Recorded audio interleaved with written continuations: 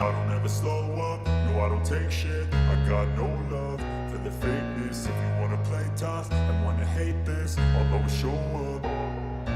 I don't ever slow up, no I don't take shit. I got no love for the fakeness. If you wanna play tough and wanna hate this, I'll always show up and make a statement. I don't ever slow up, no I don't take shit. I got no love for the fakeness. If you wanna play tough and wanna hate this, I'll always show up and make a statement. Everything I do so instinctive and so passionate. Every word I move so descriptive like an adjective. I got a vendetta against people who patented being negative when you should be getting after it.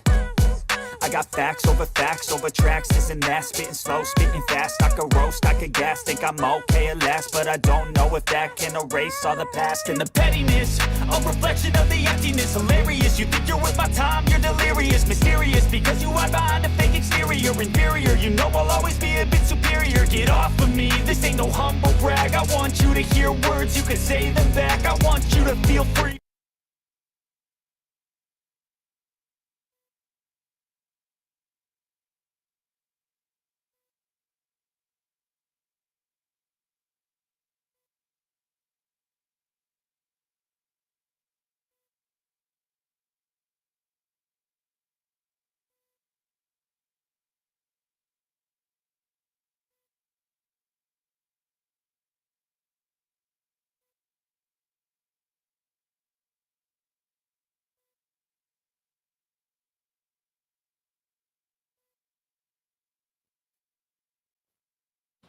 All right, so we can bring the jurors in. Good morning. Tori.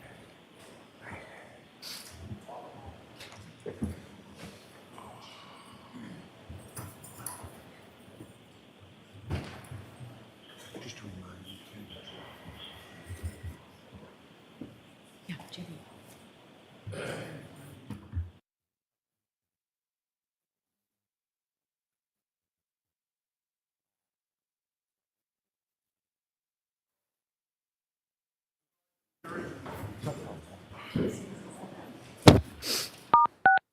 You are unmuted.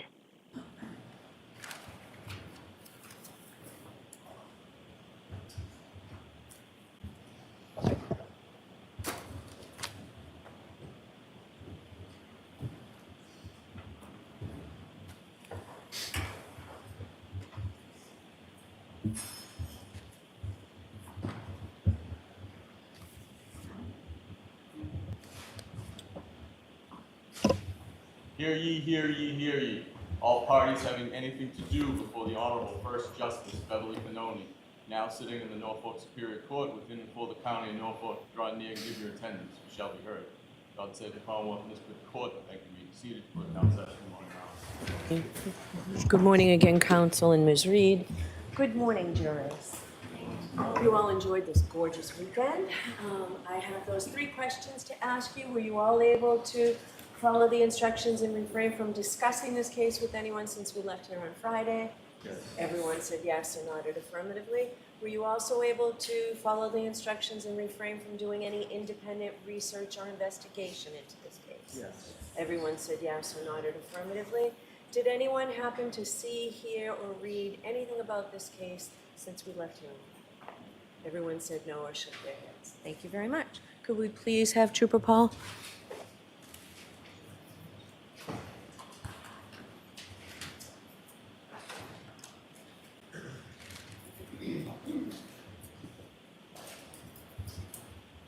and just watch your step for me. Thank you. Remain standing and face the front. You solemnly swear the evidence you give the court and jury in the case now and hearing should be the truth, the whole truth, and nothing but the truth, so help you God. I do. Good morning, Trooper.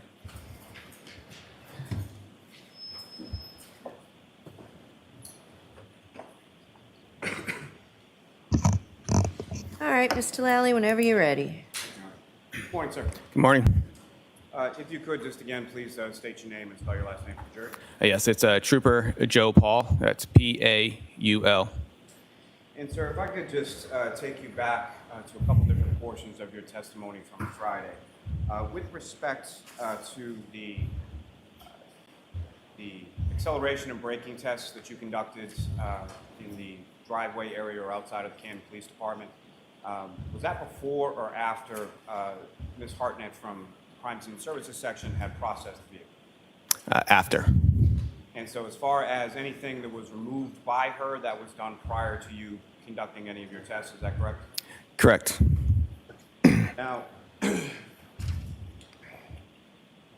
you've investigated approximately 191 crashes over your time with the cars unit with the state police, correct? Correct. Now, I'm going to ask you just some general questions with regard to a number of those crashes have involved motor vehicles, collisions with other motor vehicles, correct? Yes. Now, in general terms, with respect to motor vehicle collision, what, if any, you talked a little bit last week about sort of area of impact and point of impact, correct? Correct. Now, that's with regard to the roadway, is that correct? Yes, it is. So with regard to the vehicles coming in contact with each other, what, if anything, regarding damage would you expect or anticipate based on your experience in general terms when vehicles come in contact or touch with each other in a collision sequence? Objection. No, I'm going to allow it. In general terms, what do you look for? So we look, well, there's two times of damage onto a vehicle. One's contact damage and one's an induced damage. So when we look at vehicles, we are looking for what's called as contact damage. And the induced damage is basically, start from the beginning. So contact damage is the damage that is actually made direct contact with another vehicle. And induced damage is the damage that did not make direct contact. So for example, if you push in one piece of metal to make contact, the rest of the metal will make a rippling effect that would more cause induced damage. And just again, in general terms, as far as vehicles coming in contact with each other in a collision sequence, what, if anything, would you expect or anticipate based on your experience to sort of transfer from one vehicle to the other event? It's possible when you transfer, you can have paint transfers that come from one vehicle to another. You got tire rub off that go from one vehicle to another. Scratches that would come from one vehicle to another. And again, sir, just in general terms, when it comes to vehicles interacting with each other in a collision sequence, what, if any, role does the respective heights of those vehicles play in respect to contact damage or inducement? Yeah, it depends on their heights and how they relate to each other. So that kind of shows if one vehicle is taller, one smaller, it's going to show where the contact damage would be from one vehicle to another based on their height. So based on respective heights, contact or induced damage could be in a different location from a bigger vehicle to a smaller vehicle, correct? Correct. Now, if I could turn you back to the tech stream analysis that you conducted with respect to the defendant's vehicle. Now, there were two events that occurred.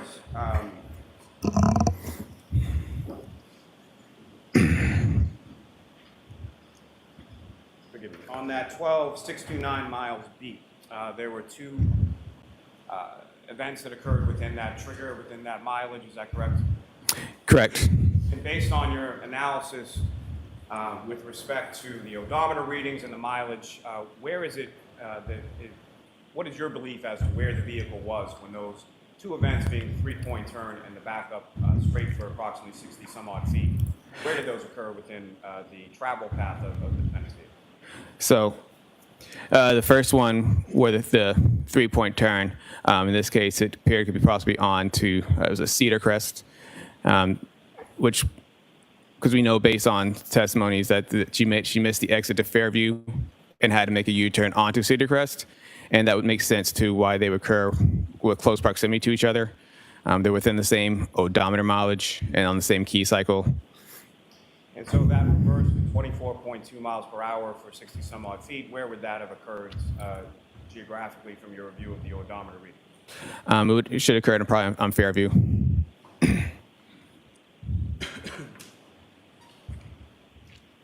Now, sir, based on the totality of your analysis and your investigation in this case, what, if any, conclusions did you come to as to how this collision sequence occurred or how this crash occurred? Yes.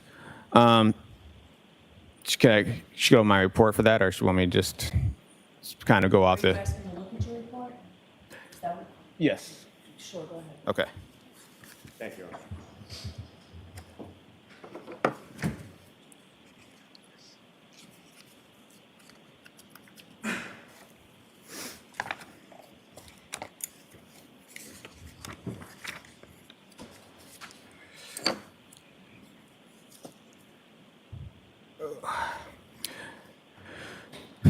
Can we continue? If you could, please. Okay. What, if any, conclusions did you come to through the course of your investigation? So on Saturday, January 29th, 2022, at approximately 12:45. So you can look at your report, but you can't read your report. I just So read my conclusions based on what they asked me to do. Okay. yeah. So I can't hear you. Sorry. Okay. So just take your time, read your report, and then answer Mr. Lally's question. And if you need to look at your report, we'll see about that again. All right. Ask the question, Mr. Lally. Based on the totality of your investigation, what, if any, conclusions did you come to with regard to how this collision occurred? So this collision occurred on Saturday, January 29th, 2022, at approximately 12:45 hours. A 2021 Lexus LX 570 was traveling southbound on Fairview Road, in Area 34 Fairview Road. Yeah. It appears that. So, Sorry, I'm trying to so oppose it. you know what? I don't, Mr. Lally, break this down. Ask Yes, please. simple questions so that the witness can answer your questions. We don't need a narrative. From your investigation, what, if any, conclusions did you come to as to where this collision occurred? So, all right. So on the night of Saturday, January 29th, 2022, at approximately 12:45 hours, a 2021 Lexus LX 570. Could you slow down, sir? Yes. So forget all that part, Okay. Trooper. All Just right. answer the question. Okay. Where did it occur? It occurred in the area 34 Fairview Road. And who, if anyone, were the participants in this collision sequence? The operator appeared to be Karen Reed, and the pedestrian was John O'Keefe. And where was the vehicle located in reference to the residents of 34 Fairview Road? It was located along the southbound travel lane and to the left side of the house as you look at it from the front. And as far as the vehicle, what, if any, directionality did it head in, and what, if any, interaction did it have with Mr. O'Keefe? So the vehicle was traveling in reverse along the southbound travel lane, traveling north. And how fast was the vehicle traveling and over what distance? The vehicle traveled up to 24 miles per hour and approximately 62 feet. And at the time that the vehicle was traveling approximately 24 miles per hour over approximately 62 feet, what, if anything, occurred then? The right rear of the Lexus struck the pedestrian John O'Keefe. And post-collision, what, if anything, occurred with regard to Mr. O'Keefe? Mr. O'Keefe was projected forward and to the left along the front yard of 34 Fairview Road. And post-collision with Mr. O'Keefe, what, if anything, did the defendant's vehicle do? The Lexus continued traveling in reverse before they left the area. Now, as far as the vehicle itself, from your inspection, what, if any, role did any mechanical aspects of the vehicle play in this collision? There were no mechanical defects. And as far as your analysis of the roadway and other factors related to that, what, if any, role did they play in this collision sequence? There were no roadway or environmental factors that contributed to this collision. Now, sir, with respect to your investigation, what, if any, opinions did you draw based on your training and experience in regard to this collision and how it occurred?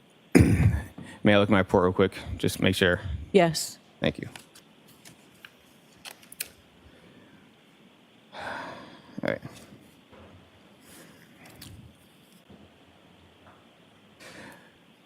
So throughout my investigation, this appeared to be a single car collision involving a pedestrian.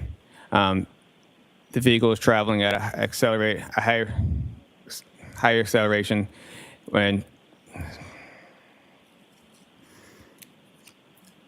sorry. The vehicle accelerated at a high rate of speed before she struck the pedestrian John O'Keefe on the roadway and subsequently left him at the scene. And with respect to the backup safety system that you observed in this vehicle and made use of in the course of your visibility analysis, what, if any, role is it your opinion that played in how this crash occurred? Based on the visibility analysis. So even if the camera systems were covered in snow, even the systems were defective anyway, and even the mirrors were blocked, an attentive and a reasonable operator would not travel in reverse, especially at a high rate of speed. They would have cleaned the mirrors off. They would have made the cameras and systems, if they worked, if they didn't work, they would have done all this prior to accelerating in reverse. The objection sustained. Move to strike. I'm going to strike that. Now, with respect to your observations during the course of the visibility analysis, the exemplar pedestrian that you had placed in the right rear of the vehicle, was that exemplar pedestrian visible to you at the time that you conducted that visibility analysis? Yes, it was.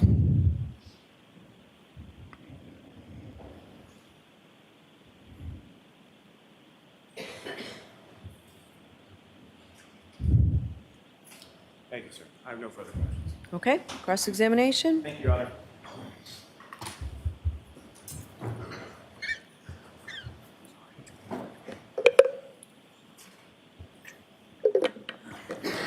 Sir, do you have any, do you hold any degrees in the scientific discipline of mathematics? I do not. Do you hold any degrees in the scientific discipline of physics? I do not. Hold any degrees in the scientific discipline of biomechanics? No. How about in engineering? No. How about in kinematics? No. What's the highest degree that you do hold, sir? I have an associate's degree. In what? Administration of justice. You mentioned kinematics on Friday. Do you hold any certificates in the specific area of kinematics? Yes, it's covered in the basic crash investigation classes. Okay, so you took a class, in other words, correct? At multiple classes. They introduced the idea of what kinematics is, right? Correct. You testified about that on Friday. Yes. Define kinematics for the jurors. It deals with the aspect of motion. It's a subfield of what broader field? Kinematics. Kinematics is a subfield of what broader discipline of science? I'm not sure. Big physics, correct? Yes. And it describes how points and objects and systems of objects, how they move, and how the rate they move and the rate of their velocity, correct? It deals with the motions. What's that called? The rate of velocity. What's another word for that? The rate of velocity. Correct. I mean, it deals with the motion. It deals with forward, and also deals with speed. It deals with travel and speed. If something's moving, it also has a speed to it. Right. The word you're looking for is acceleration, correct? Sure. What role does acceleration play in the field of kinematics? What role does acceleration play in kinematics? Correct. It talks about, like you just said, it talks about the speed and talks about motion. Is kinematics also known as the geometry of motion? Is that correct? I have not heard that. Never heard that. What's the difference between constrained and unconstrained motion? Constrained and unconstrained motion. That's what I asked. Constrained motion. I can't recollect at the moment. Constrained motion is motion on a predetermined path, isn't it? Yes. Unconstrained motion is what? When it doesn't have a predetermined path. Free movement, correct? Correct. You couldn't remember that from your class? For the most part, we don't go that in depth of constrained and unconstrained. Constrained and unconstrained, not restrained. That's what I said. Sorry, unconstrained. Yes. Kinematics uses algebraic formula to model these motions, right? The motions of these points and systems of points, correct? Yes. And it includes concepts like displacement and speed, velocity, distance, acceleration, which we've talked about, correct? Correct. And it looks at how these things, these values vary over a point in time or duration in time. Is that right? Yes. Do you actually understand the physics behind the study of kinematics? Yes. The word you learned in class. Yes, we had to go over the physics part of it. On Friday, you said that this incident is a pedestrian strike from a vehicle. You reiterated that again this morning. Is that right? Correct. I want to be clear. That is your opinion based on your training and experience, correct? Yes. And on Friday, you said you based that fact, or you based that rather opinion, on the fact that you noted a half-mile-an-hour decrease in speed and a steering input of less than 10 degrees at some point in that reverse motion, correct? I said that it was consistent. That data point in general was consistent with something that you would see within data of a pedestrian striker striking something else. I do go in my report saying I can't say that's definitively where a pedestrian was struck, but I'm sorry, I could barely... it wasn't definitively. Sorry, in my report I do say I can't say that is definitively where the pedestrian struck. You cannot say Definitively, yes. Okay, so you're going to have to slow down and speak up, okay? All right. You just said, I just want to make sure I'm hearing you correctly, and I apologize. Okay. You said you cannot say definitively that that resulted in a pedestrian strike. That data point within the text stream data is what I'm talking about. Okay. That specific point, that time frame. Because there's a multitude of reasons why when someone is driving in reverse, they might slow down by a half a mile an hour, right? It's when I say when it's consistent, it's because there's the other aspects of it is the fact that the accelerator is consistently strong. Let him answer. Finish your answer. So the accelerator is at a constant rate, and then it just drops by half a mile, and the steering wheel all of a sudden abruptly goes to the right. That's what I'm talking about when I say it is consistent with a pedestrian strike. That's something that you would see. It's not going to be a huge change of speed during this collision. You also note that at the time, it had begun to snow, correct? Yes. There would be snow on the lawn, right? Correct. There would be snow on the cars, Yes. snow on the trees, Yes. snow on the roadway. Yes. Snow on the roadway could impact how tires move over the roadway, correct? In a way. And obviously, there are a multitude of reasons why somebody might input a 10-degree input on a steering wheel, correct? Correct. That's why I said I couldn't definitely say it. Right. So every time somebody slows down, going in reverse or forward, and introduces a 10-degree input on the steering wheel, doesn't mean they're looking to hit a pedestrian, correct? Correct. You testified that you determined the area of impact by basically following, if I heard your testimony correctly, basically following the debris field from the body from where you believed John O'Keefe's body's final resting place was, almost linearly to the furthermost piece of debris that was found. Did I get that right? Yes. In other words, you established what in your mind, or what you were told was his final resting place, and what you were told was the debris field. And you indicated that the furthermost piece of debris would basically be the area of impact, right? It's within that line. I didn't say that is the area impact where the furthermost piece of evidence is. All right. It's just the linear, like you said earlier. It's that linear. We're throwing that path. That's the path that he traveled post impact with the vehicle. And that is on which that fact that you stated is on which it's a terrible question. That's the basis for your opinion of where the area of impact was, correct? Yes. Let's take a look at exhibit, with the court's permission, 587. It's your diagram 3. If I may approach Your Honor, just for... Okay?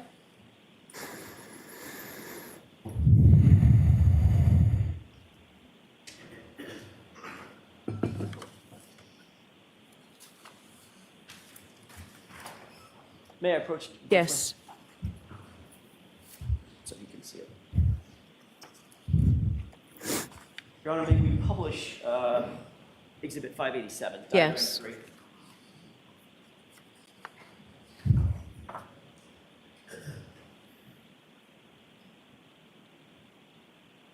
Okay. Sir, you see diagram 3 on the board. You also have it in front of you, correct? Yes. It's easier for you to refer to what's in front of you because that's a little bit further away. Just let me know. Okay. The red arrows adjacent to the blue writing, where I'm highlighting right now, indicate basically the debris field that you explained to the jurors on Friday, correct? Yes. And then there's a point of an arrow that comes back to a wording that says pedestrian's final rest, basically right there, correct? Yes. And the debris field ends right in the middle of that spotlight, correct? Yes. All right, so that's the area of impact that you indicated to Mr. Lally you believe occurred because of the debris field and the linear portion of that debris field going from the pedestrian's final rest all the way out to that final little red arrow that says red plastic B in parentheses, correct? Yes. Yona, can we have Exhibit 492 published for the juror, please? Okay.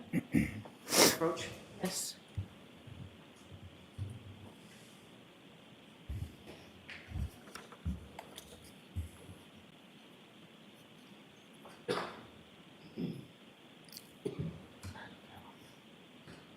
While that's coming up, have you ever seen this? No, I haven't. Can you take a look just above the arrow? Your Honor, with the court's permission, maybe highlight or magnify the area just above the arrow. Okay. You see that? Yes, I do. Right underneath fire hydrant, correct? Correct. What does that look like to you? Piece of plastic. It's debris, correct? Correct. All right. Can we go back with the court's permission to Exhibit 87, Okay. diagram 3? You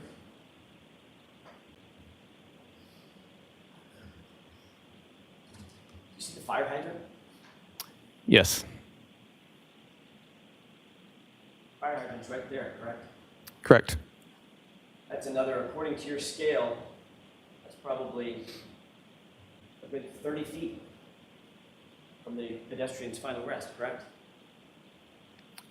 Yeah, that's about right. So that is the furthermost in this diagram, the furthermost piece of debris on the diagram, correct? Correct. So now, your testimony changed that this, in fact, is the area of impact? No, Why not? because it's just a piece of debris. I'm talking about the path. You follow the path of debris field. Debris can move and change. The debris doesn't fly backward, does it? I'm saying you pointed to like just the fire hydrant as the area impact where the debris, where that one piece of plastic was, saying that's the area impact is right next to the fire hydrant. Are you asking me a question? Yeah, that's what you said, right? I'm asking you, I'm making sure I'm understanding what you're saying so I can answer the right. Ask the question again, Mr. Jackson. in fact, you indicated on Friday that your analysis of the area of impact was predicated on, based on, the furthermost piece of debris from the pedestrian's body that you were aware of, which is right there. Red plastic B, correct? I said I said you said earlier with the linear equation. I mean, it might have moved it over more, but it's the debris, the start of that debris, and where that is. I can't say that's definitely the point of area impact or the point of impact. You can't or can't? I cannot say that is the point of impact right there. You just kind of follow the linear path because they have to follow in a direct path that way. Okay, so now your testimony is that's not the area of impact. I never said that was the area impact. I said it's after that. Trooper, we were all here on Friday. Okay. It's exactly what you said under questioning by Mr. Lally, wasn't it? Objection. Sustained. Didn't you say on Friday that you determined the area of impact for Mr. O'Keefe, the point of impact, was red plastic B because that was the furthermost piece of debris you were aware of from the final point of rest from Mr. O'Keefe's body, Isn't that what you said? I don't believe that's my exact words. Okay, I'm not asking if it was your exact words. I don't have a transcript of it. I'm asking you, is that what you tried to impart to the jurors? What I said to the jury, I said after that. That's the start of, that's the last point of evidence that I had. I said the area impact is probably along the roadway after that point. I mean, like before it, if you have to walk towards him. I'm sorry, I keep doing that because I think you're done. Are you done? I am done now, sir. Now you're aware that there's a piece of debris, looks like taillight material, right under the fire hydrant, correct? Correct. If the area impact, which you indicated on Friday was where this red plastic B is, you would be wrong, right? Your analysis would be flawed. No, because that's not what I said. I said it's along the roadway, and it's going to be after that point. Okay, so is the area of impact now where the fire hydrant is? Objection. Ask it differently. Are you now indicating, because now you realize that there's a piece of debris directly under the fire hydrant, are you now indicating that that's the area of impact where John O'Keefe's body was struck? Objection. Sustained. Let's take a look at exhibit, with the court's permission, 279. Okay?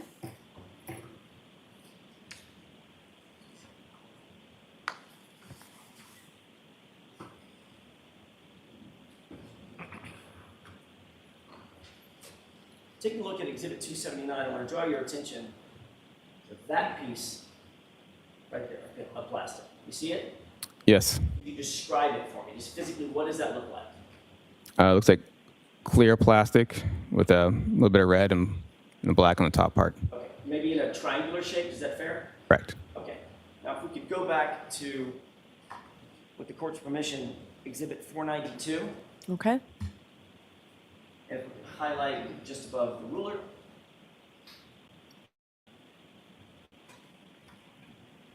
How would you describe that piece of material?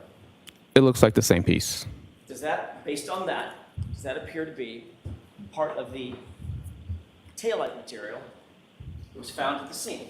Correct. Okay. Now, based on that, are you now suggesting, if we could go, with the court's permission, if we could go back to 587, I'll stop jumping around just a second, I think we Okay?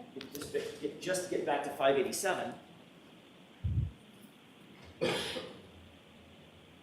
Oh, sorry, it's diagram 3. Thanks. Okay. Now, seeing what you just now seen, in terms of that piece of plastic, that appears to be from the taillight, does that appear to be under the fire hydrant, which is highlighted? Same piece. Yes. Okay. Based on that, does that change your opinion? Is that now, the fire hydrant now, the point of impact? No. Where is the point of impact now? It's along the roadway. I don't know the exact point of impact. So you don't know the area of impact? I said the area of impact is along the roadway after the debris. Okay. I mean, the only thing it would change, is maybe it was a little further away. But besides that, it's a linear field. I'm not talking about like one point. You kind of follow the middle of the debris field, and that should be the path. Well, if the point of impact is along the roadway, where along the roadway, if you can show the jurors, where along the roadway, in your expert opinion, was the point of impact? It should be within, if you follow from pedestrians, find a rest here, just kind of follow it back. That's what I'm talking about, linear field. So now you've indicated an area, if I can follow your laser pointer, an area along here, correct? Yes, somewhere in there. All right, if I have my spotlight, is that, if I leave it right there, is that about where the middle of the spotlight, about where you believe the area of impact is? It's within, I guess you can say it's within that area. I don't know definitely. There's nothing on the roadway that has a definitive point that says this is the area impact right here.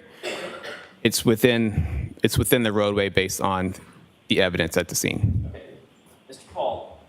Trooper Paul, I'm asking you, based on your expert opinion and your conclusions, based on your full analysis, can you point me to within an area of 5 feet or so on the roadway where you believe the area of impact is. Is my spotlight basically highlighting the area that you believe, in your opinion, was the area of impact? You have that laser pointer?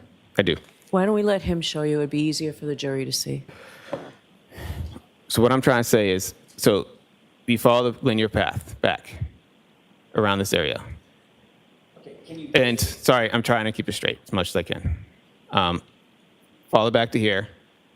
I can't say like if this definitely is, but it's possibly based on also vehicle damage to the back of the vehicle. So if you follow all the way back to here, that could be a possible area impact. So when you say that area there, just I want to be very clear for the record that what you highlighted is an area basically just to the left of an X that's on the roadway, on the bottom of diagram 3, toward the lower part of diagram 3. It's Correct? you would use your circle almost to kind of be a good area around. Sorry, You can use a circle around here. This would be around the area. Okay. Okay. So using your scale, that scale is going from full left to full right. It's plus or minus 40 feet, right? Switch. Can't see it. So say again. Say the question. That scale is 40 feet, going full left, full right, 40 feet. It's 40 feet. It's a 10-foot scale. Okay, sorry, 20 feet. My mistake. Okay. Eyes are terrible. 20 feet. Thank you. All right, so if you use that scale, can you estimate for the jurors? I'm just going to use this X as a starting point. Can you estimate for the jurors from this X that I've highlighted to the pedestrian's final rest? What's that number? It doesn't have to be exact. Give me an estimate. So, I mean, it could be within 30 feet because I tell you this. Also on my scale, this 2 and 3 is 50 feet from each other. Is how much? 50. Okay. 50. 50. So would you agree that from this X down here to pedestrian's final rest, as the crow flies, that's probably a good 35, 40 feet. I mean, I could try to use the scale, but it is me as a scale. If you wouldn't mind. Need a piece of paper? Yes, please. Court's permission? Okay. Just a blank piece of paper. Thank you. Yes, thank you. You need a pen? I got one. Thank you.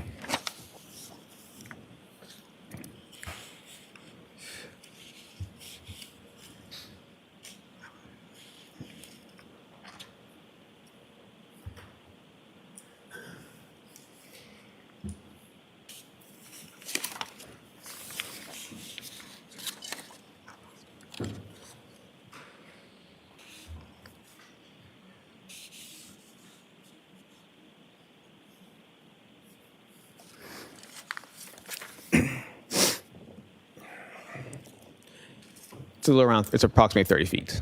We're up approximately 30 feet. Yes. Okay. Can you place, with the court's permission, can you estimate 30 feet in here? Can I Can you point to a place in the courtroom that looks like it's 30 feet from you? Objection. No. Next question. Does the court have a diagram of a diagram of distances in the courtroom? In this courtroom? No. You indicated just now, and then I'm finished with this. Thank you, Mr. Bates. You indicated just now, in answer to Mr. Lally's last couple of questions,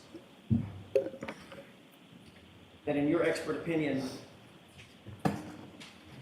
when the SUV struck the pedestrian, John O'Keefe, he was, quote, projected forward and to the left to the front yard to his final place of rest. Yes. So your expert testimony is that John O'Keefe was hit with the SUV and flew 30 feet. Projected mean like I don't say he flew all the way there. He was projected in that way. He got pushed forward in that direction. Which he was rendered incapacitated, landed there, and had to sort of fly there, correct? Didn't walk there. I mean, would you definitely flying like literally off the ground the whole entire time, or? Well, you tell me. You're the expert. I mean, he got When we say projected, we mean he gets projected, and they usually have a landing phase, and they land, and then they either roll or tumble to final rest. Okay, how far do you think he landed? How far was it until he landed of that 30 feet? I don't know. There's no indication of where his exact landing spot was. Right. Was there any evidence whatsoever that he landed and rolled? And there was no evidence that he landed or rolled. Or no, rolled. According to you, the evidence that you have in front of you is that you get hit, fly 30 feet, land where he ended up in his final rest, right? Objection. Sustained. Ask it differently. Based on your expert opinion, you believe that he was projected through the air to his final rest place. That's not what I was saying. But you said there's no evidence that he rolled. And there's no evidence that he flew through the air either. Exactly. Right? Exactly. Objection. Sustained.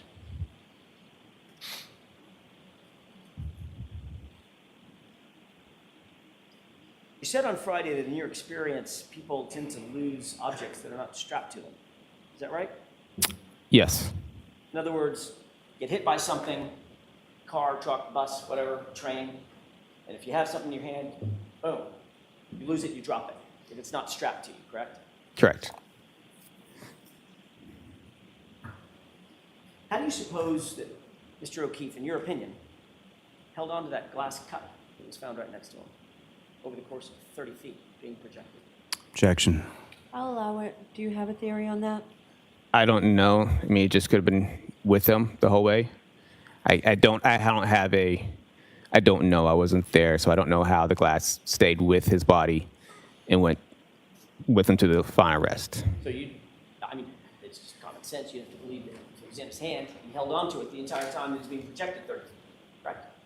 It could have been in his hand. It could have been tucked next to his clothing. Did you say tucked into? I mean, could have been next to his body. So when he projected, maybe the glass was with his body as it was also flying. So there's a number of reasons why the glass, because it also got projected with the body while he was holding it. I thought you said on Friday, and you just agreed with me, that people drop things when they're hit.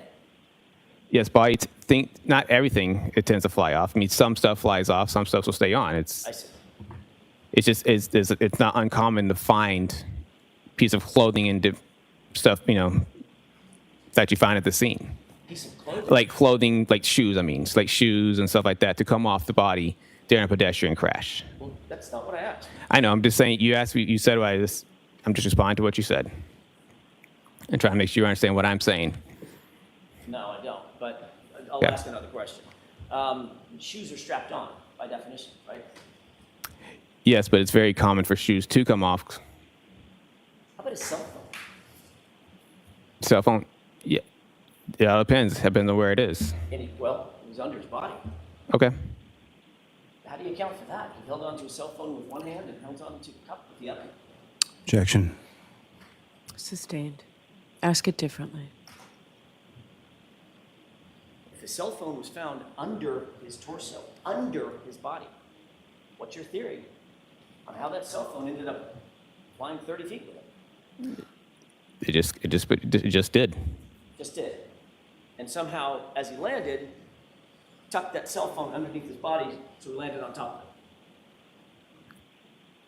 it. It just did. That's the evidence at the scene. I didn't put the evidence there. So Well, you didn't.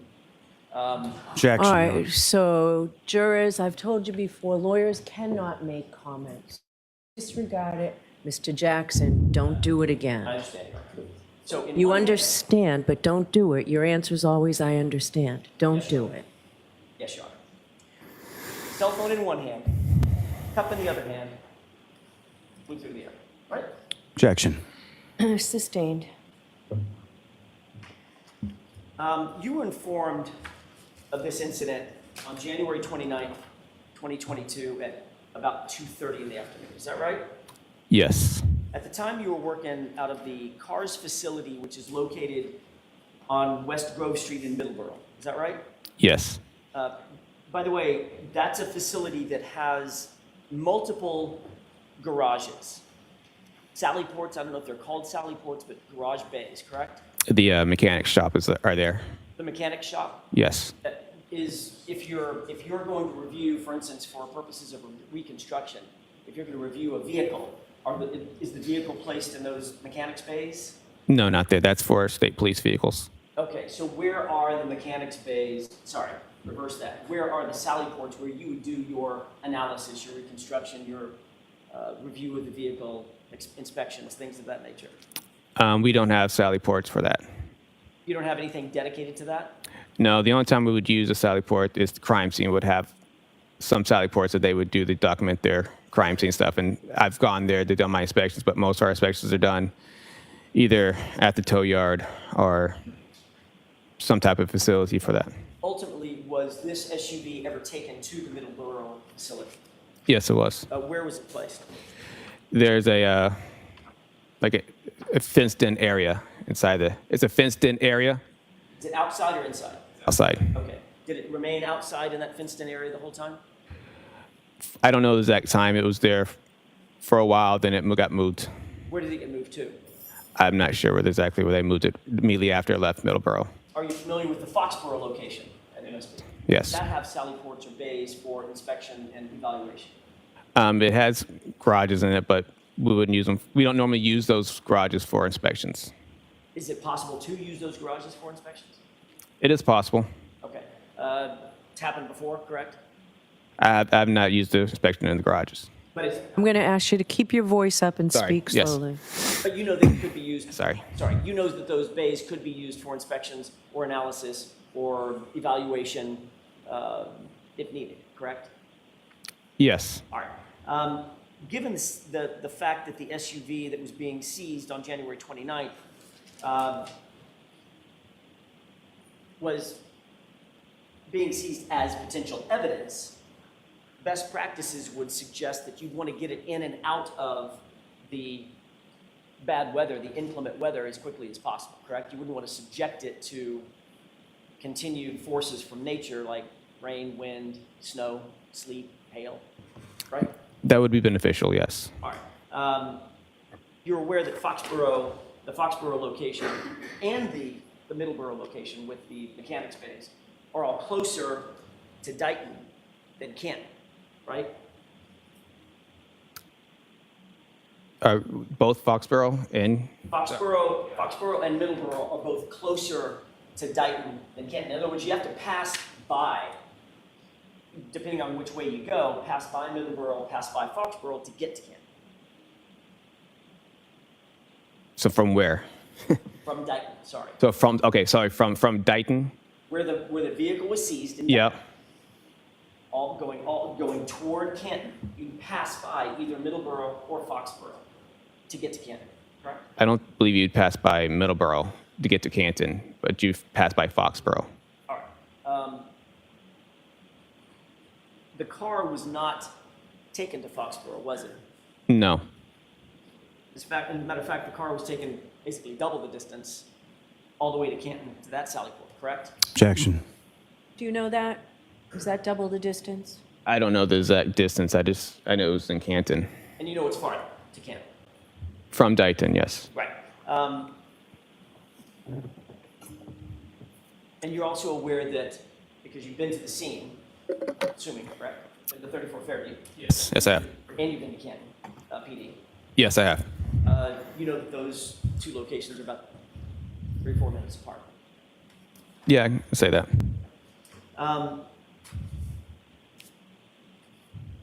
When you started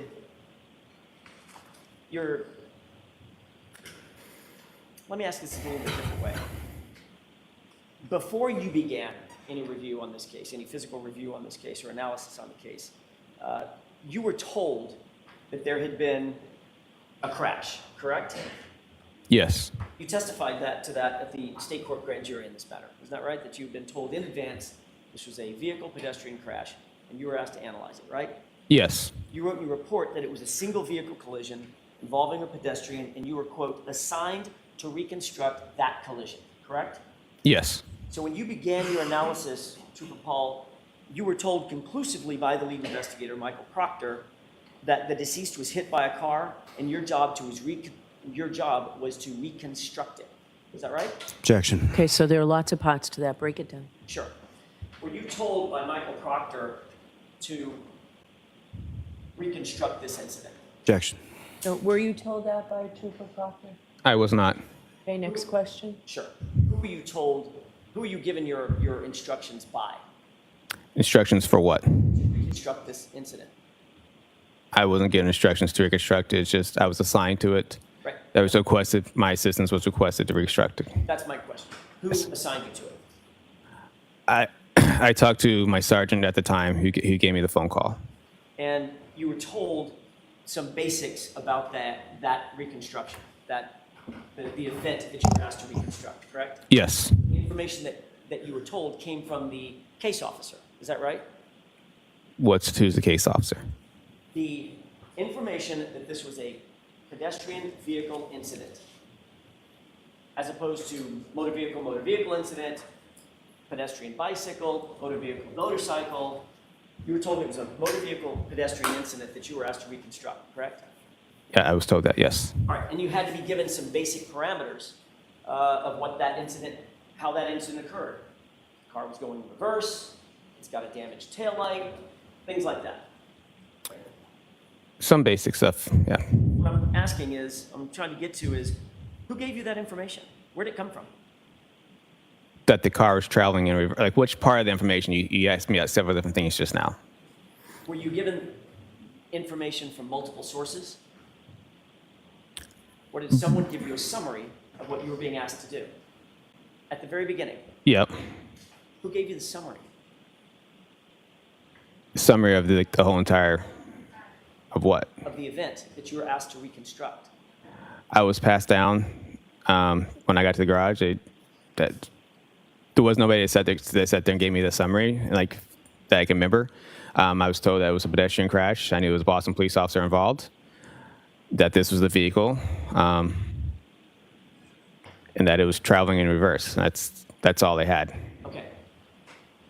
What I'm asking is, that's great. Thank you for the summary. Who gave you that summary?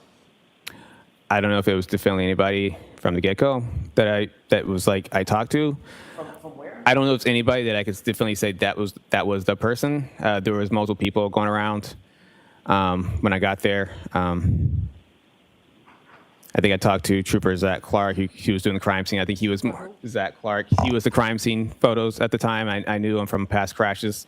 He just said this is the vehicle, and I think he kind of gave me a little bit of a lowdown on what the vehicle was. Okay. So My question is this. When you got that, did you call it a lowdown? He gave you the lowdown? he gave me information, yes. Right. When you got the lowdown, you were told Boston police officer was involved, the vehicle pedestrian incident, car was going in reverse, and ultimately led to the death of the pedestrian. Struck the pedestrian in reverse, correct? Correct. All right. And you were assigned specifically to try to reconstruct that incident. Yes. Have you ever heard of the phrase confirmation bias? I know the phrase, yes. You know what it means? I can't definitely say what it means. Developing a conclusion and then trying to find evidence to fit that conclusion. Does that sound right? If you say so.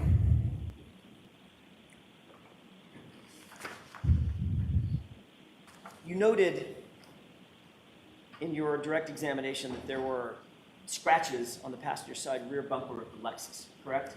Yes. How exactly were you able to scientifically determine that any of those scratches were from an incident on January 29th, 2022, as opposed to any other time? I didn't have anything else on the time. It said that those scratches happened prior to this collision. I'm sorry. I didn't have any information that those scratches were caused from a prior collision. And so when I looked at the evidence, I knew it was in that same area, the right rear tail light. So when I looked at it, it didn't quite fit the pedestrian thing. So when you showed me the video, or I saw the video like a year ago on Court TV, I said that could be. You asked the question, so next, I keep did. going. It's not responsive. He's answering. Next trying to- question. Then You asked go how ahead. scientifically Hold on. thought the scratches were. Hold on. Ask a Sorry. question, Mr. Jackson. You know what normal wear and tear on a vehicle is, right? Yes. Bumpers get scratched myriad ways, correct? Correct. Get scratched in a grocery store parking lot, right? Yes. Shopping cart can bounce off the back of the car and scratch the bumper, scratch the side of the car, quarter panel or something, right? Sure. I mean, I don't want to go through it, but there's thousands and thousands and thousands of ways that a car can get a scratch, correct? Correct. My question is, do you, as you sit here, do you have any scientific evidence that those scratches occurred on January 29th at approximately 12:45 a.m.? What do you mean by scientific evidence? Well, do you have any evidence whatsoever that you can point to that those scratches occurred on that date and at that time rather than any other time in the history of that vehicle? Like I said earlier, the video seems to appear that's what it looks like that could have been from. Well, you said on Friday, let's talk about those scratches for a second. Because Okay. when you testified Friday, you were pretty clear. You said that, if I can find it exactly.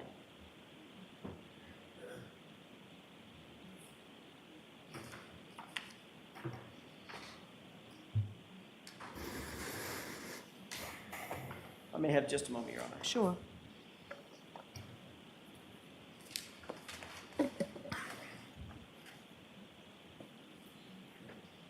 You said, quote, the dent and scratches for his hand could be those are consistent with striking the Lexus.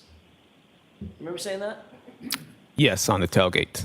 Okay, so the dent and scratches you talked about on Friday, you said were from his hand. Yes, hand in the glass cup. Okay. Then are those the same scratches you're talking about in terms of the bumper? No. So, What are you talking about, the scratch inside the bumper that we've been talking about? correct. Okay, That's what I'm no. asking about. Okay. Is there any way to scientifically date a scratch? No. If you go out in the parking lot right now, even as an accident reconstructionist, if you walk out in the parking lot right now and look at a Toyota Camry sitting there, it's got a scratch on it. There's no analysis that you could engage in to date that scratch, could you? Objection.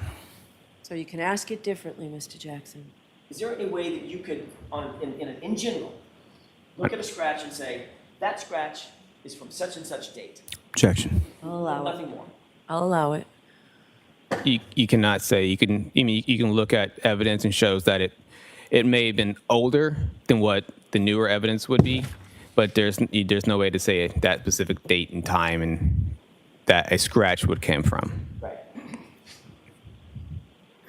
And it's possible that any or all of those scratches on the Lexus could have predated January 29th, correct? No. That's not possible. The ones that are on from the taillight and the other parts of it, Scratches anywhere on the car. depends on what you got to pick the other scratches. You got to show me other scratches on the car. I'm saying it's possible, since you can't date a scratch, it's possible that any or all of those scratches could predate January 29th. It's a simple question, right? It's possible. You're being pretty broad on your scratches here. I'm not being brought it. Let me ask it a different way. Let me ask it again. Is it possible that any or all of the scratches that were noted on that car predate January 29th? Any and all of the scratches? See, that's what I'm saying. You're being pretty broad. Any and all scratches on the car Answer that question. If that it it's possible- predate. Objection. I don't know every single scratch on that car. I could mean Overruled. So can you answer that question? no. You testified that you noted glass on the rear bumper of the SUV, correct? Yes. And you said something about that glass coming from the cup. Correct. You also said that you did not see anything on that SUV that could be the source of those glass pieces on the bumper, right? Yes. When you did your reconstruction and your analysis, were you informed that none of the glass pieces, not one of them, could be matched to a cup? I don't know anything about that. I don't know that. So if you knew that the glass pieces on the bumper do not match the cup. That change your opinion Objection. about that glass? Can you answer that question? I cannot. You can't answer the question. It's what was told to me as evidence Got it. By whom? by the crime scene. Who told you? As crime scene that was there, it says it's glass from the cup. When I there, my initial inspection, that's what it was on from. That's not what you just said. You said that's what was told to me. Yeah, by crime. No, yeah, I said you by crime scene. While I was at my inspection, Wait, what? it was told to me by the crime scene when I was at my inspection, at the initial inspection. So what you meant by that's what was told to me is the crime scene talked to you. Yes. Crime scene say anything else? I don't know what else you want me to say.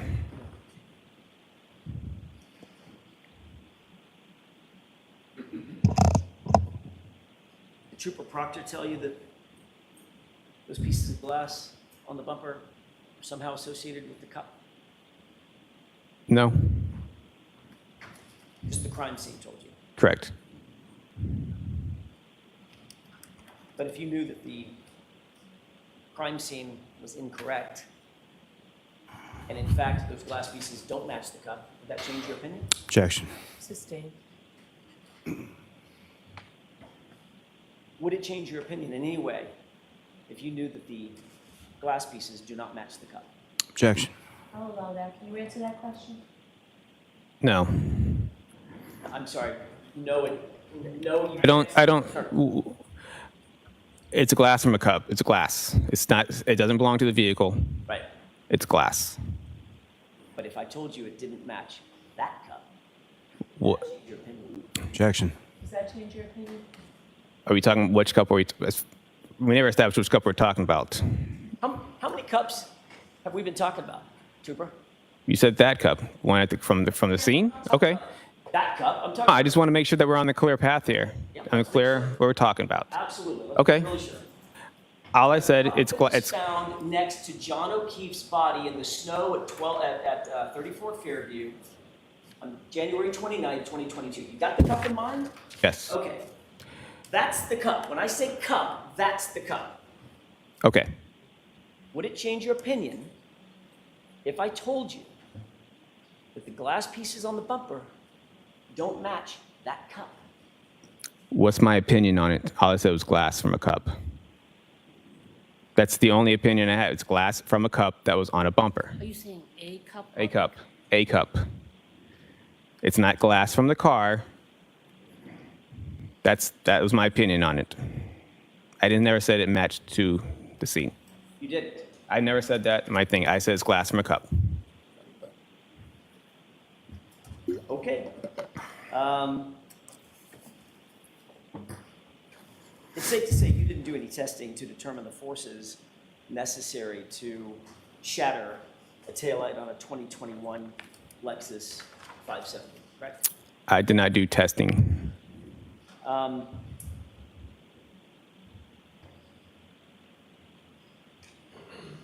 Your report indicates, we've talked about this a little bit, I'm going to go back to something we talked about earlier this morning. Your report indicates that John O'Keefe came to his final resting place about 7 feet from the roadway, and that's what you based your diagram on, correct? Yes. Who told you that number?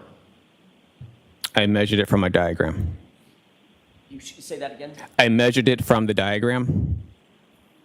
Okay, what I'm asking is how did it get on the diagram? In other words, who Oh. told you that his body was 7 feet from the roadway? Well, wait, I was told by Lieutenant, was it Gallagher, Paul Gallagher, Captain PT. He told me this is where the body was found. So I used my devices to mark that location. Okay, but before you used your devices, he just pointed someplace on the ground and said he was about here, correct? That's correct. Did Lieutenant Gallagher tell you that Lieutenant Gallagher never saw John O'Keefe in place at the scene? Did he say that? No. Did Lieutenant Gallagher tell you that the first officer on the scene estimated his body at being approximately 15 to 20 feet from the roadway? No. If he had told you that, That it changed your diagram? Objection. Overruled. He told me this is where he was found. I marked that location. That's all that was. And you marked basically every other piece of item, sorry, that was a terrible question. Every other item you marked based on a distance from where you were told John O'Keefe's body came to rest, correct? Yes. Again, that was by Lieutenant Gallagher just pointing at the ground and saying it was about here. Correct.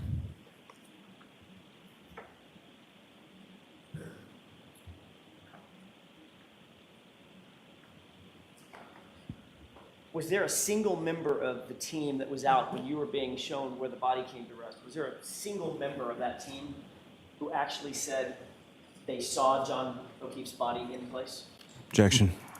I'll allow it. What do you mean team? Canton PD? Whoever was there, who was there with you when you started doing your measurements, et cetera? For Fairview? I said Lieutenant Gallagher. That's who. Just you and him? And myself and I was training a trooper at the time. She was there. You were training a trooper at the time? Yes. Okay, so it was just, my mistake. I assumed that there were several people out there. It was just you and Lieutenant Gallagher. Yes, that's why I was confused by the team. All right. And again, Lieutenant Gallagher didn't tell you that he never saw John O'Keefe's body in place. No, I don't think so.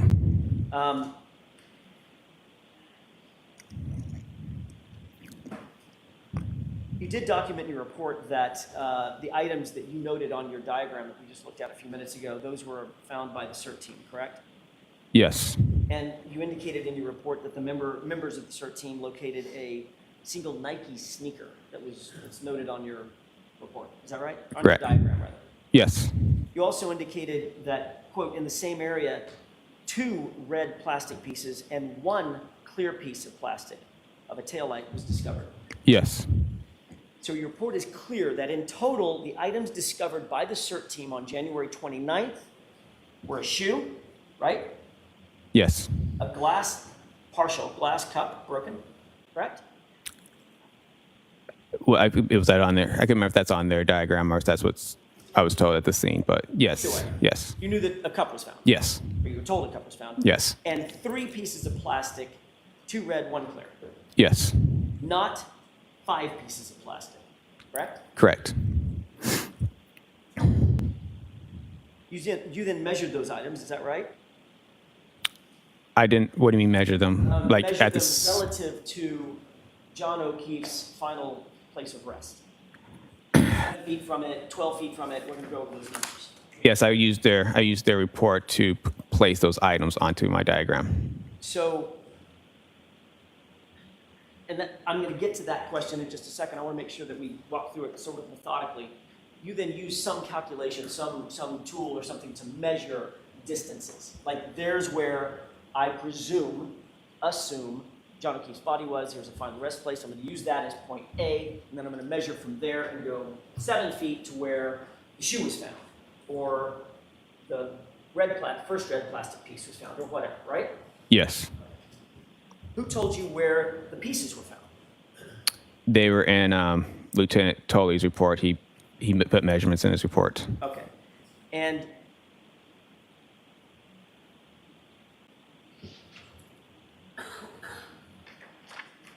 you noted that the shoe was 9 feet. Yes. And you put that in your diagram. Correct. You noted that the glass cup was 1 foot from John O'Keefe's body, correct? Correct. 1 foot is about that long, right? Yes. It was. They basically said it was found next to him. Right. Yes. A piece of red plastic 7 feet from John O'Keefe's body, correct? Correct. A clear plastic piece 10 feet from John O'Keefe's body, right? Yes. And a red plastic piece 12 feet from John O'Keefe's body, correct? Correct. What part of his body were you measuring from?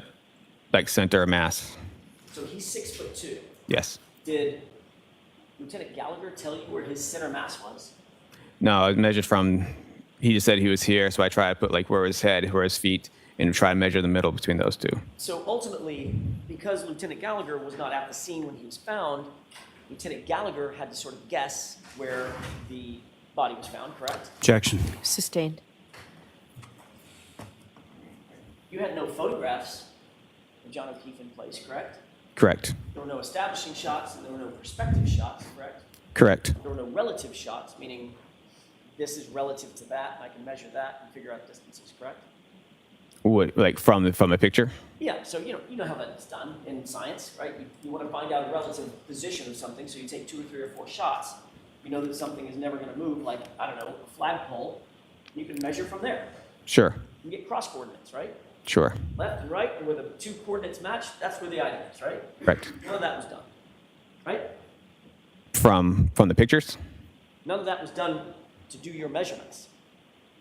I use, like I said, I used the measurements measured on my diagram in itself, and I measured from those points off my diagram. Right, Trooper, but the starting point was a guess, wasn't it? Objection. Sustained. Did you have to sort of guess at where you thought John O'Keefe's body was? I didn't guess where his body was. Did you guess at his center of mass? Objection. Did you guess? I did not guess. Next question.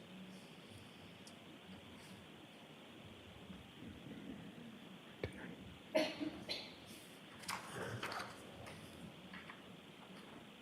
stated in your report that you Google mapped Miss Reed's path of travel. Well, let me ask you a different question. If I could withdraw that question with the court's permission. Yes. Your diagram has all those arrows pointing at specific locations. Very, very specific, very thin arrows with point, correct? Yes. If you start off with an incorrect assumption about where John O'Keefe's body was, right?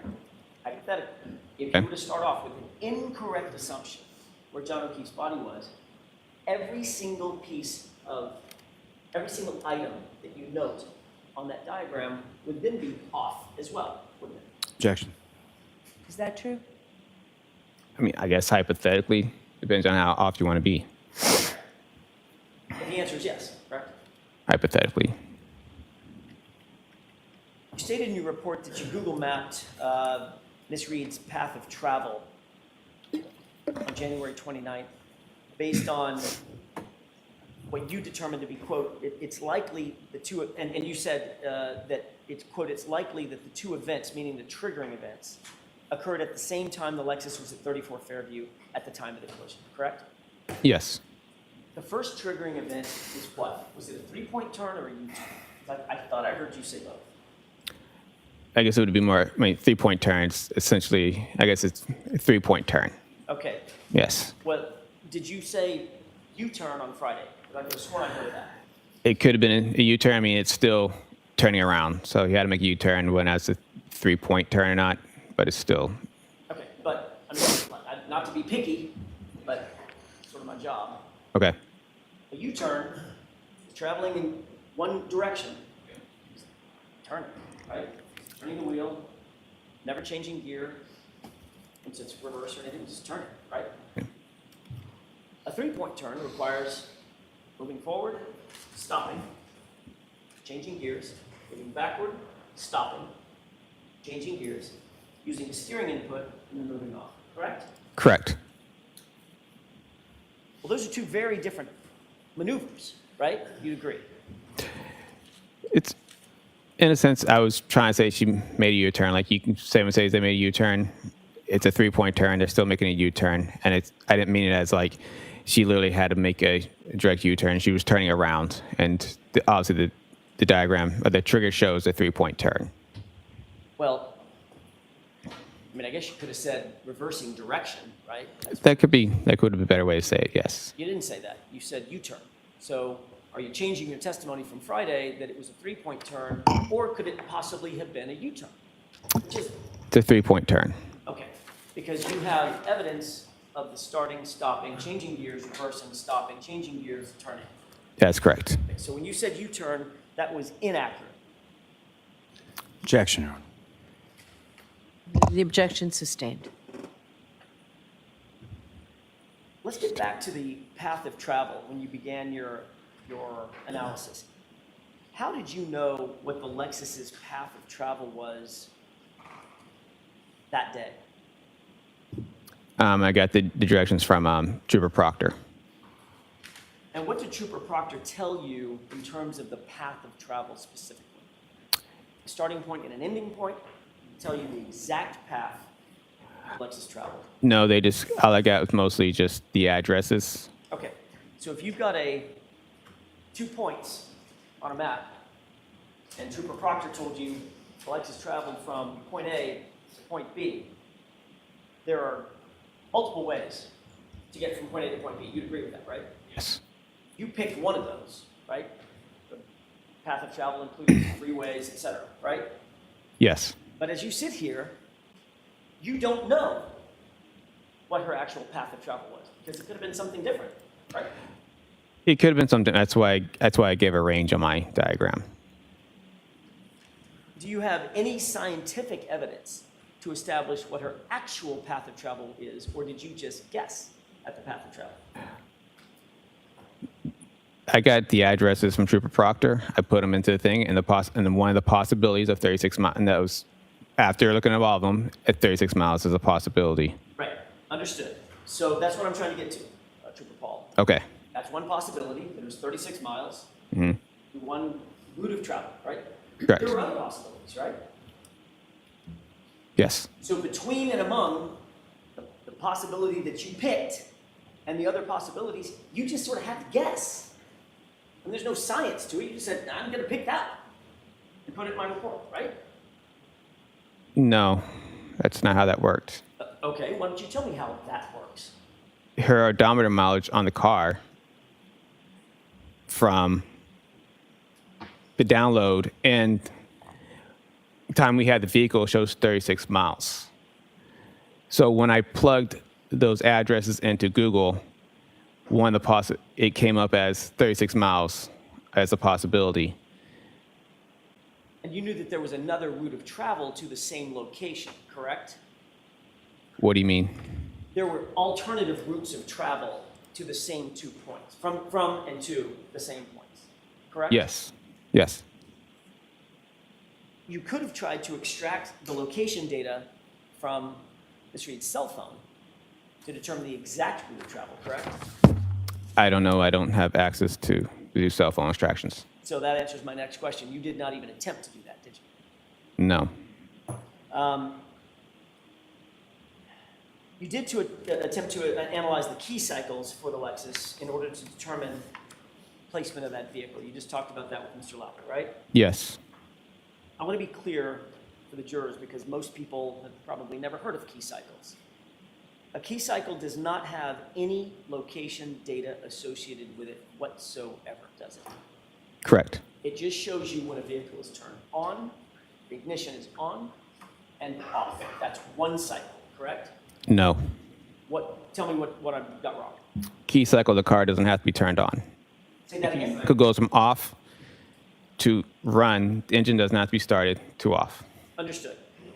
So if it turns on, well, every single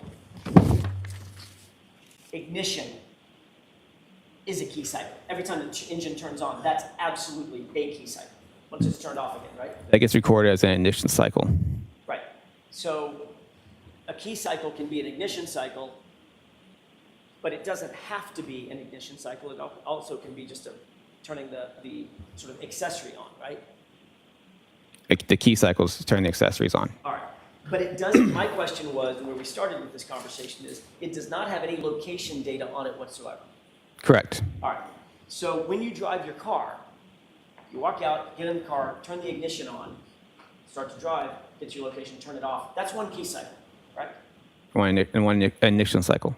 But and I'm going to use the word key cycles because you use the word key cycles in your report. That's what we're talking about. I'm using that because that's how the trigger was read. That's how what? The triggers were read on the text stream. That's how they read them, key cycles. By key cycles. Yes. I'm going to use that phrase key cycle. Okay. We're talking about the same thing. It's an ignition on, ignition off cycle. Doesn't have to be on. So you mean the engine doesn't have to be turned on? Correct. Right. But if you're seeing triggering events, not trying to be tricky here, seeing triggering events, your car's in motion, What does that tell you? The ignition's on or off? The ignition is on. Right. That's what I'm getting to. But it has no location data associated with whatsoever. It could be here, it could be in Wyoming. The car wouldn't know the difference. It's not going to report the difference to you, correct? On the key cycle, Correct. on just the key cycle. The key cycle does not give out locations. Say that again? The key cycle does not give a location. Right. So your analysis is trying to go from a known key cycle that you can figure out and then work backward from there to try to figure out where the car was on a particular ignition cycle or key cycle, correct? I didn't use the key cycle to put it back. Say that again? I did not use the key cycle to place the car back in its location. The key cycles were, all I got from the key cycles is that they occurred close within proximity to the time we've had the vehicle, not basically saying that this was the location based off the key cycle. Well, let's look at Exhibit 591 with the court's permission. Okay.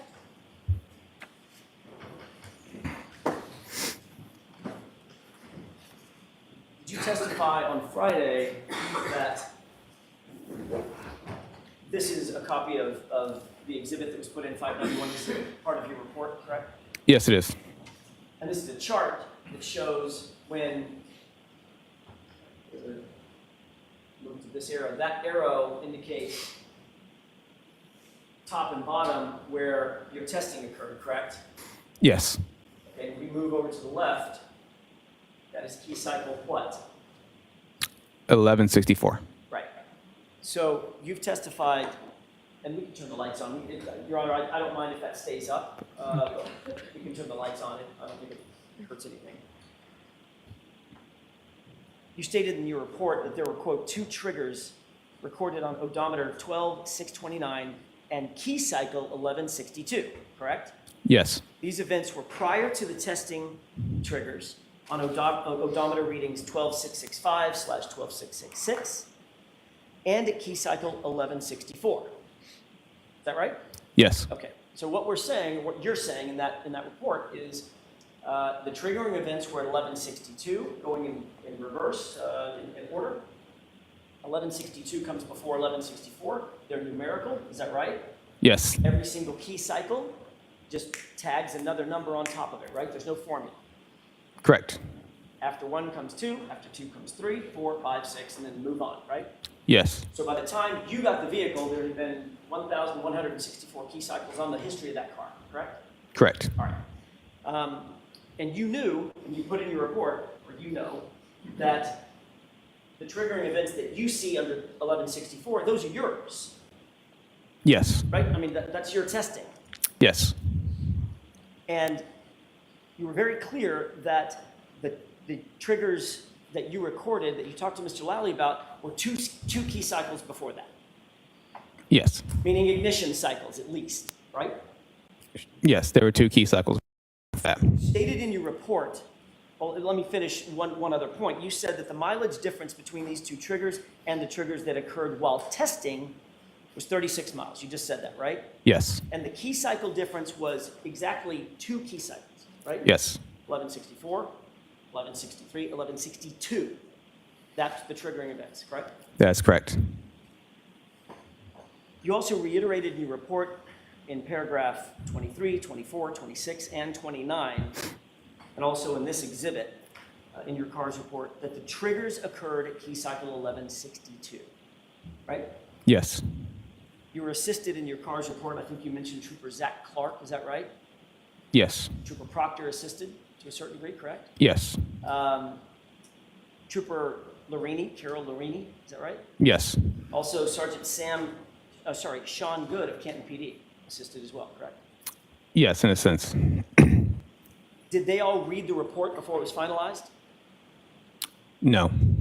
Did you have any supervisor read the report before it was finalized? Yes. And he agreed with the assessments in the report? Yes. So in summary, everybody that read the report and you who authored the report believed, and it's reflected in that report, that key cycle 1162 contained the 2 triggers that you're talking about, right? Yes. That's the 3-point turn, I guess now a 3-point turn, right? Changing direction, and then Yes. the reverse at 24 miles per hour, correct? Correct. And you even went on and testified to that exact thing under oath in front of the state grand jury, correct? Yes. Wait, hold on. Under the text streams? On the key cycles. Not in grand jury. Okay. You testified to it on direct examination on Friday and again this morning. Yes, correct.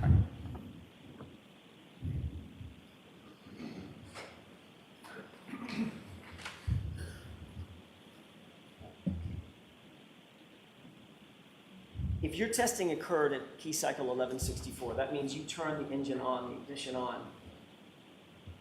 to start your testing, correct?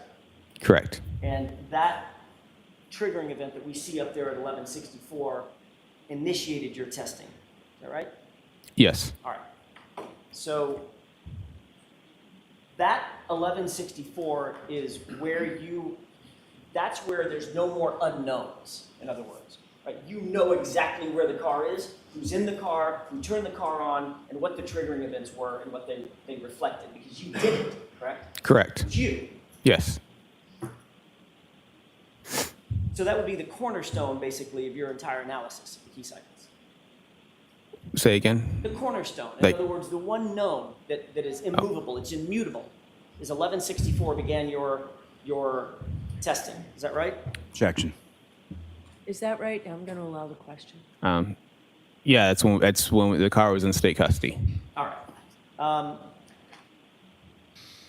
So starting at 1164 and counting backward, before you started your testing, you know that the SUV had to be started, the ignition had to be turned over, and it was driven to the Sally Port in Canton at 5:31 p.m. from a tow truck on January 29th, correct? I didn't know that. You did or did not? Did not know that. Okay.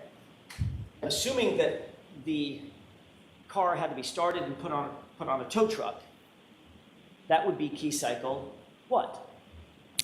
I don't know how. I can't speak to the fact that recorded a key cycle at that time. I can't hear you. I can't speak to the fact that we record a key cycle at that time. Okay. If the car was turned on and driven onto a tow truck, would that be a key cycle? I don't know because these keys record different ways, so I can't speak to how or why it did not record on there. All I can speak to is that those are the key cycles. The odometer mileage is more what I was going after on this whole thing. Trooper Paul, you just said unequivocally, when a car is turned on and then turned off, there's a key cycle. I said when the car without the ignition on, that's a key cycle. Right. That's correct. That's what I mean, when it's turned on, when the engine turns on. That's the definition of what it is. I can't speak to why it didn't go on, why it did not record. Well,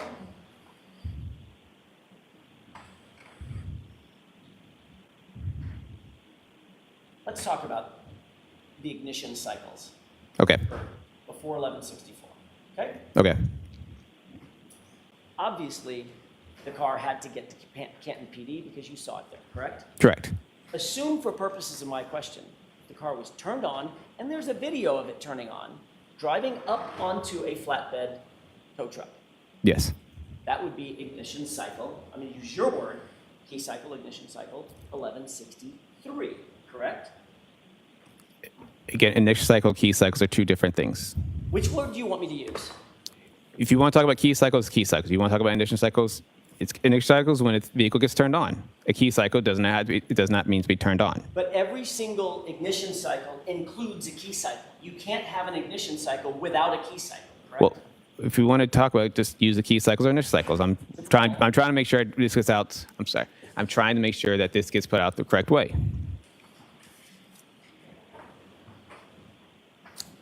Every ignition cycle includes a key cycle, correct? In a sense, By definition, it has to, right? it doesn't have to.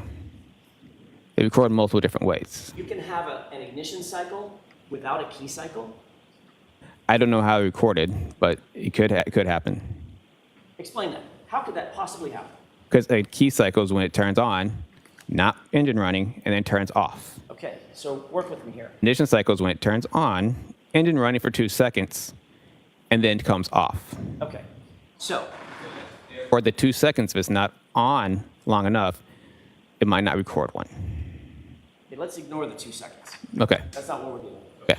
All right. Let's assume that it's an old-fashioned type of key. Okay. Okay? Halfway on, the electricity is on. It's like it used to be called ACC, accessories, Yes. right? Yep. That's a key cycle, correct? For that intensive purpose, yes. This vehicle's not a key cycle. It's not a Then you thing. keep turning, Okay. and that turns the engine on, right? It turns the engine on, correct? An ignition cycle, right? Yes. Well, then turns off. Single ignition cycle necessarily includes the precursor key cycle, correct? Even though every key cycle might not include an ignition cycle. Would you agree with that? In that scenario, yes. Fine. Okay, with that definition, I want to talk about ignition cycles because I don't want to get confused about accessories. Just assume the engine. Okay. turns on, all right? Okay. If you started your testing at 1164, then if the engine was turned on, thereby indicating initiating a key cycle, driving the car onto a flatbed truck, and then hauling it over to Canton PD, that would be key cycle 1163 in that hypothetical, correct? It could be. Okay. Then going backward from there, if the SUV was, I'm sorry, let me add one event that I just forgot. It had to get off the tow truck in Canton and be driven into the Sally Port. Did you ever see that video? No. Being driven in? No. If there was a video showing that the car was actually driven into the Sally Port, that would necessarily be a key cycle, correct? Possibly. Okay, so that would be key cycle 1163. My mistake, I was missing one, right? Okay. Before that, if the car was turned on and driven onto the flatbed to get to Canton, that would be key cycle 1162 in order, correct? We're going backward. It's possible. All right. Before that, if the car was started and the car was driven from One Meadows Avenue to Karen Reed's parents' home in Dighton, that would be another key cycle, 1161, correct? They're possible. Before that, if the SUV was started and driven by Miss Reed from the garage at John O'Keefe's house to Jennifer McCabe's house at 5:07 in the morning, that would be another key cycle, correct? 1160. Isn't that right? It's possible. And before that, if the SUV was started and driven by Miss Reed to the waterfall, from the waterfall to 34 Fairview at approximately 12:15 a.m., that would be another key cycle, 1159, right? It's possible. I want to be clear. The reason that these numbers skip in your diagram, they don't go directly in order, right? Not every single number is in order on this left-hand column, because this is only a diagram of when triggering events occur, right? Yes. Something unusual about the operation of the vehicle, correct? Yes. And it's clear that from the data, there was no triggering event at key cycle 1159, was there? No. So assuming the driving events that I just told you, right? Assuming for purposes of my question, that the driving events started at 11:59, driving over to 34 Fairview from the waterfall. Then driving at 5:07 in the morning over to Jen McCabe's house, 11:60. Then driving to Dighton, her parents' house, 11:61. Then the car being seized in Dighton by Trooper Proctor, 11:62. Then the car being taken off the flatbed and driven into the Sally Port at Canton, 11:63. Your testing starts at 11:64.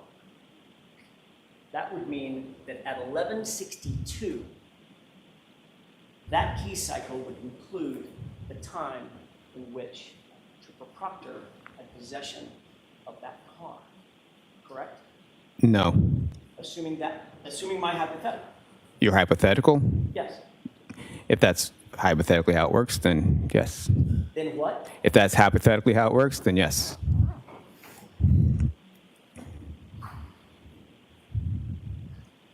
On June 9th, 2022, you were asked by a grand jury whether you knew or had done any scientific testing to determine the distance a body would actually travel if struck by a vehicle. Remember that? Not that specifically. Not in that way. Do you remember answering that you had not, I'm just paraphrasing, that you had not done you hadn't finished your report yet? Why don't you show him? He said he didn't remember it that way.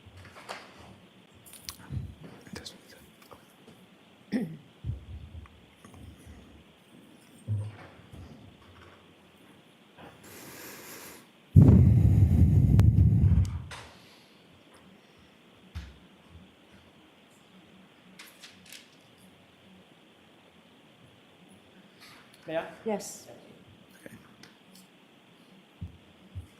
Take a look at middle of the page. Your answer starts at about line 12, but the question above it is probably informative.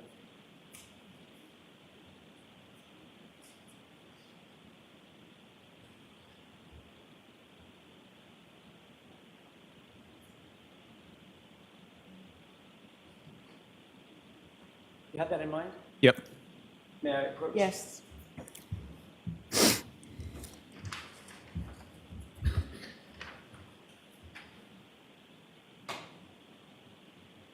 You were asked, does that remind you that you were asked by a grand juror if you could calculate how far a body would move having been struck by a vehicle?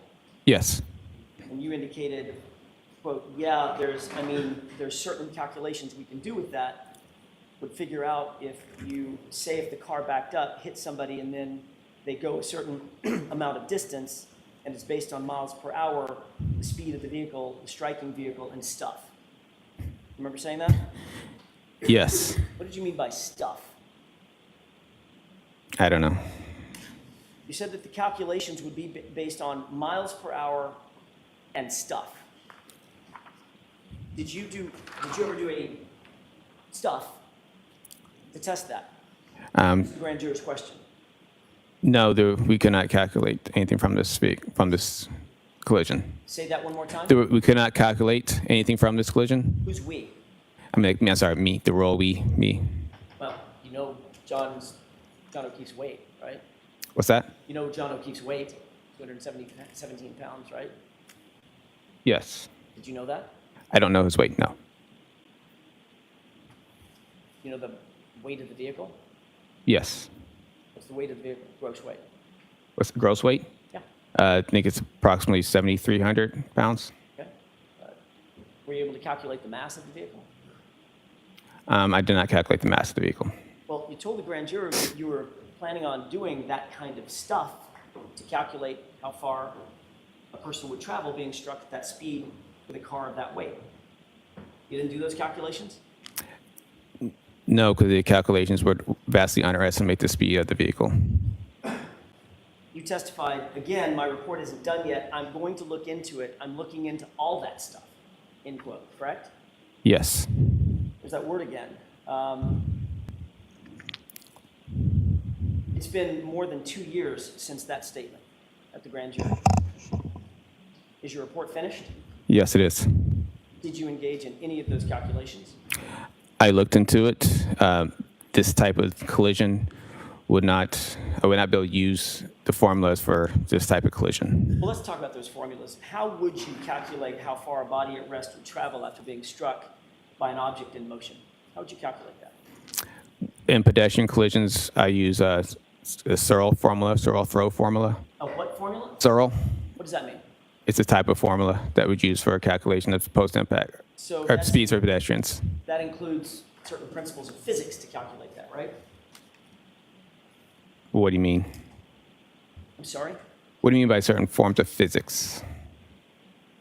there would be physics calculations that would be required to figure out how far a body at rest would move, having been struck by an object in motion. Right. That's a basic principle of Yeah, I guess you could say though. All right. Can you describe for the jurors exactly what calculations you would need to employ to determine how far a body at rest would travel, having been struck by an object in motion? So, in this scenario, in this collision, it's more of a sideswipe. So he did not he did not get enough speed of the vehicle post impact with the vehicle to be able to calculations. His center of mass was offset from the vehicle, so we would vastly underestimate his speed. So that's why I did not do a formula. If he was more in line with behind the vehicle, he would have been projected forward, and using that projection forward, he would have been able to get more closer to the actual speed of the vehicle during that post-impact travels. Well, that presumes a couple of things, Trooper Paul. That presumes that he was quote unquote sideswiped, right? Presumed, Presumed by you. You didn't see how he was hit, did you? based on the evidence, it appeared to be a sideswipe. That's your opinion. That's just reading the evidence. You're saying that the principles of physics as we know them today in modern mathematics is thwarted by a sideswipe? Objection. Is that what you're saying? The calculations that are out there, you can get a speed, it would just underestimate the speed. You would have to know what the initial momentum of the object is that's in motion, correct? Of what object? The truck, Trooper Paul. I would have to know that speed. Yeah, you'd have to know what the initial momentum is, not speed, momentum. There's a difference, Okay. right? Would you agree with that? No. You wouldn't have to calculate what the initial momentum is of the object in motion to determine the distance of the body at rest would move? Well, in that sense, are we talking about? I'm trying to find the speed of the vehicle. That's usually what we're trying to do. Right, okay. Well, let's put the speed of the vehicle aside. Let's talk about initial momentum. What's the formula for calculating initial momentum? There's different types of momentum formulas. Well, there's actually one type of momentum formula. It's to calculate momentum. Objection. Sustained. To calculate momentum, there is a single. So sustained. Ask it differently. Isn't it true, Trooper Paul, that there is a singular calculation for determining initial momentum? That is P equals M times V, where P is the momentum. You're solving for that. M is mass. You multiply that by velocity. Is that right? Pretty simple. You wouldn't use that in a pedestrian collision. Oh, because the pedestrian's somehow magically out of the realm of physics? Objection. Sustained. Is a pedestrian out of the realm of physics and calculations? No, it's the weight differential between the pedestrian and the vehicle. So if the vehicle is too heavy and the body is too light, you can't calculate the initial momentum of the vehicle? Yes, Got it. Where'd you learn that? it's in my math class. We only use momentum for a vehicle to vehicle. Math class? The crash reconstruction classes I have taken. Got it. Would you need to apply the theory of conservation of momentum in calculating these data? Do I need to calculate the conservation of momentum? Heard of of conservation of momentum? Yes. Do you even know what that is? There's an equation for that as well, right? Yes. You know what that is? Not off the top of my head, but yes.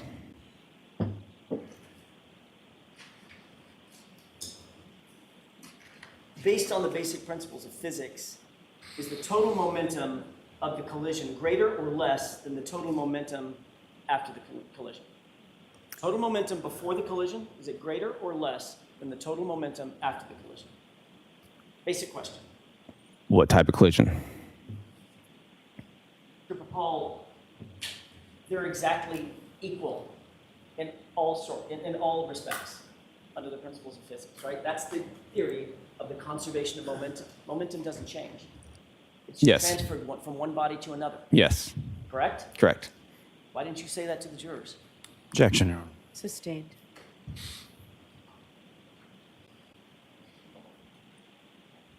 Trooper Paul, if you were qualified to, quote, look into all this stuff, you would probably know these answers, wouldn't you? Objection. Sustained. Are there any other calculations that you'd need to figure out the stuff that you were talking to about with the grand jury? Objection. Sustained. How about calculating the final velocity of the objects after the collision? Would that be important? What objects? That would be John O'Keefe's body, sir. You, Object I don't. that you claim was flying through the air 30 feet. Objection. Sustained. How about calculating the displacement using kinematic equations? Would you be able to do that? The displacement of the body. In order to calculate how far the body would move based on the mass of the object striking the body, could you use displacement using kinematic equations? So, like I said before, the Sideswipe, he would not have gotten 100% of the vehicle, 100% of the speed of the striking vehicle. It would have vastly underestimated this vehicle. You couldn't hit a person and Sideswipe them, spin them off to the side, and have that and get a speed from those calculations. So you're saying that the discipline of physics cannot figure out how far John O'Keefe's body would move, but you personally figured out that he would have flown now somewhat, or been projected somewhat 30 feet. Objection. Is that right? Sustained. Are you saying that the principles of physics are incapable of determining with the proper calculations how far John O'Keefe's body would have moved given the collision at issue? Objection. Is that what you're saying, Trooper? No. Okay, next question. Well, you just said because it was a sideswipe, all these calculations, these physics calculations are inapplicable, right? But I'm saying it would underestimate the speed and the distance. The truth is, Trooper Paul, you have no idea what all these physics calculations mean, do you? Objection. Sustained. You've not been trained in physics formally, have you? Yes. You have been, It's incorporated into the classes. right? You had a few classes that use the word physics, but you haven't been formally trained in physics, have you? Objection. Sustained.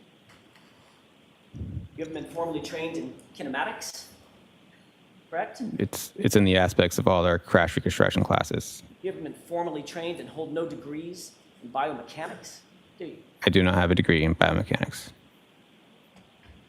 In fact, basically what you did in this case was calculated ignition cycles. And you even got those wrong, right?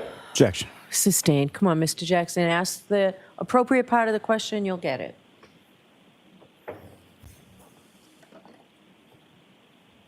Let me ask you this. Based on your reconstruction, nearly 2-year investigation, exactly how was that taillight shattered? Explain it to us. How does the taillight? What do you? It gets so the taillight in this case was shattered when it was struck John O'Keefe's arm. Exactly what part of his arm? Based on what I saw for his injuries, was from the upper part of his arm down. Was his arm out? And it just struck the arm like a hinge? Was it in front of him? You did the reconstruction? It looked. Sure is exactly how his body was positioned when he was struck by that. So it looks like his arm was more kind of like this. If I can try to get that.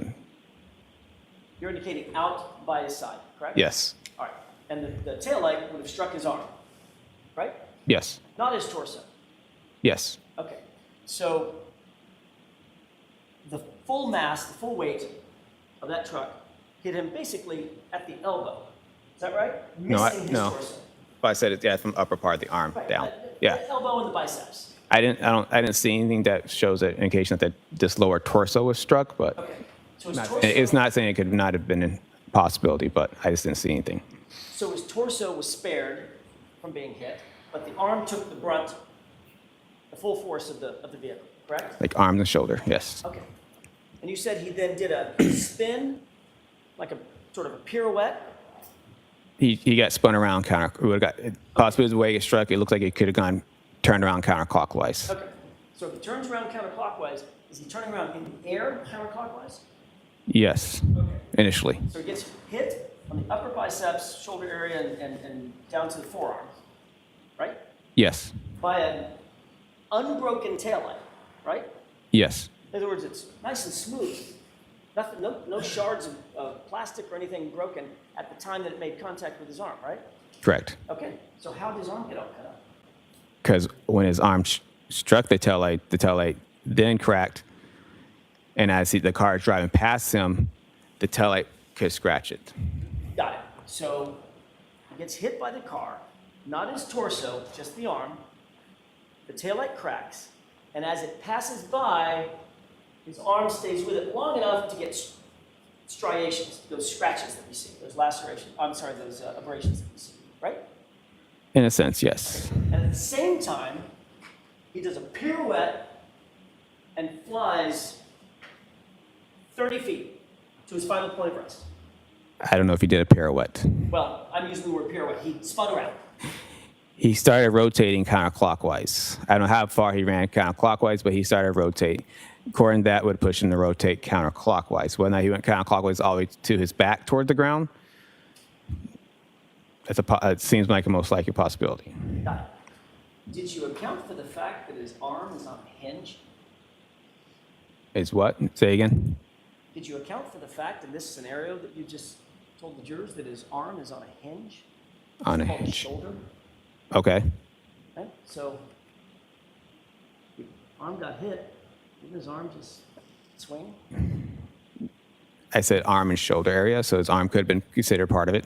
Even if his shoulder got the upper, Okay. you're pointing to his upper biceps. Mm-hmm. Right? There's no injuries on his shoulder, not a single one, not even a bruise, right? Like I said, it looked like to me it was from up here. I don't know how far I can up back here, but it was up here. Well, So you're the one that talked about his injuries on his arm. yes. That's limited to about mid biceps, to about mid forearm, correct? Okay. Right? Yes. No injuries on the shoulder, no injuries on the torso, no injuries on the ribs, no injuries on the back, correct? Is that right? Yes. So your theory is you got hit on the arm, took the brunt of the force from the taillight on the arm, stayed with the vehicle long enough for the taillight to explode, basically, to shatter. Then these striations get on his arm, abrasions. Does a pirouette, a spin, counterclockwise, and flies 30 feet in the air to his point of rest. Yeah, it happened probably a little faster than that, though. I thought you said he hit his head on the curb. I said that's one of the possibilities of when you look at the roadway, as he gets spun around counterclockwise, it's a possibility that the curb is there, any blunt force object on the ground, as the ground is pretty blunt. Well, except in your scenario that you just told us, he flew through the air onto the light dusting of snow, grass, and dirt. I didn't say through the air. Say that again? I didn't say he got thrown through the air. Okay, I'll use your word. He got projected. Like a Projected doesn't mean it's not incorporating just throw. Projected just means you get pushed forward. There's two parts of that. There's the air, then there's the ground. Like I said earlier, the tumbling, the rolling, whatever that part of the crash would happen. Projecting is just what we call what happens to a pedestrian post-impact with a crash. Okay, so a couple questions. If his arm, elbow took the brunt of that entire impact, how do you account for the fact that he didn't suffer a broken bone? I don't know. How do you account for the fact that he didn't have a fracture? Objection. Sustained. How do you account for the fact that he didn't even have a bruise on the arm? Objection. That's sustained too. May I reproach? Yes.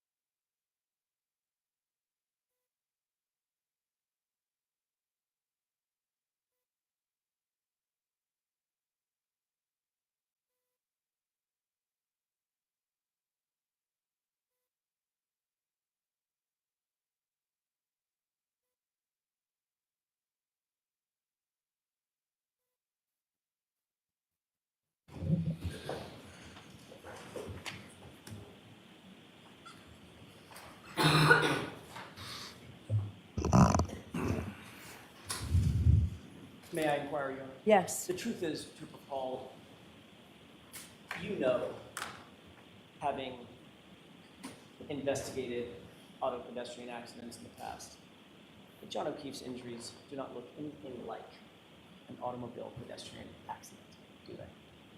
Yes, they do. Isn't it true, Trooper Paul, you came to these opinions and conclusions because Trooper Proctor told you to come to these opinions and conclusions in furtherance of his investigation? That is not true. That's why you have these opinions and conclusions that just don't make sense, correct? That is not true.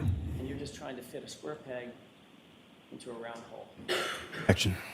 Sustained. All right, jurors will take the morning recess. All rise for the court, please. And I'll see counsel at sidebar about scheduling.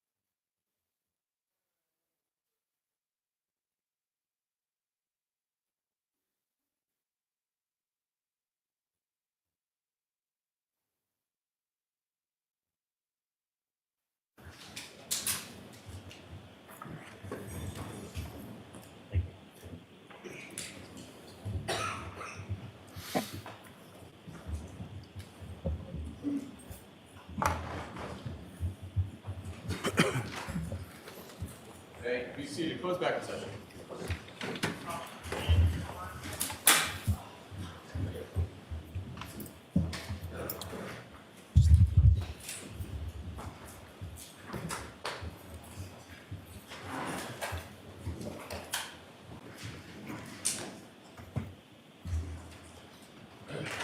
All right, Mr. Lally, whenever you're ready. Thank you.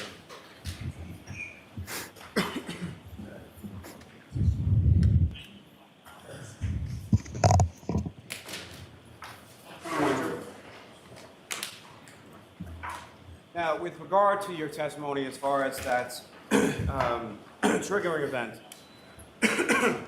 well, the two events on 12,629B, you testified that that was consistent with the pedestrian collision, is that correct? That's correct. Again, if you could tell the jury, why is that consistent with the pedestrian collision? The one specifically with the speeds and everything that we're referring to. 22.2 miles per hour in reverse for about Right. 62 feet. Okay, yeah, so why I think that's consistent with a pedestrian strike is because of the sudden change in the speed. It drops down by half mile per hour. The accelerator pedal is staying constant at the same percentage, and the steering wheel angle also turns to the right. Now, your overall opinion is based on what you did as far as your reconstruction, correct? Yes, Is there other information that you had at your disposal in formulating your opinion? like from other reports and stuff? Yes. Yes, And that would include physical evidence, is that correct? correct. And that would include witness statements, correct? Sustained as to form. What, if anything else, would that include? The roadway evidence, witness statements, In witness statements, would that also include statements of the defendant? correct. Are you aware that the defendant indicated in a statement to troopers that she conducted a three-point turn in the area of 34 Fairview Road? I'm going to allow that question. Yes, And what you observed in that triggering event is that from that mileage, is that consistent with the defendant's own statement? yes it is. Now, let me ask you a little bit, if you could, again, for the jury, clarify the difference between what you termed as an area of impact versus a point of impact. Yes, an area impact is broader. It's a bigger area. Point to impact would mean something as obviously right there. That would be the area impact. If I could ask, the cell phone that was located under Mr. O'Keefe's body, that location, is that also consistent with the linear path that you were testifying about earlier? Yes, it was. And do you know whether or not that cell phone was in his hand or in his back pocket or just somewhere else? I do not know. Now, as far as let me ask you this. You were shown some photographs of some taillight pieces near a fire, correct? Yes, And as far as the area of impact, that was, from what you determined, that was Mr. O'Keefe's sneaker, is that correct? yeah, it was within that.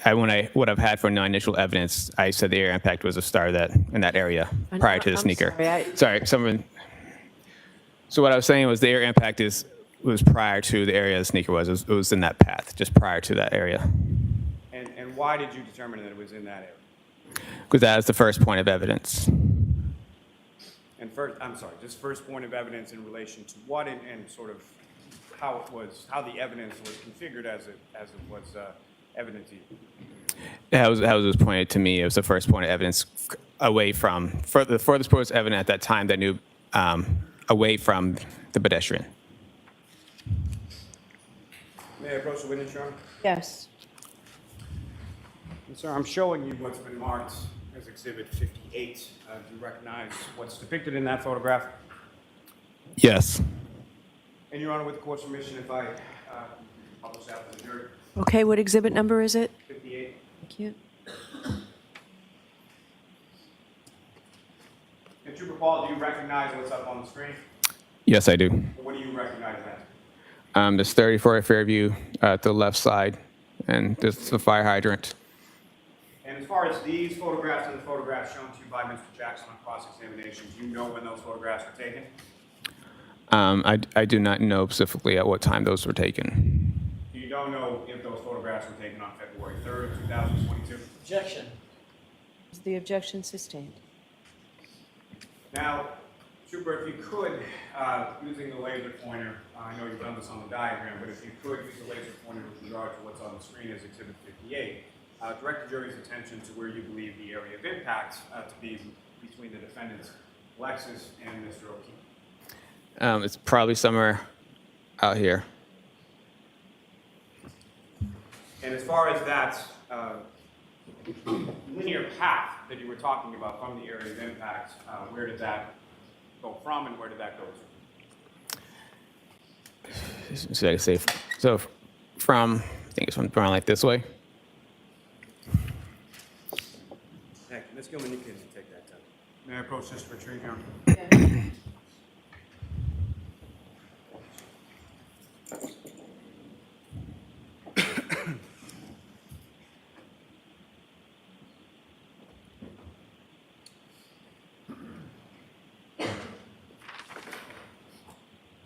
Now, Trooper, if you could explain to the jury as far as what you were describing as Mr. O'Keefe's post-impact movement, starting sort of with the point of impact between himself and the SUV to the point where he comes to final rest on the lawn. Yes, so he was struck along the right side in the area of his arm, and then he was, in post-impact with the Lexus, he rotated counterclockwise and eventually hit the ground and came to final rest. And the ground, based on your understanding of the weather conditions, was frozen at the time, is that correct? Objection. Sustained. Watch the form, Mr. Lally. Yes, sir. So as far as anything in your testimony about Mr. O'Keefe's actions, does that involve a pirouette? No, So there's a rotation, is that correct? correct. And as far as 30 feet in the air, do you have any opinion as to whether or not he flew 30 feet in the air? I do not have any evidence that he would have flown 30 feet in the air. And so as far as from your training experience when it comes to pedestrian collisions, are you able to determine or calculate how much distance someone is in the air and how much distance someone sort of rolls or tumbles to their final resting position? Say it again. From your training experience, Yes. based on this collision, are you able to determine how far Mr. O'Keefe was traveled in the air versus how far he traveled tumbling or rolling after he hit the ground? I do not have a calculation for this specific style of pedestrian crash due to the Sideswipe. So if I did, I could use the formula. It would just vastly underestimate the speed of the vehicle. Let me ask you a little bit about, you were talking about the Searle pedestrian throw formula, correct? Correct. And that's something developed in the course of physics specific to Reconstruction by someone named Dr. Searle, correct? Correct. And that's S-E-A-R-L-E, is that correct? That is correct. And with respect to Dr. Searle's formula, why is that inapplicable in Sideswipe collision versus some other type of collision? Because it takes in, it's looking for more, it's not so much the formula, it's how much projection efficiency that would occur, how much percentage of the speed of the striking vehicle would have happened. In order for the formula to work, the more of the body would have struck the vehicle, the more efficient the outcome would be in the speed. In the center of mass that you were talking about, sort of in the collision sequence, what, if any, role does that play in regard to your ability to do that calculation? It would just, like I said, it would underestimate the speed of the striking vehicle due to a center mass not within the rear of the vehicle. And not to twist your words or anything, but as far as when you say underestimate, that would not be an accurate reflection of the defendant's vehicle speed, correct? Correct. Now, you asked some questions about the glass and indicated that there are a number of reasons why the glass would travel with him, being Mr. O'Keefe. Can you explain what those are? Yeah, the glass could have struck the vehicle also in that same way. Could have still been attached to his hand and still gone with him in the same way. It could have been attached to his body in midair. That's the multiple ways that the glass would have stayed with him.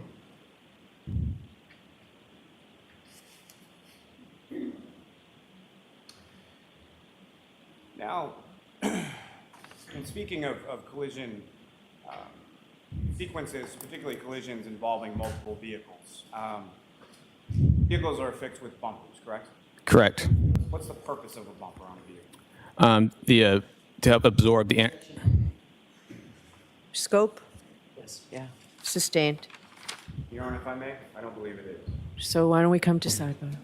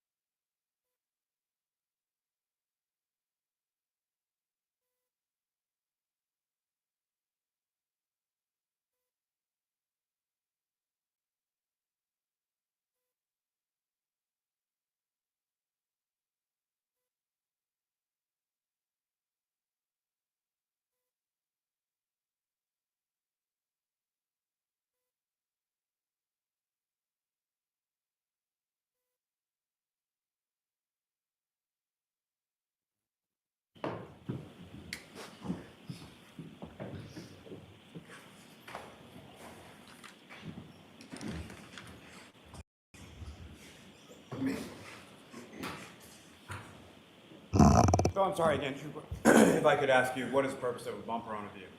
it's there to help absorb energy from a collision.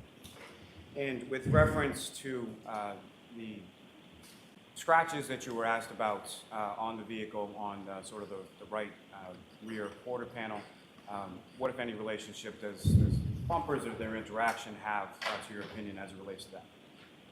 Sorry, say it again. With respect to what you just testified about bumpers, you were Yep. also asked some questions about scratches on the right rear quarter panel of the vehicle, correct? Correct. And what, if any, relationship does the bumpers on the vehicle and sort of their intended purpose have with relation to the scratches that you observed? So the bumpers on the side was more of this wasn't more of a direct on hit with the bumper. It was more of the side scraping of the paint of the bumper. Now, the presence of Mr. O'Keefe's DNA on the taillight, is that consistent with a pedestrian collision? Yes. Now, as far as the glass not matching, are you aware that the lab's actual findings were that the glass on the bumper and the glass on the roadway was just not found to be consistent with each other? Is that your understanding? If you know. I don't know. And were you also aware that the lab's finding was that the glass on the bumper was consistent with the glass on the roadway? I'm not sure what the lab said. Now, in order to construct your diagrams, your testimony, I believe, was that you had used cert diagrams in the process of that. Is that correct? Yes.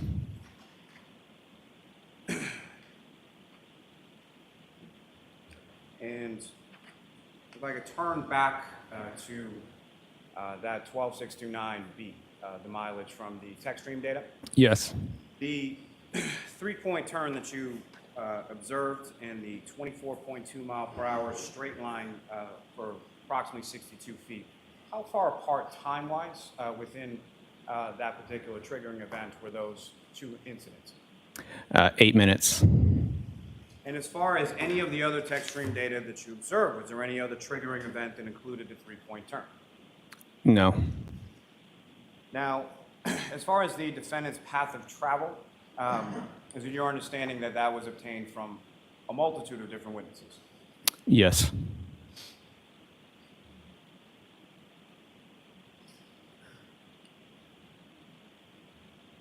Now, with reference to, you were asked some questions about the defendant's cell phone, as far as GPS locations. Were you aware that the defendant's cell phone wasn't able to be accessed until, by law enforcement until Objection. 2023? Sustained. Were you aware that the defendant's cell phone had GPS locations turned off on the defendant's cell phone? Objection. I'll allow that. I was not aware.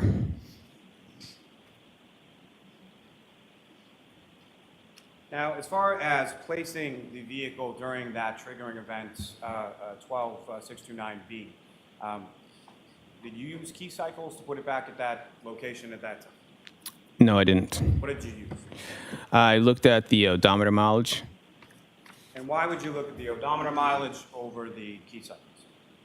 because I can physically see the odometer mileage at the vehicle at the time of my inspection.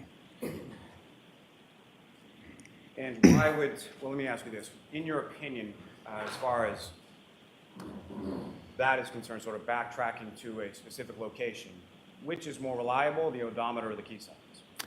I would say the odometer mileage. And why is that? Like I said, you can physically see it when you turn the car, and I know that's the odometer mileage that it's reading on the dashboard.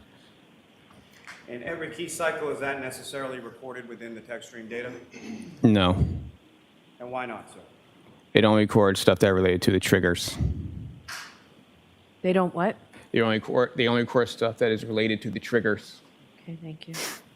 As far as counsel's hypothetical with regard to the key cycles, is it your opinion that that hypothetical is accurate or inaccurate? Inaccurate, And why so? because it also be you also add the odometer mileage onto the key cycle, so those key cycles and odometer mileage are on the same trigger, and plus the data seems consistent with everything else that's going on with this collision. Now, fair to say that you were not outside of 34 Fairview Road on January 29th, sometime around 12:20 to 12:30 a.m., is that correct? That's correct. And so fair to say that you don't know exactly how Mr. O'Keefe and or Glass or anything that he was holding interacted with the defendant's vehicle at that time? Objection. I'll allow it. Is that true? I do not. And so based on your training and experience and the number of pedestrian crashes that you've investigated, again, if you could, one last time, just describe to the jury how you believe the vehicle interacted with Mr. O'Keefe and why. Objection.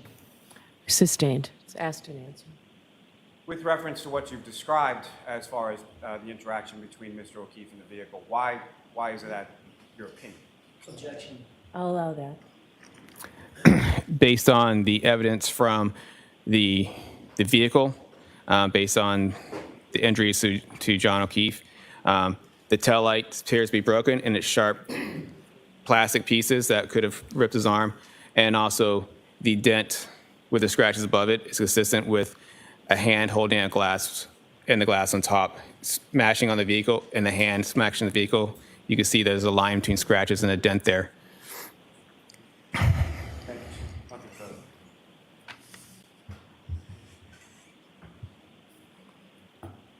further. Just Romeo.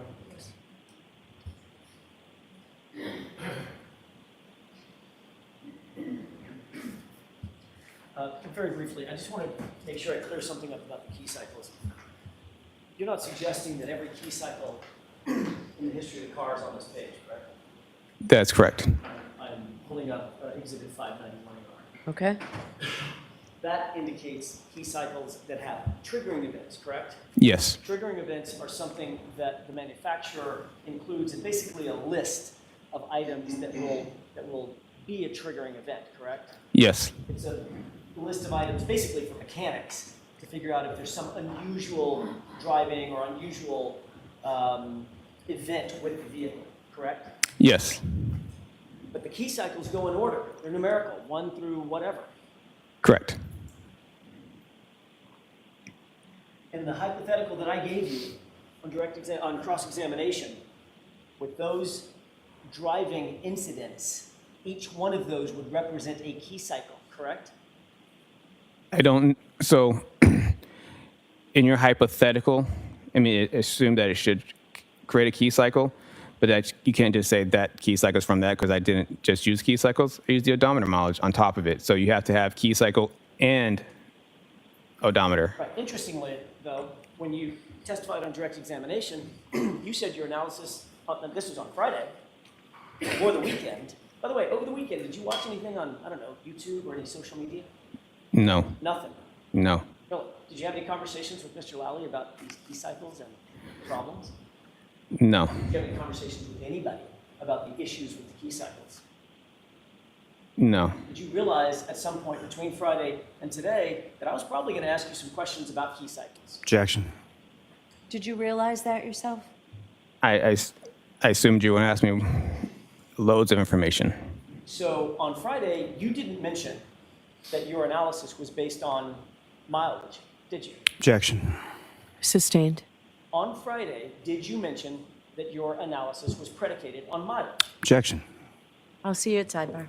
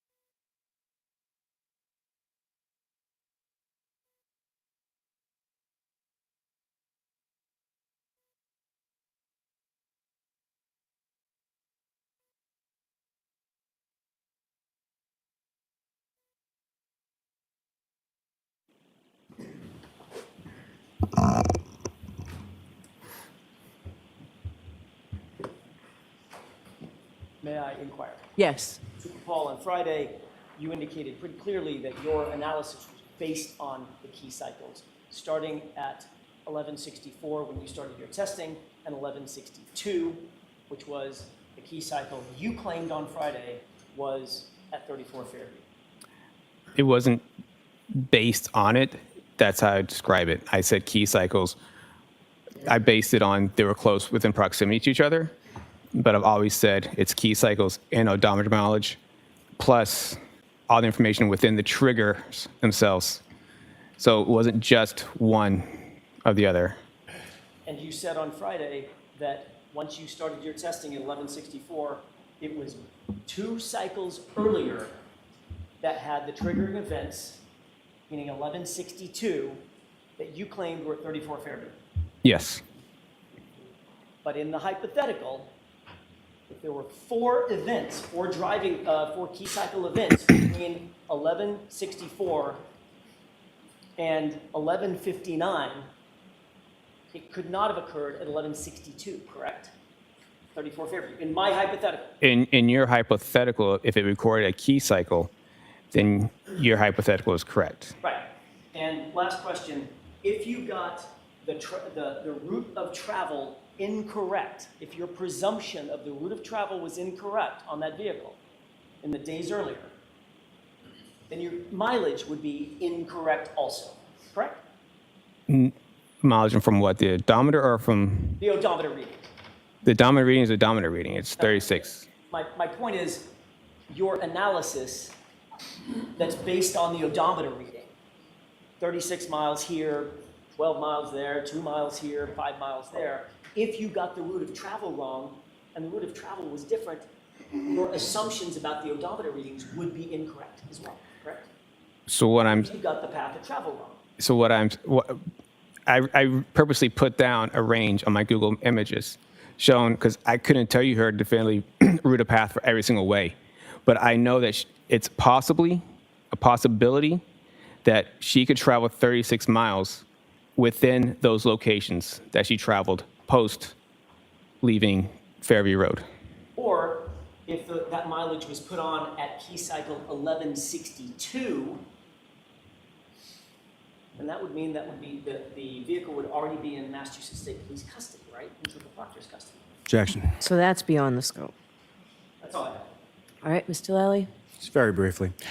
The range that you came up with for the defendant's path of travel, does that fit with the path of travel, the odometer reading, putting the defendant's vehicle in the area of 34 Fairview Road when it does the three-point turn, and then 8 minutes later when it travels 24.2 miles per hour in a straight line in reverse for approximately 62 feet?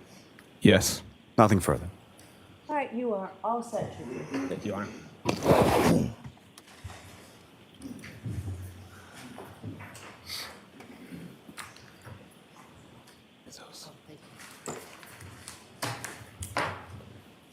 All right, so jurors, we're going to take another short break to set up some things in the court, okay? All rise for the court, please.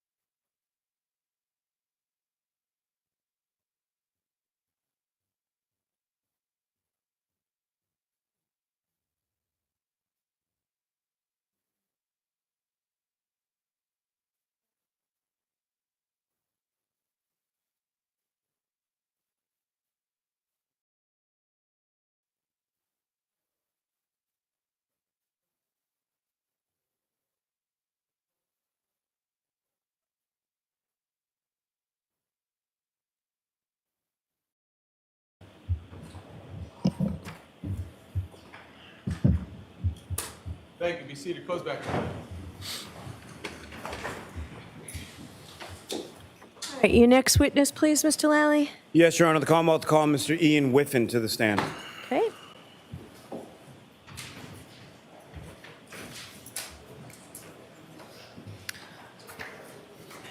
And Mr. Lally, you just need to tell me when I need to give that instruction.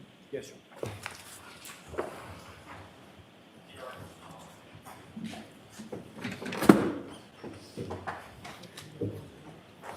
Okay.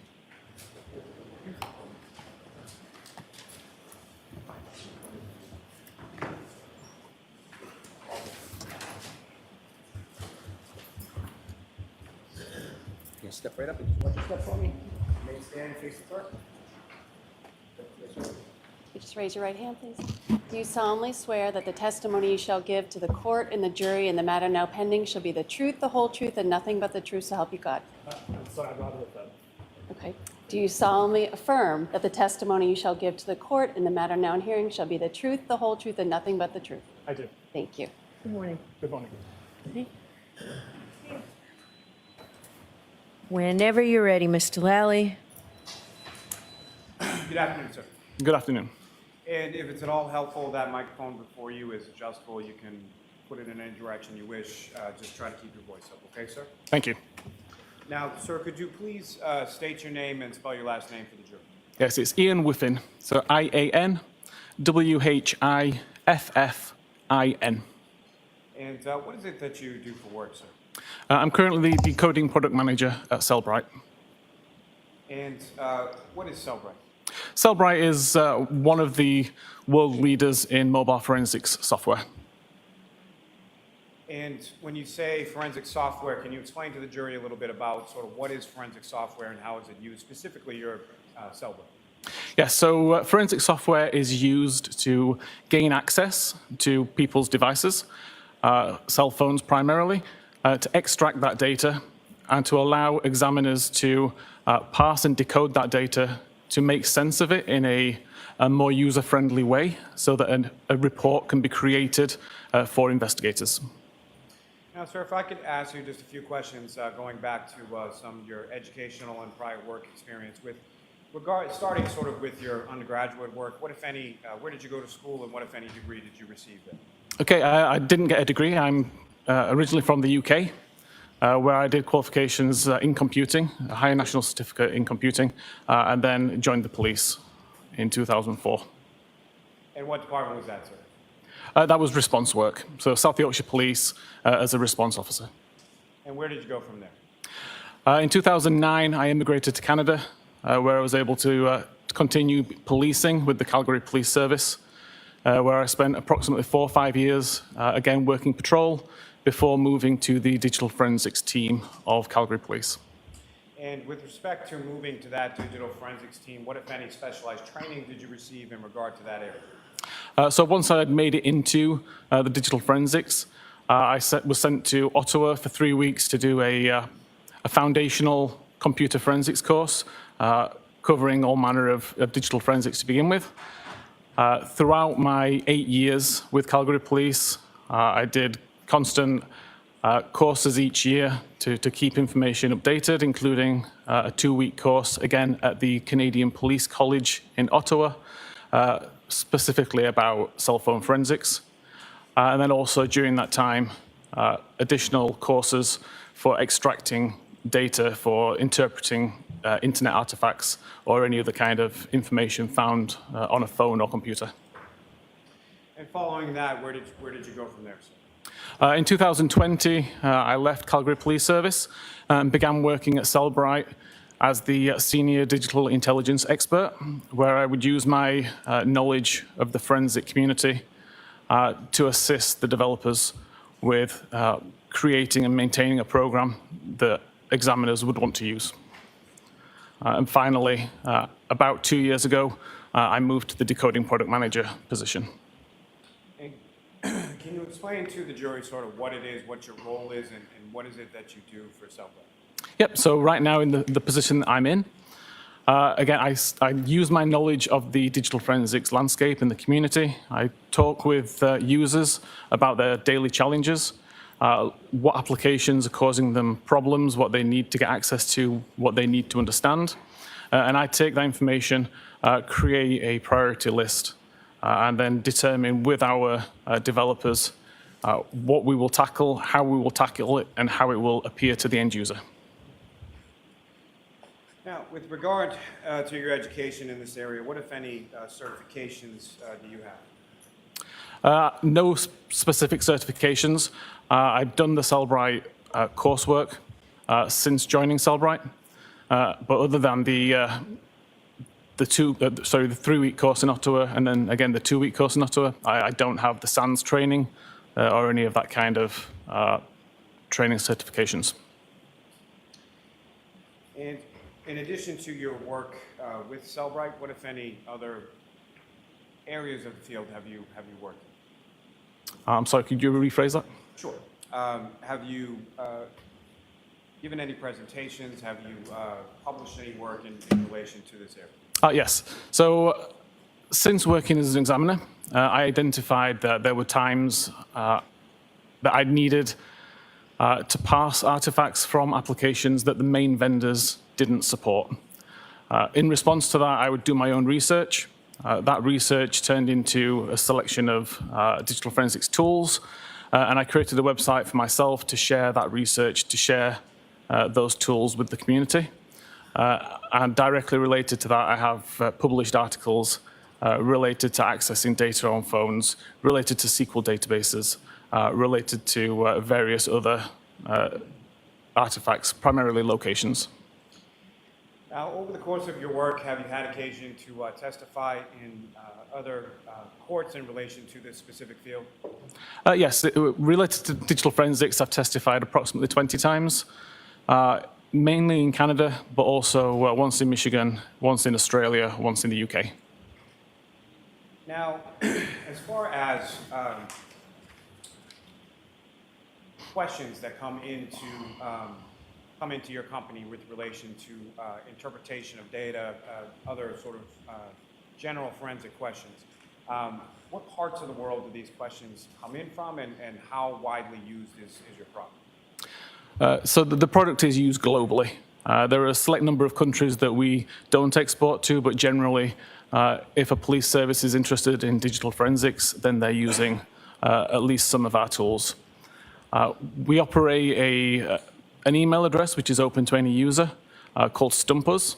And the idea is that users, if they come across an artifact that they can't explain, they can email to myself and some of my colleagues, and we can research that artifact, and we can try and give them an answer as to say why the artifact's there and how it should be interpreted. You used the term in there as far as an artifact. If you could please explain to the jury sort of what your understanding of that term is and how it's used within your specific industry. Yeah, so I would refer to an artifact as essentially any piece of data which I've recovered from the phone, which is of interest. It could be a web history visit, it could be a text message, it could be a photograph, any piece of information. Now, sir, turning your attention to September of 2023, at some point in that month were you contacted by the Norfolk District Attorney's Office and the State Police in regard to this case? Eventually, yes. Initially, I was contacted by a member of Cellbrite.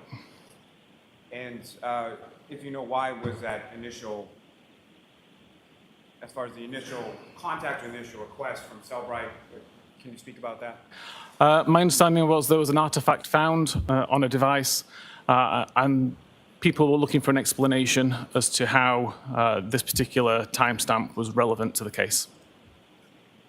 Now, if you could explain to the jury sort of what you, what were you provided and what were you asked to look at? So the original question is just basically how can we explain this 227 timestamp? I spoke to my colleague and requested if he could contact the investigators and any information that they could share about where this particular timestamp was found so that I could investigate it. I was advised at that time that the case had already been uploaded to our own support network, so the full extraction of the device in question was already in Cellbrite's possession, and I was able to access it from there and start to examine what the issue was that was causing the confusion. Now, with reference to this issue, can you describe to the jury, just in general terms, sort of what this issue was? Yes, so the issue, as I was led to believe, is there was a timestamp for a web history artifact of 2:27 and 40 seconds AM local time, which would be UTC-5, and it didn't make sense to the investigators. And the question was, is there any other interpretation for what this timestamp could mean? And so essentially you were asked to explain the timestamp and how it came to be, correct? Correct. And as far as this particular issue, has this arisen in other instances? Have you been asked the same question or similar questions in regard to this type of artifact? Yeah, several weeks later, so probably around December time last year, I was contacted by a police investigator in Austria with a very similar question, but related to obviously a different internet search. And about a week later, the defense expert in the same case also contacted me asking the same question. The defense expert in that case was able to provide the database, and I was able to provide the answer. Now, as far as the full extraction, is that the entirety of what you looked at in this instance, or what, if anything else, were you provided with in regard to your review and your analysis in this case? So I did work with the full extraction, but my interest was focused on just the web history artifacts. And what, if anything, did you find with regard to the web history artifact? So the 22740 timestamp was correct insofar as that is the time that is shown within the database. It was indeed a deleted record, but the interesting thing was why the timestamp said 22740. And I did some testing on this and discovered the reason why 22740 was actually listed in the database, even though that's not the time, in my opinion, that the search was conducted. And what is your opinion as to when the search was conducted? There's plenty of other evidence on that extraction that shows what activity was occurring at 227 40 seconds. And there's plenty of evidence later on in the day that shows that that particular search was conducted at 6:23, I believe 51 seconds, and then a similar search at 6:24 and 18 seconds, I believe. And before we get to that, Your Honor, may I approach? Yes.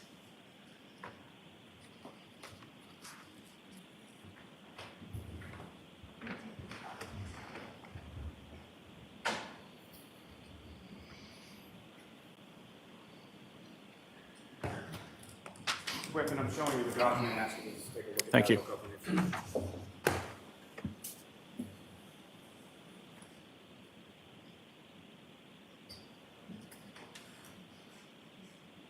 Yes, Do you recognize that, sir? I do, yes. What do you recognize that to be? This was the internet history, the history.db database table showing activity from the morning of the 29th of January 2022. May I approach again, Your Honor? Yes. I'll seek to introduce and witness the next exhibit. No objection. Okay. 6:14.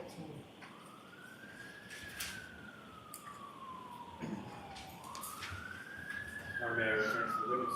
Yes. Your Honor, if I may, with the court's permission, to republish it from the jury. Yes.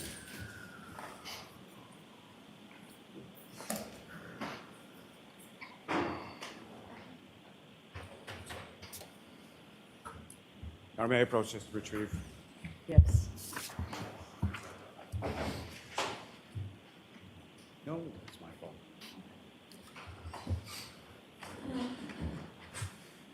Thank you.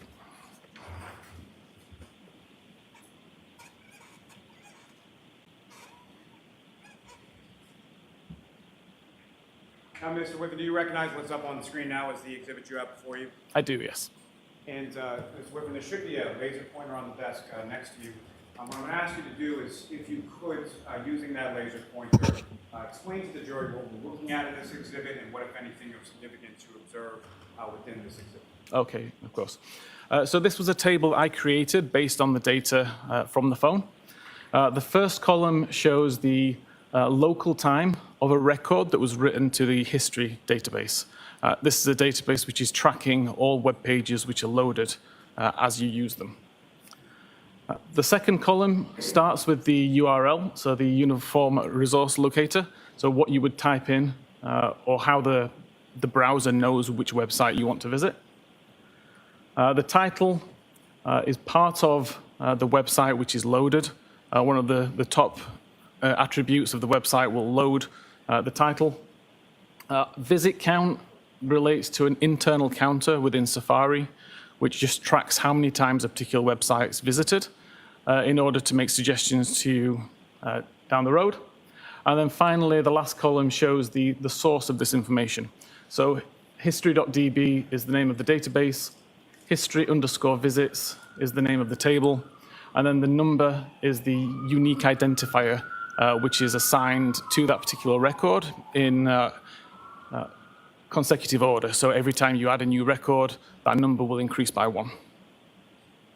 Hey, Mr. Wiffin, probably a couple of foundational questions that I should have asked you first, so my apologies. With respect to the cell phone extraction that you were provided, that was from a individual named Jennifer McCabe, is that correct? That's my understanding, yes.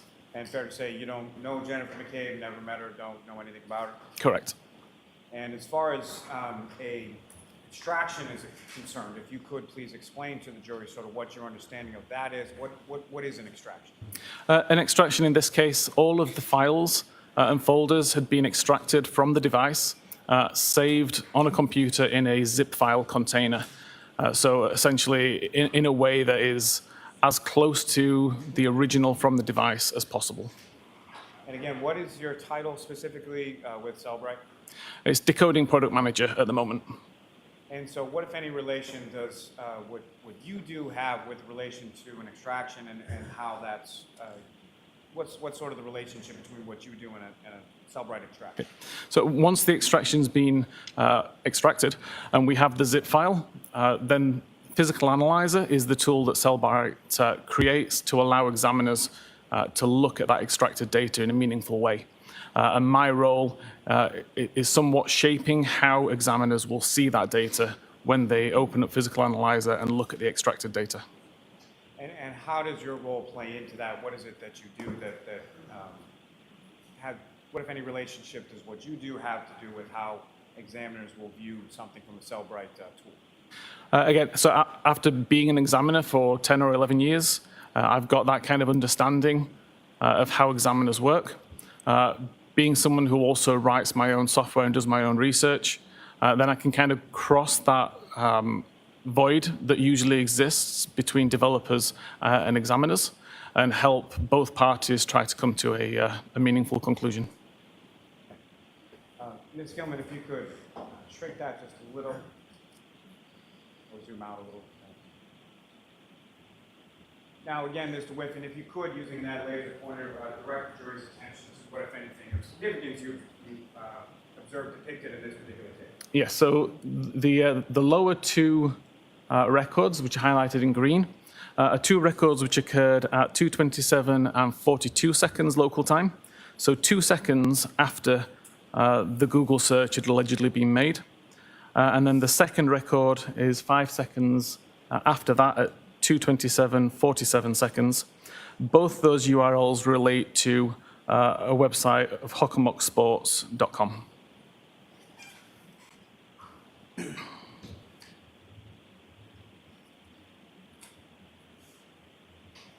Now, if you could explain to the jury, what is a contiguous identifier? So again, every SQLite database will assign a unique contiguous identifier number. So again, the very first record created will be given a record ID of 1, the second record will be 2, and so on and so forth. Those numbers are never reused. So if I was to delete record 3, that record number will never be reused, and I can see that there's a gap and deleted data in that database. Now, you used another term in there as far as a SQLite database. If you could explain to the jury what your understanding of that term is based on your training experience. Yeah, a SQLite database, essentially, it's a series of tables. It's a way for data to be stored, again, in a meaningful, organized fashion that can be queried, can be examined, can be filtered, searched, etc. It can be useful for anybody who wants to get data from an organized file. Now, with reference to the searches that you observed within this particular web history, what, if any, relationship did the contiguous identifiers, sort of the range, what if anything, did that tell you? I'm sorry, can you rephrase that? What, if any, observations did you make as far as those contiguous identifiers in the range they had in relation to the web history that you observed? Okay, so within the history.db file, there were no missing numbers from the beginning of January, essentially, until early February. That told me as an examiner that no records had been deleted during that time. May I approach again, Your Honor? Yes.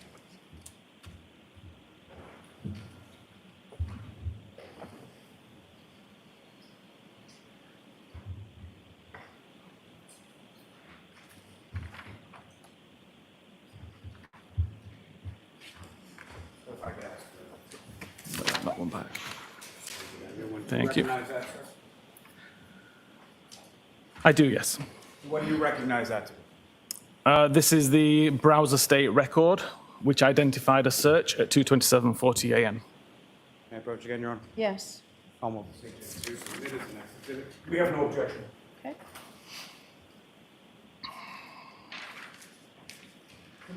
Thank you. May I return to the witness, Your Honor? Yes. With court permission, may we publish it to the jury? Yes.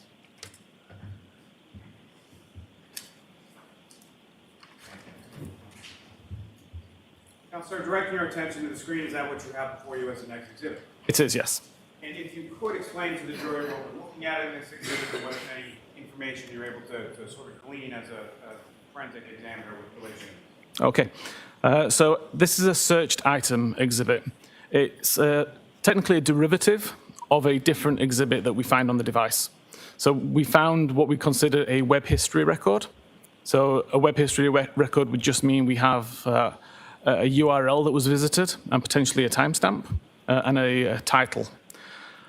Searched items looks at all of the web history items that we've found and tries to identify were these actually searches that were conducted.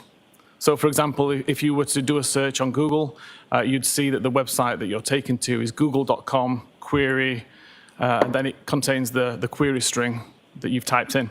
We extract that information, we extract that query and provide it to the user as a searched item.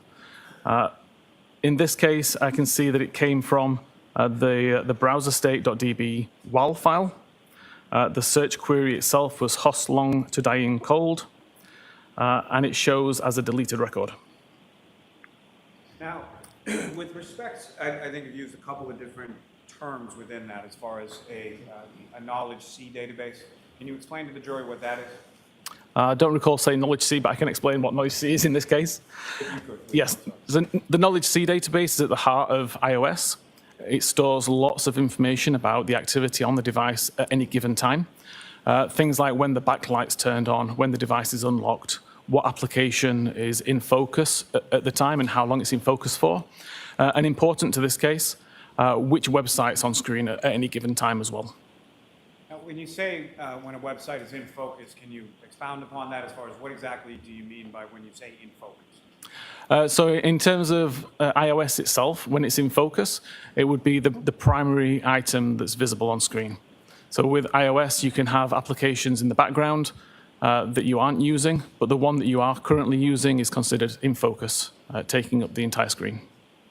Now, I believe you had used the term as far as a browser state DB, is that correct? Correct. And can you explain to the jury what your understanding of that term is and how it relates to it? Browser state DB is just the name of the database, the name that Apple gave it. It's gone through some changes over the last few years.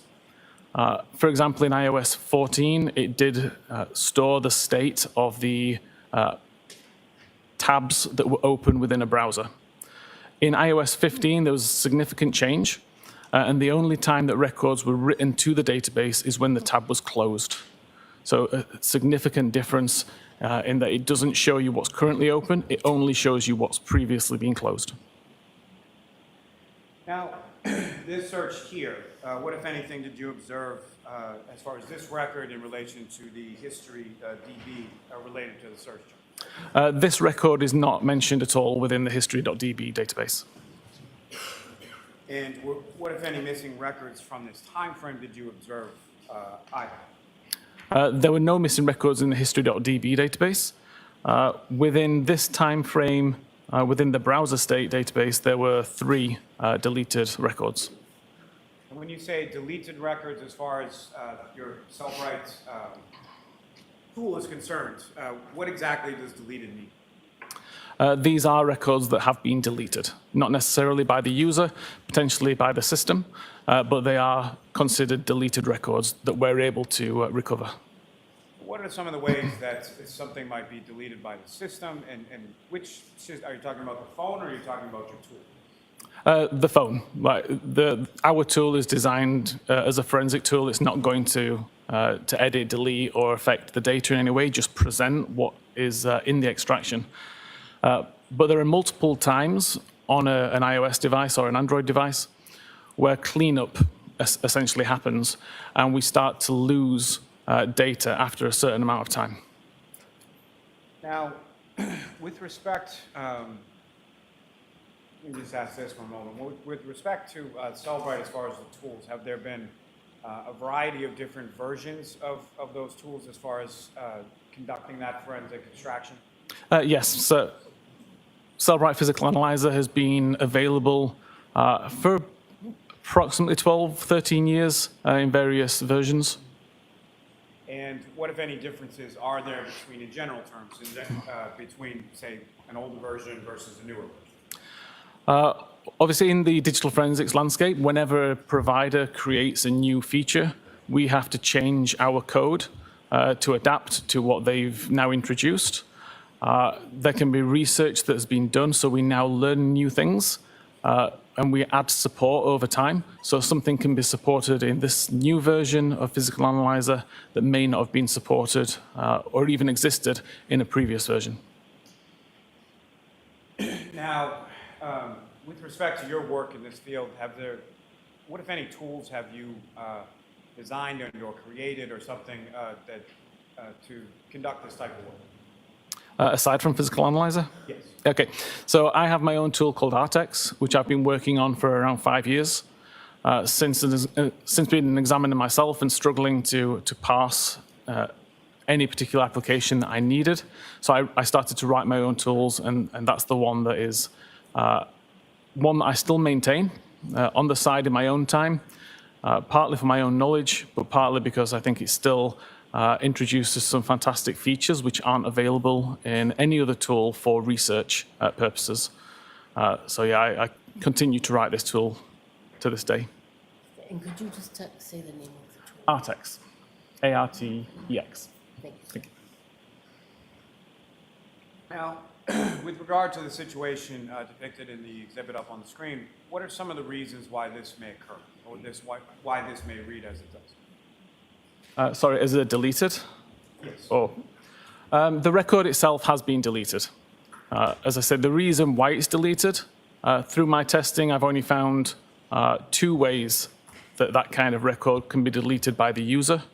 And I don't believe either of those ways was actually utilized on this device. And what are those 2 ways? The user has the option to selectively delete history items. So you can delete either one at a time, or the entire day's content, or the last 2 days' content. Or you can delete all content altogether. Now, if all content had been deleted, we wouldn't have found any information on this phone at all related to web history, so I was able to discount that one quite quickly.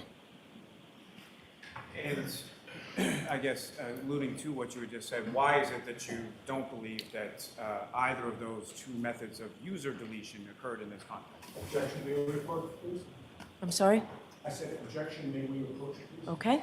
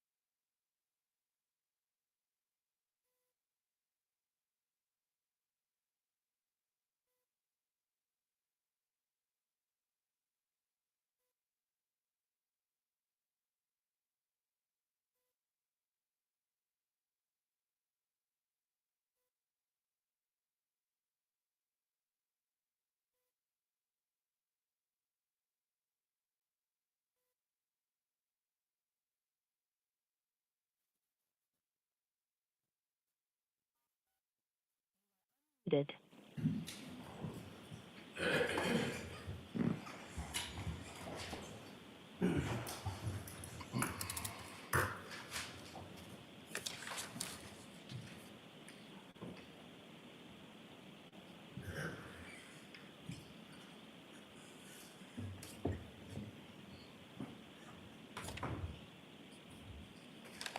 May I have one moment, Your Honor? Sure.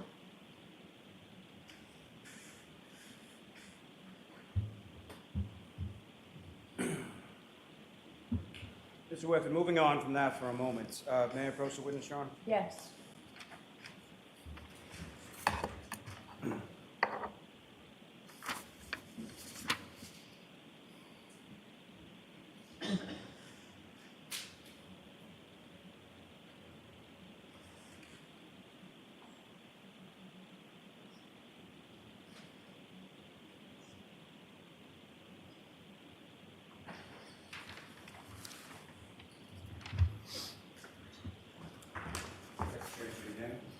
Thank you.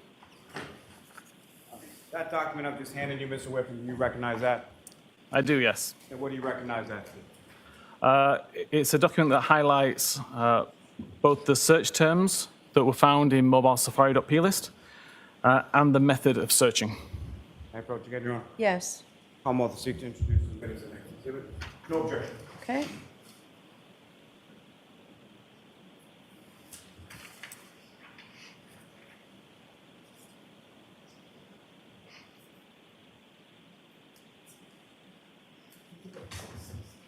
Thank you.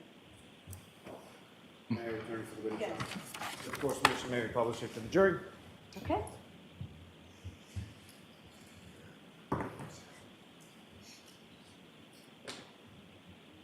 And Mr. Wiffin, do you recognize what's up on the screen as the next exhibit? I do, yes. You did use a term in there, I believe, called a P-list, is that correct? Correct. Can you explain to the jury what you understand that term to mean and how it relates to what you're about to talk about up on the screen?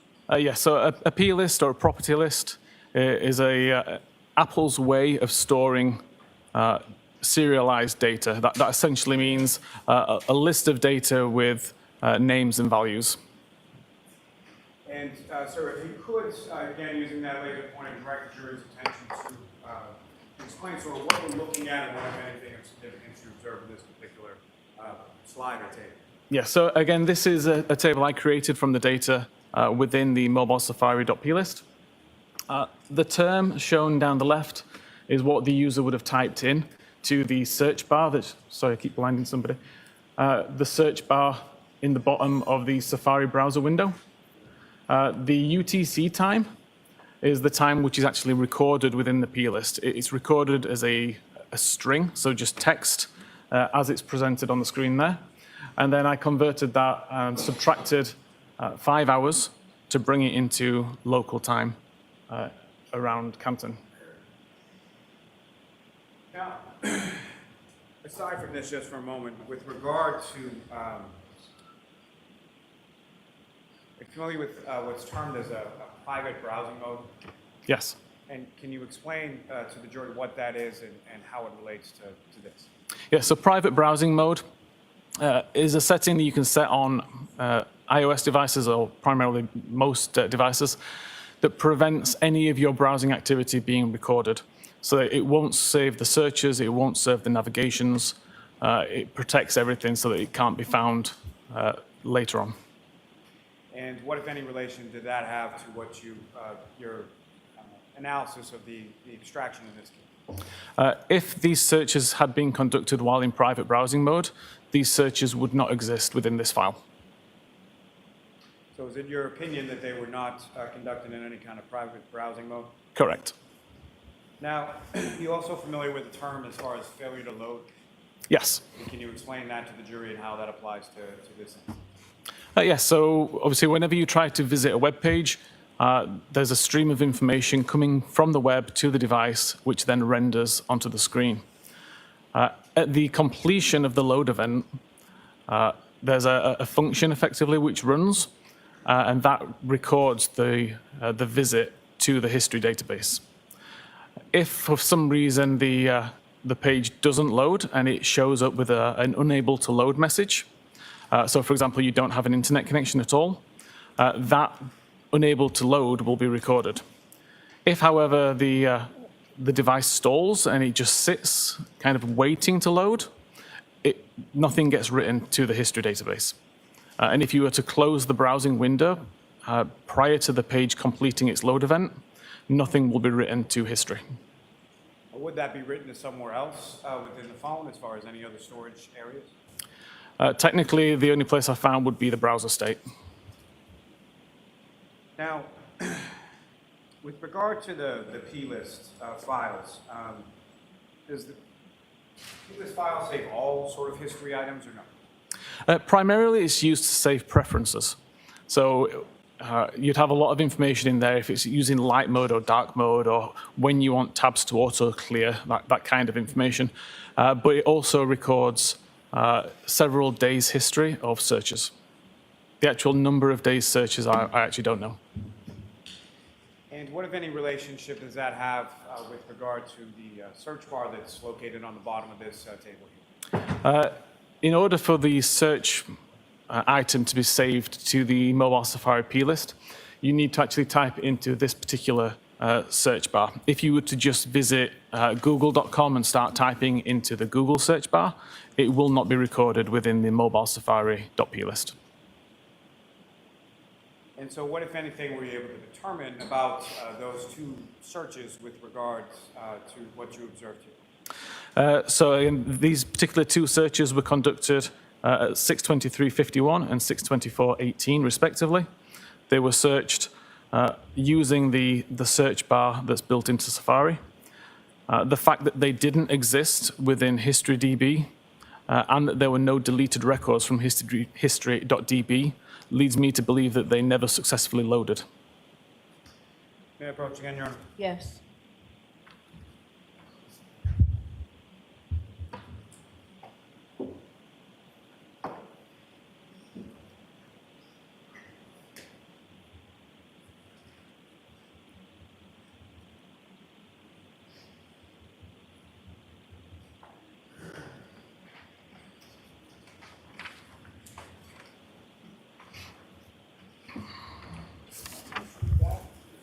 Thank you. That new document that I just handed you, do you recognize that? I do, yes. What do you recognize that to be? This was the additional, the items from the history.db, I believe. May I approach, Your Honor? Yes. I'll also seek to introduce and admit as the next exhibit. Objection. Okay. Could you bring it?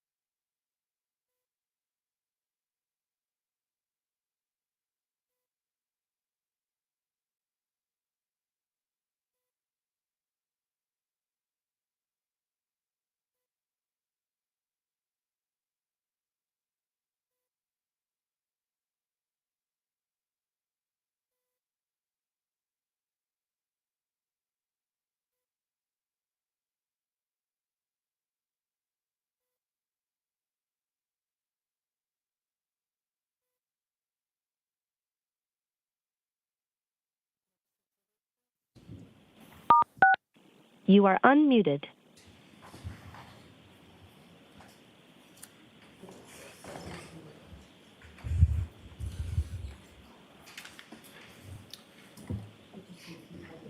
Sure. May I return it to the witness? Yes. I'm sorry, Mr. Wiffin, if you could just repeat exactly what that is in the next exhibit. Yeah, sorry, it's a comparison between the search terms found in the plist, so the mobile Safari plist, and the search terms found within the history.db database. So the the items contained within this table are items that were contained within the extraction that you examined, correct? Correct. And Your Honor, with the court's permission, if I could display that for the jury. Yes. Yes.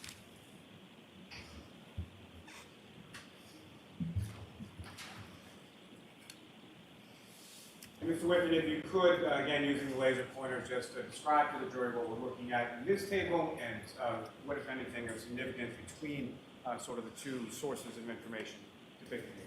Okay, so the first list, the P list term, shows the term within the mobile Safari.p list, excluding the two that we've already mentioned, which are of note. And the first timestamp column shows the timestamp according to that P list. The history item shows the search term as recorded in the history database. And then we have the timestamp as per the history database.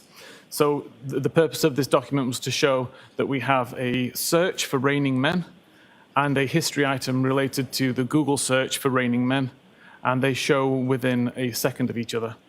Again, the next one down, Antoinette Ock and basketball, and the associated Google search. And again, the timestamps are within a second.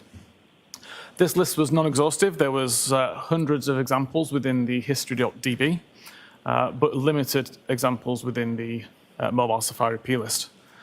And as I mentioned, the two searches of interest, the how long to die in the Kikti and how long to die in the cold, didn't exist within the history.db at all. Ms. Gilman, you can take that down.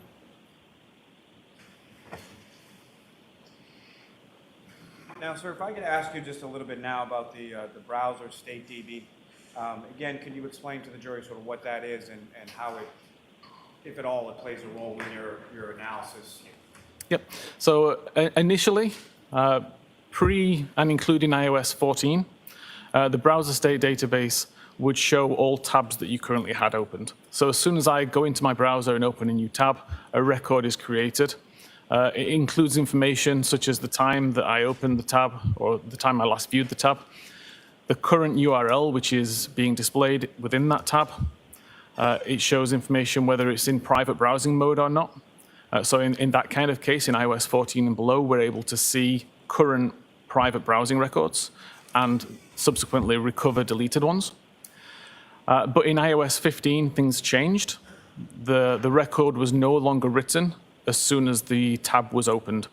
It was only opened when the tab was closed. Sorry, the record was only created when the tab was closed. That meant that our ability to recover that kind of history was significantly lower. It means that it no longer makes use of the private browsing field because now private browsing records simply are never written to that database. So now we can only really see a list of all of the tabs that have been closed, not which are currently open. Now, with regard to the browser state DB, is there something referred to as a last viewed timestamp? There is, yes. That's one of the fields within the database. And can you explain specifically with relation to that field, sort of what kind of information is kept there and what it means? Yeah, so from my research based on this, that timestamp relates to the time that the tab took focus. So that's either when the user creates the brand new tab, when they switch between tabs and bring a tab back into focus, when they close a tab, which automatically brings one of the background tabs into focus, or if Safari has been completely closed and reopened, that essentially acts like almost a new tab, and the timestamp gets updated at that point. Can you explain how an earlier timestamp could be associated from, say, tab is open, something is done, tab is closed, tab is reopened, something else is done, how that earlier timestamp could then be associated data-wise with the subsequent search? Opening of the data. I think I followed that. Okay, so if, for example, at 12 p.m., I create a new tab, I can do a search for whatever I want. And at that point, if I close the tab, then the record that gets created will show that I opened a tab at 12 p.m. and I did a search. Excuse me. However, if I open the same tab at 12 p.m., do a search, close it, like completely close down Safari and reopen Safari, that would also update the same timestamp to show that I'd opened it up again. What I meant to say at that point is that if I create a 12 o'clock tab, minimize Safari. I can leave it for several hours, for several days, for several weeks. The time difference is not really important. When I come back to it and open up Safari again from a background state, the timestamp is not updated. So it will still show 12 p.m. today, and it will show whatever my most recent navigational event is. So I can search for something in 3 weeks' time using the same tab I opened today, and the timestamp will show today's time. All right. I think this is a good place to take our break. Yeah, sure. Mr. Wiffin, we're going to, of course, ask you to stay with us, okay? As the jurors file out, you can file out behind us. Thank you. Board, all rise for the jury.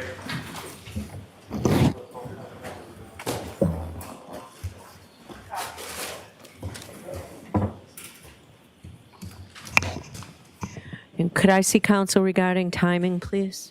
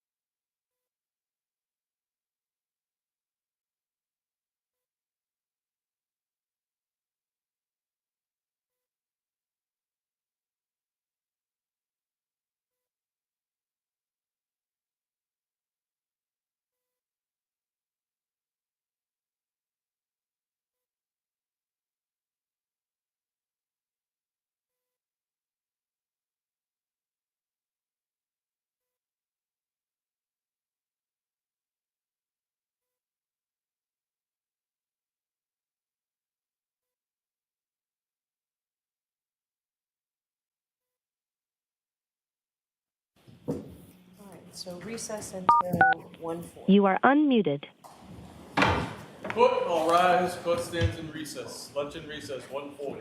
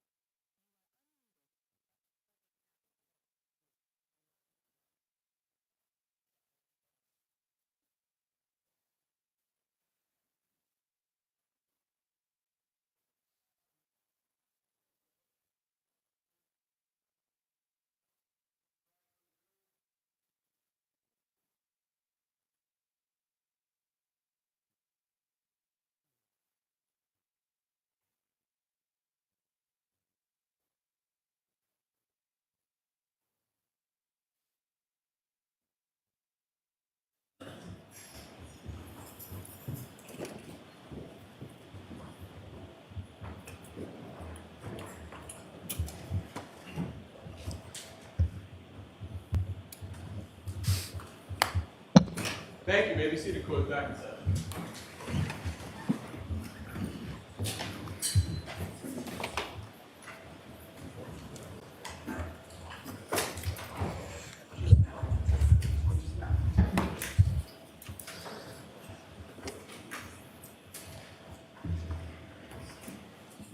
Okay, whenever you're ready, Mr. Lally.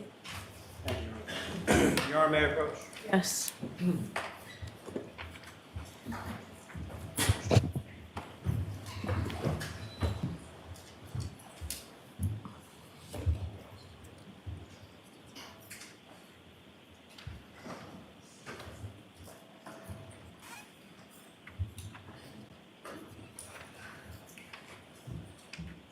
Sir, showing you another document. Do you Thank recognize you. that? I do, yes. And what do you recognize that? This is the entire Google URL that was found on the browser state record. So broken down into each of its important sections. May I approach again, Your Honor? Yes. I'm also seeking to introduce and admit as the next exhibit. Okay. Same objection as before, Your Honor. Okay, there are a couple of different objections. I need to see it, Cyber. I don't know what you're talking about.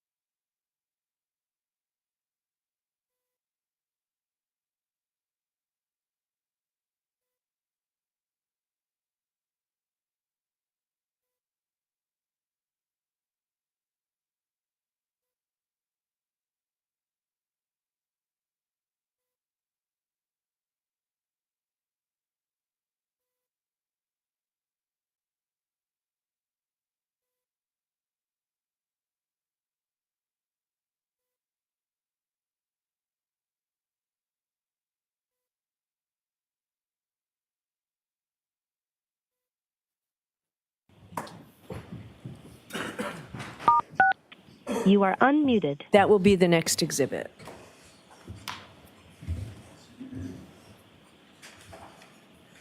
Exhibit 682. Thank you. May I return to the witness, Your Honor? Yes. Thank you. May I publish it for the jury? Yes.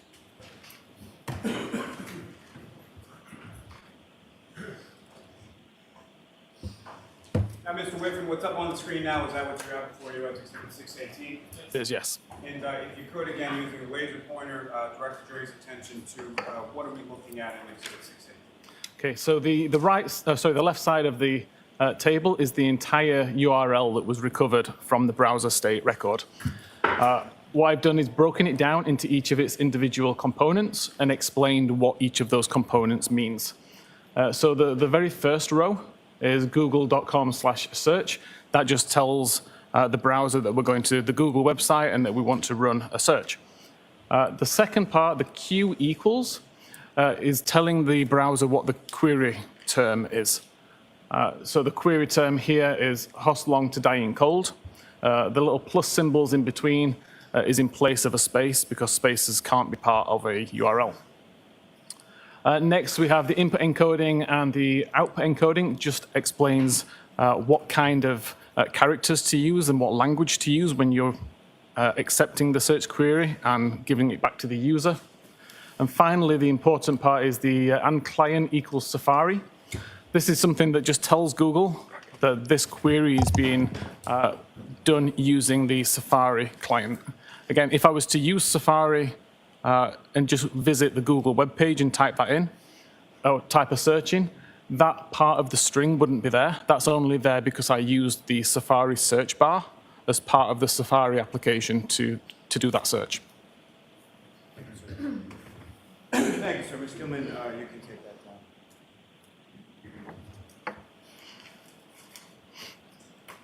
Now, sir, with reference to that, what, if any, relationship does that have to the information you were discussing just prior to the break? Again, that confirms that this search was conducted via the Safari search bar feature that's part of the Safari browser application, the same one that caused the records to be recorded in the plist. Your Honor, may I approach the witness again? Yes.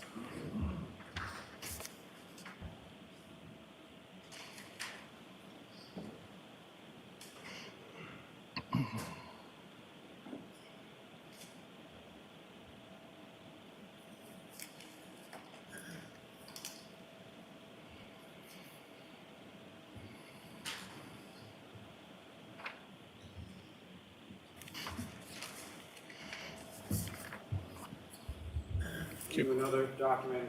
Do you recognize that, sir?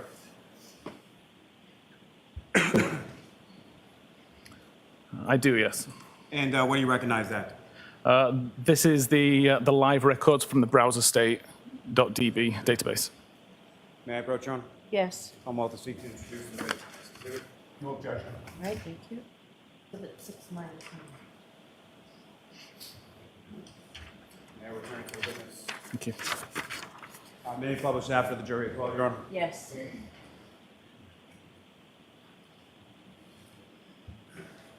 And Mr. Wiffin, do you recognize what's up on the screen now is what you have before you as Exhibit 619? I do, yes. Now, turning back to the browser DB database for this particular device, with regard to the timestamp and the last viewed time, what, if anything, do you observe in reference to that depicted in this, and could you direct the jury's attention to it? Yeah, so this timestamp is the last viewed time according to the database itself. It's already been offset so that it's in local time.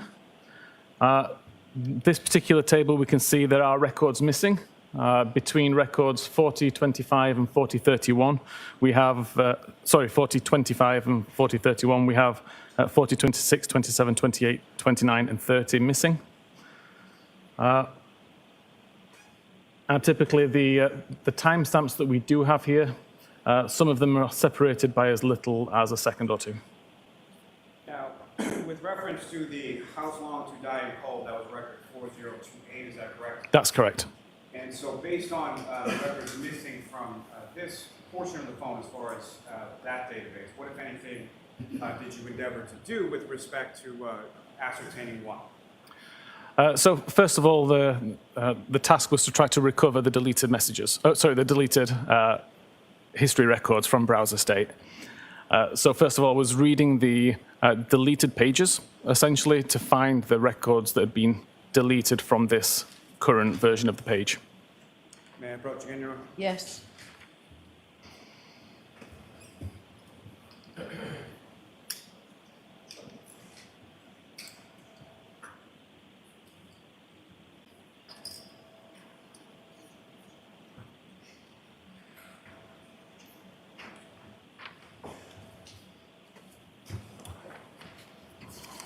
Sir, I'm showing you another document. I'll ask you to do that. Up in the finish.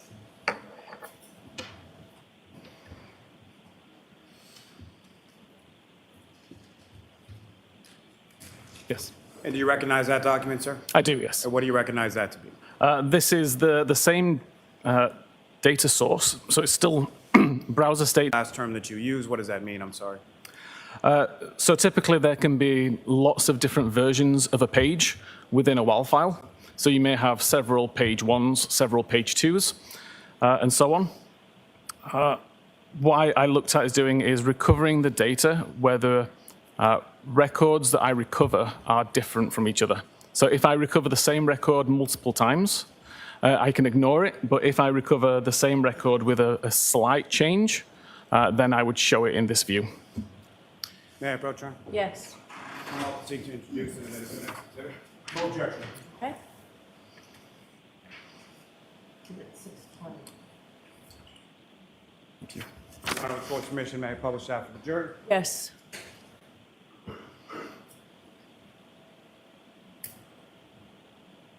Again, Mr. Wiffin, if you could, with the laser pointer, if you find it helpful, direct the jury's attention to what are we looking at here, and what, if anything, did you uncover during this portion of your analysis? Yes. So again, the very first column on the left is the unique identifying number. You'll notice that there are some numbers here which are repeated. This is, as I said, because the records are recovered from multiple versions of the same page. There was actually 16 versions of this record across 23 different versions of this particular page. These three had some difference. Primarily, it was what's called the tab order field, but that's the only difference that showed up across these three Host Long to Die in the Cold records.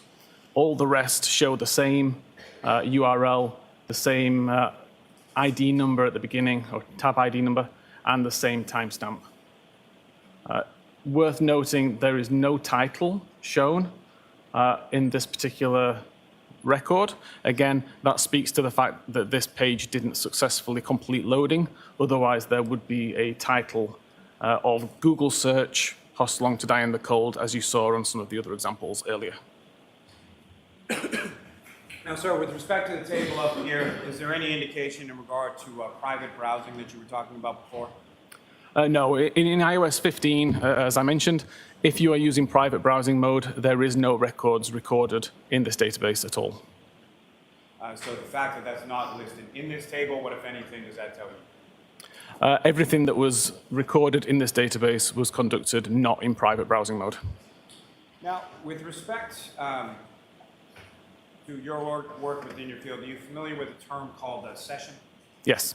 And can you explain to the jury what you understand that term to mean and how it applies to this specific instance? Essentially the life of the particular tab. So when I start a tab and I start to use navigation, I go to different websites. All of my navigation events would be considered part of the same browsing session, essentially. Now, sir, if I could turn your attention to the knowledge C database for a moment. And again, if you could, maybe bear repeating, just as far as, can you explain to the jury what you understand that term to mean as far as what is the knowledge C database in respect to the other databases you've been talking about? Yeah, so far the bulk of what we've discussed, the history.db, the browser state DB, and mobile safari.plist are all particular to the Safari application on iOS. Knowledge C is much more global. It's much more ingrained within iOS. Everything is essentially recorded in there on iOS 15. So again, backlight activity, unlock activity, application state activity, and web usage activity is all recorded as part of Knowledge C. May I approach you, Your Honor? Yes.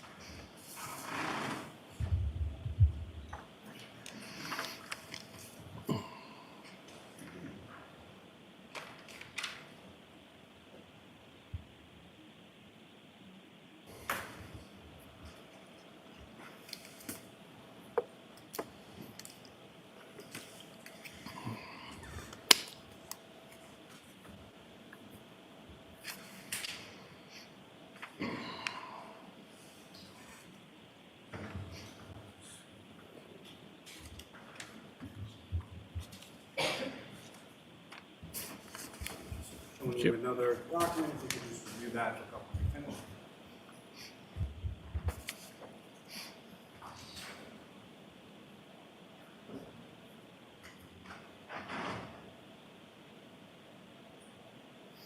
Yes. And do you recognize that document, sir? I do, yes. What do you recognize that to be? This is a document I created based on the Knowledge C web usage records. May I approach, Your Honor? Yes. I'm off the seat to introduce and admit the exhibit. No objection. Thank you.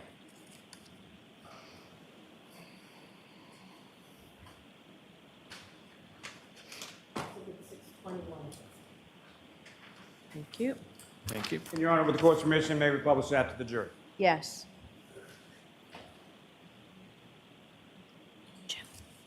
Sir, again, what's up on the screen, do you recognize that as what's before you as the next exhibit? I do, yes. And if you could, again, Ms. Gilman, if I could ask you to scroll down just a bit to the green tabs. Thank you. Now, if you could, sir, again, using that laser pointer, if you could direct the jury's, well, first, can I ask you, what is it that we're looking at in this exhibit? Okay, this is a particular what's called a stream within Knowledge C. A stream is basically all like information being grouped together.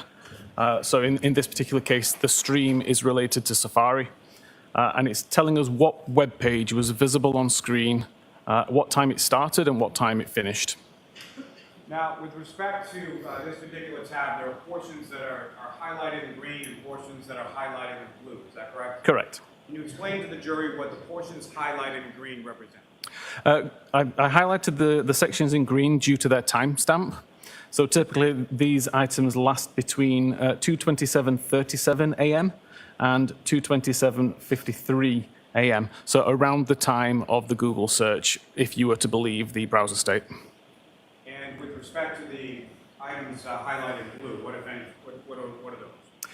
The ones in blue are the actual Knowledge C records that show when the How Long to Die in the Cold and the How Long to Die in the Kikdi web pages were actually visible on screen. And so from this, what if anything were you able to ascertain as to the searches or the time associated with the searches from your analysis here? At 2:27:40, the only websites that were visible on screen were related to Ozone Basketball and Hockomock Sports, and that the How Long to Die in the Kikdi first appeared on screen at 6:23:56, and How Long to Die in Cold first appeared on the screen at 10:33 a.m. So those two searches from your review of this extraction in this device never appeared on the screen prior to 6:23 in the morning, correct? Correct.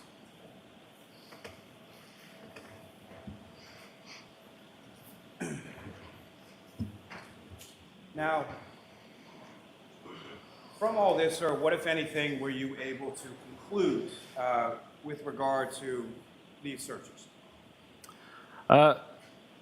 So essentially, ignoring the browser state timestamp is important because that is not a reliable timestamp to show when that URL was visited.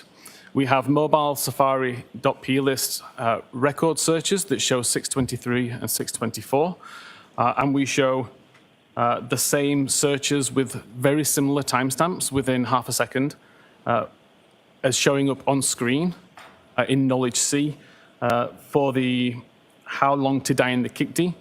And the How Long to Die in the Cold was actually several hours later, which took a little bit more explaining, looking at Knowledge C and when the applications were opened up. Now, with respect to your view of the extraction of the device around these times, were you able to ascertain as to what time this particular device connected to a Wi-Fi sometime after 2 a.m.? I actually didn't look at any Wi-Fi connection information.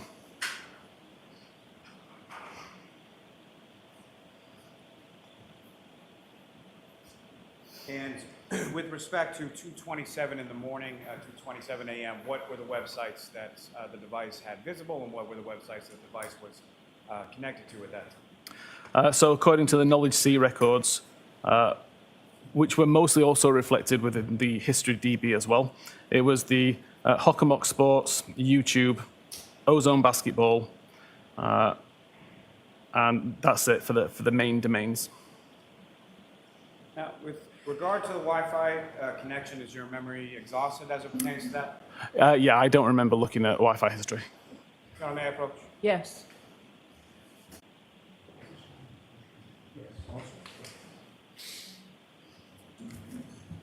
I'm showing you a copy of your report. Thank you. Good. Review that and look up when you're finished.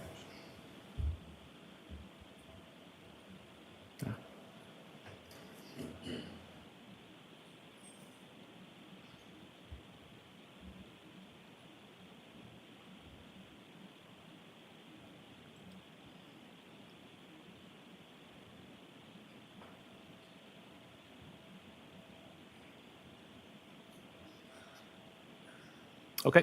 And sir, I'm sorry, in the interest of time, if I could ask you just to look at the next page as well, just briefly.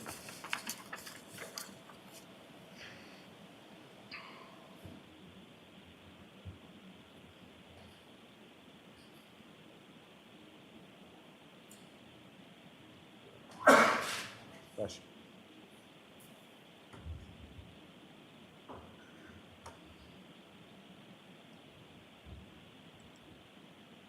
Okay. Do you remember refresh, sir? I do, yes. May I approach to retrieve? Yes. So, Mr. Wiffin, from your review of the extraction report in regard to this device of Ms. McCabe's, about what time was the connected to a Wi-Fi network called McCabe? I believe it was 0207. I didn't actually remember the timestamp just then. And with respect to the disconnection from that, do you know when that was? I can't recall. Your Honor, if I may approach? I mean, if there's the time, Your Honor, may the witness. Yes. Thank you.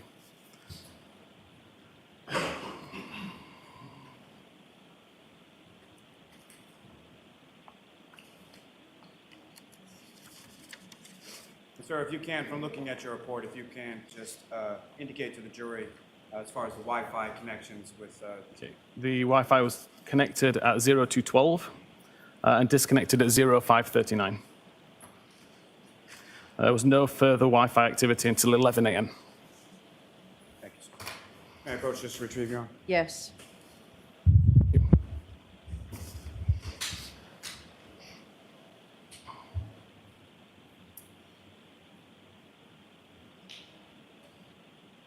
Now, sir, are you familiar with something called a write-ahead log or a wall file? I am, yes.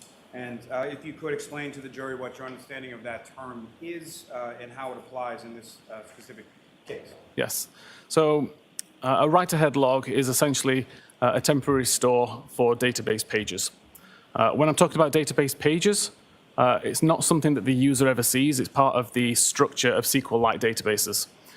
Just as chapters in a book can span multiple pages, data in a database can span multiple pages also. And it's not necessarily in the expected order. It's up to the database application to find those pages and order them correctly in order to display the data to the user. The WAL file, on the other hand, it still contains pages, but they're organized in frames, essentially. And a frame is the same as a page, but with additional information at the top that identifies what page it is. So I mentioned earlier that it's possible to have multiple versions of the same page within the WAL file. That's because every time I write a record to the database, a new frame is created and the page is updated.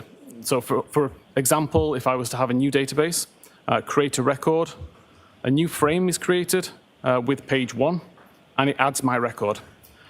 As soon as I add a second record to that database, a new frame is created again. So I now have frame 1 and frame 2. Both of those frames would contain a version of page 1. The first frame would contain only record 1. The second frame would contain records 1 and 2, and so on.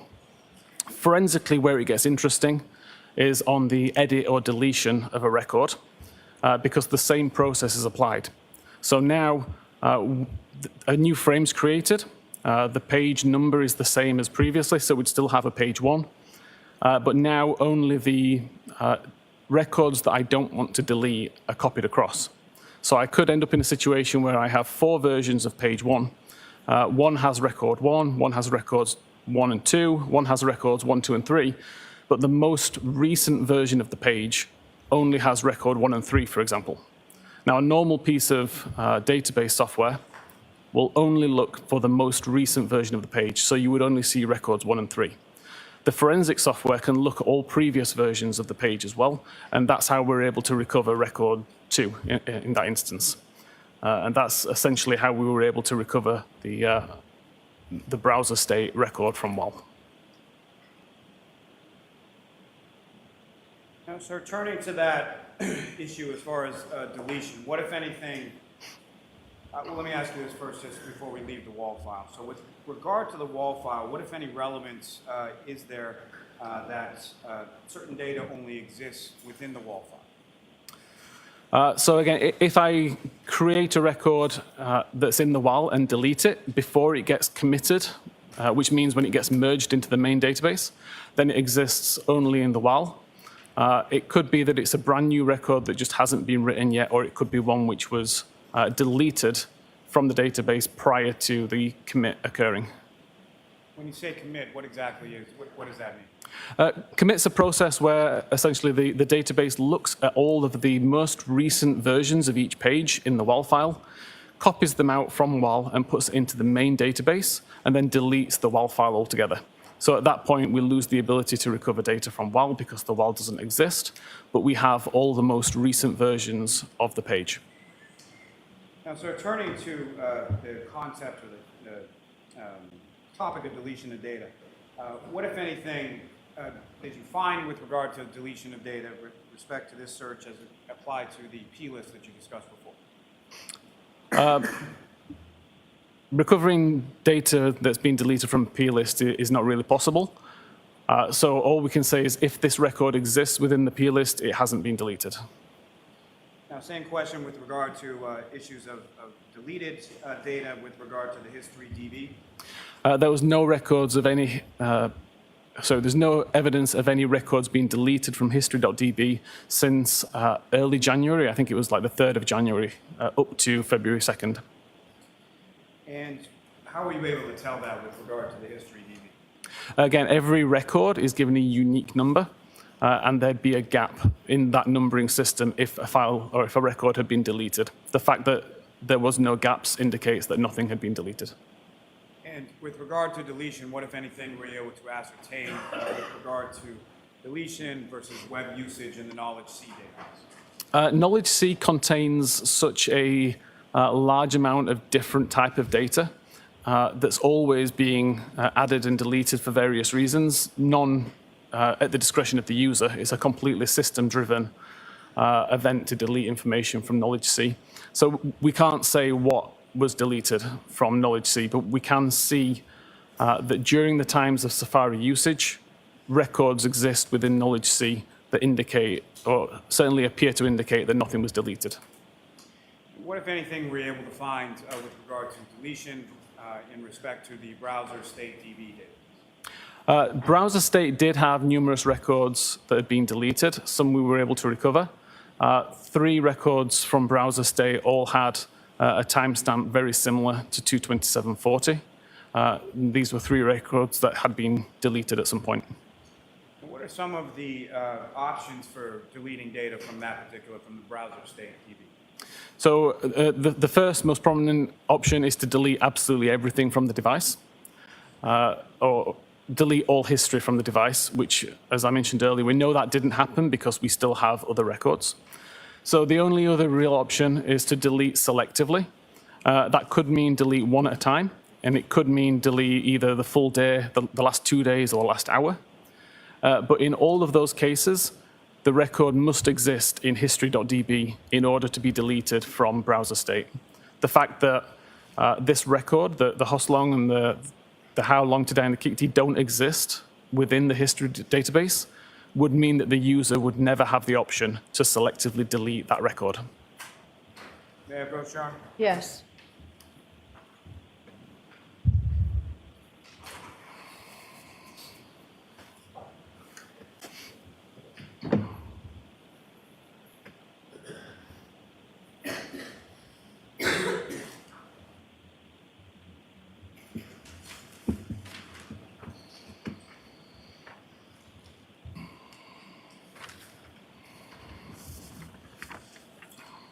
Showing you another document, Thank you. sir. If you could look at that up when you're finished.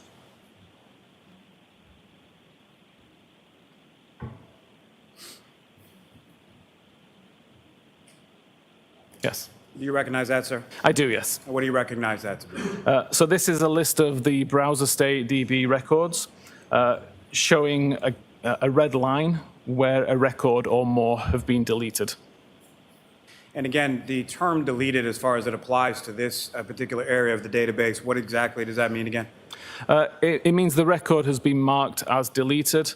If you were to read this database in a regular database application, you would not see it, but it doesn't necessarily mean that we can't recover it. May I approach again, Your Honor? Yes. I'm also seeking to introduce and admit as the next exhibit.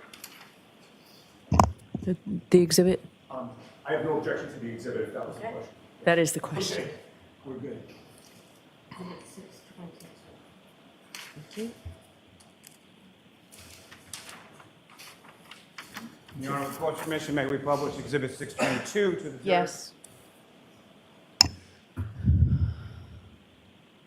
Again, sir, what's up on the screen, is that what you have before you as Exhibit 622? It says yes. And if you could, please, using the laser pointer, direct the jury's attention to what, if anything, of significance you observe in this. So again, we can use the number down the left side, which will identify the unique identifier given to each of these records. And we can see that the red line between the first two records indicates that records between 3986 and 3993 have been deleted. We can see that record 4001 is deleted. Records between 4004 and 4019 have been deleted. Record 4020 was deleted. And then finally, records between 4025 and 4031 had been deleted also. Now, sir, as far as records 4024 and 4025, what, if anything, were you able to ascertain as far as the dates and times associated with those? Yeah, so these particular records show up at 227.31 and 227.33, respectively. And this matched records within Knowledge C that showed that at this particular time, when the tab took focus, that particular website was also shown visible to the user in Safari. Now, as far as the date and time for 4024 and 4025, what, if anything, did you observe with respect to the date and time for 4026? And what can you tell about that? So 4026 was approximately a second or two after the record here, 227.33. I believe it was at 227.35. And then again, there was another record, 4027, which again was another 2 or 3 seconds after that time. So within a 9-second period between 227.31 and 227.40, there were 5 records within browser state DB that had a timestamp within that 9 seconds, all with completely different types of website, ranging from PayPal, banking, YouTube, and the Hoslongstein the Cold. Now, sir, with respect to, are you familiar with the term called spontaneous deletion? I believe so. And can you explain to the jury what that is? It's not a term that I would use, but essentially a cleanup operation would occur on the device where it would look for orphaned records, records that are old enough to not be required anymore, and they would just be deleted by the system without any direction from the user. Now, during the testing that occurred, your testing, which occurred with respect to this device, what, if anything, did you observe with regard to spontaneous deletion? I wasn't able to replicate the spontaneous deletion. I was able to replicate completely orphaned records. So a record that existed in browser state without a corresponding record in history.db. And it meant that there was no way for me to delete that record manually without deleting everything from the device regarding history. May I approach, Your Honor? Yes.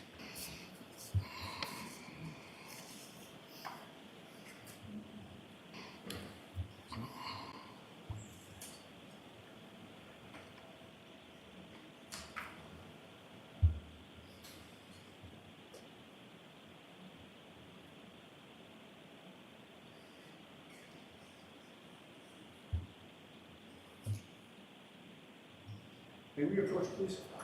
Okay, could you turn the lights on, please, Tony? Thank you.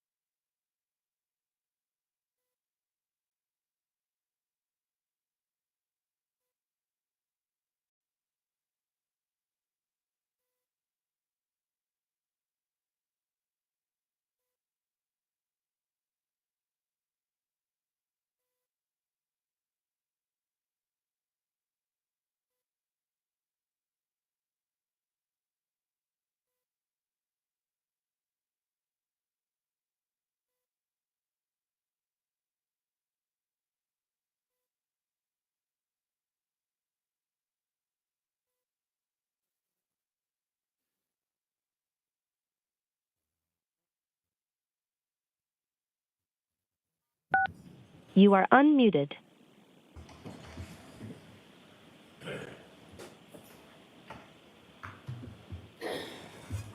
All right, so you're introducing those 4 pages or whatever it is, Mr. Lally? Yes, sir. As one exhibit? As the next 4 exhibits. Okay. All right, so those will be admitted. 23.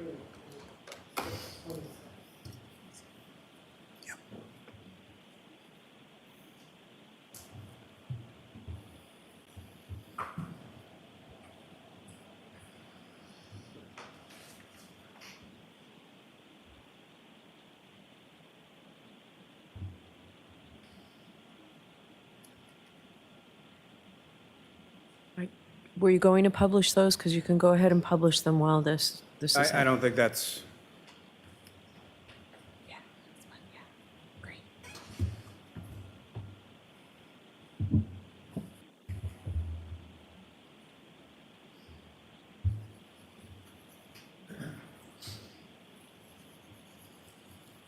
I had just one moment, Your Honor. Sure. Your Honor, if I can take them just one by one, I think that might be. Okay. Your document, do you recognize that? I do, yes. What do you recognize that to be? This is a report from my Artex tool showing the history database at 2139.34 on the 27th of January and 2255.09 on the 27th of January. May I approach again, Your Honor? Yes. I'm off to introduce the minutes of the next exhibit. All right, so all 4 are in. Okay, so you don't need to, you already marked them? No? They have not been marked.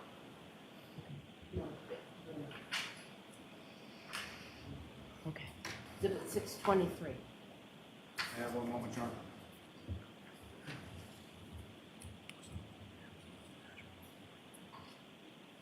And Your Honor, the court's permission if we could publish that to the jury. Yes.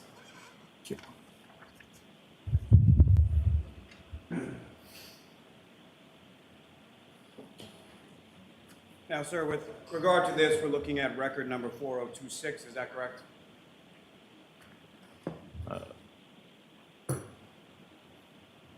Yes, I believe we are.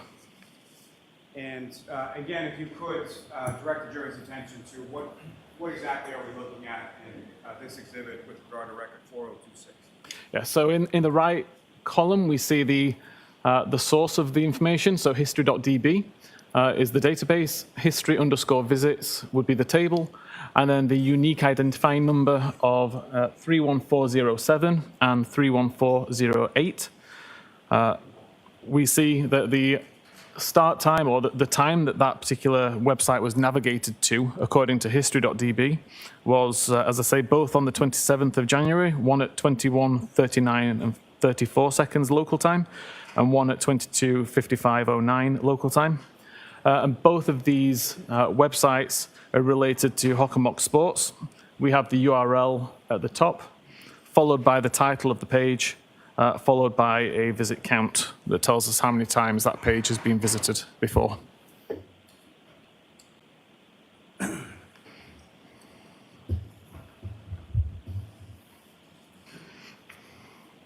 Sorry, one moment, Your Honor. Yes.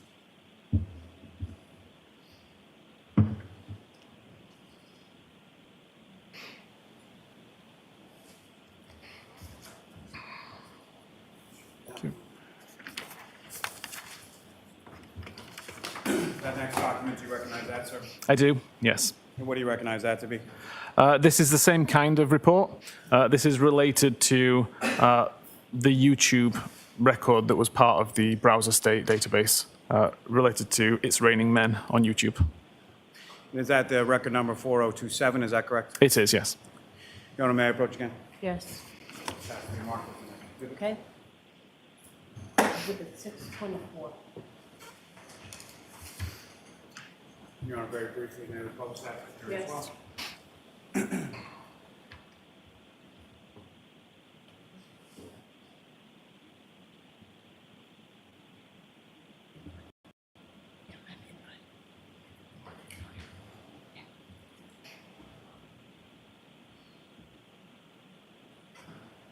And sir, what's up on the screen now, is that what you have before you as the next exhibit? It is, yes. And again, if you could, using the laser pointer, just direct the jury's attention to what, if anything, of significance you observe in this record of 4027. Yeah, so again, we have 5 records related to the YouTube video, It's Raining Men, starting at record 31398, 31399, 31400, 31401, and 31402. These were all accessed on the afternoon of the 27th of January 2022. May I approach again, Your Honor? Yes.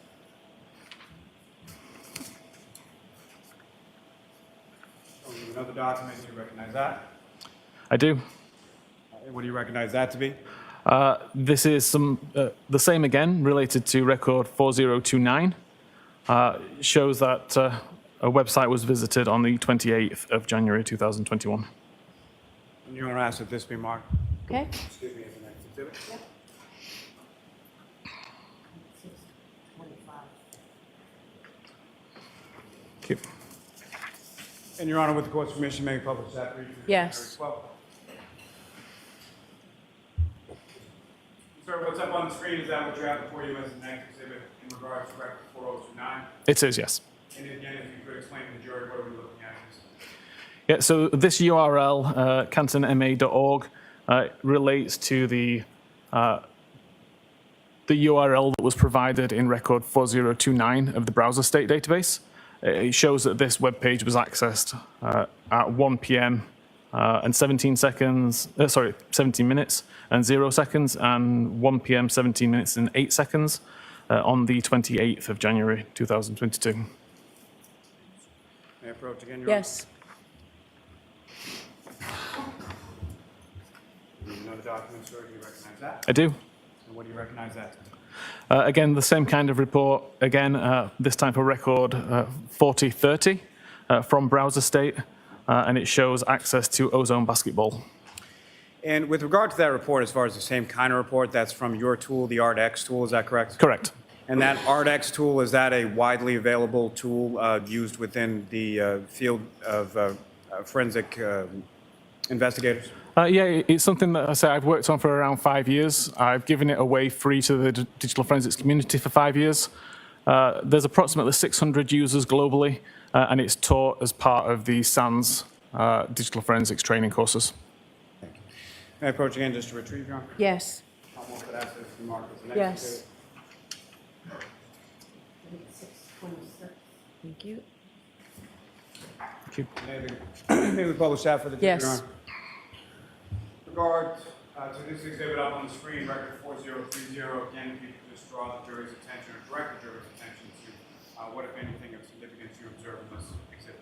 Yeah, so again, we have records from the history database related to Ozone Basketball, and it shows that this website was accessed at 11 a.m.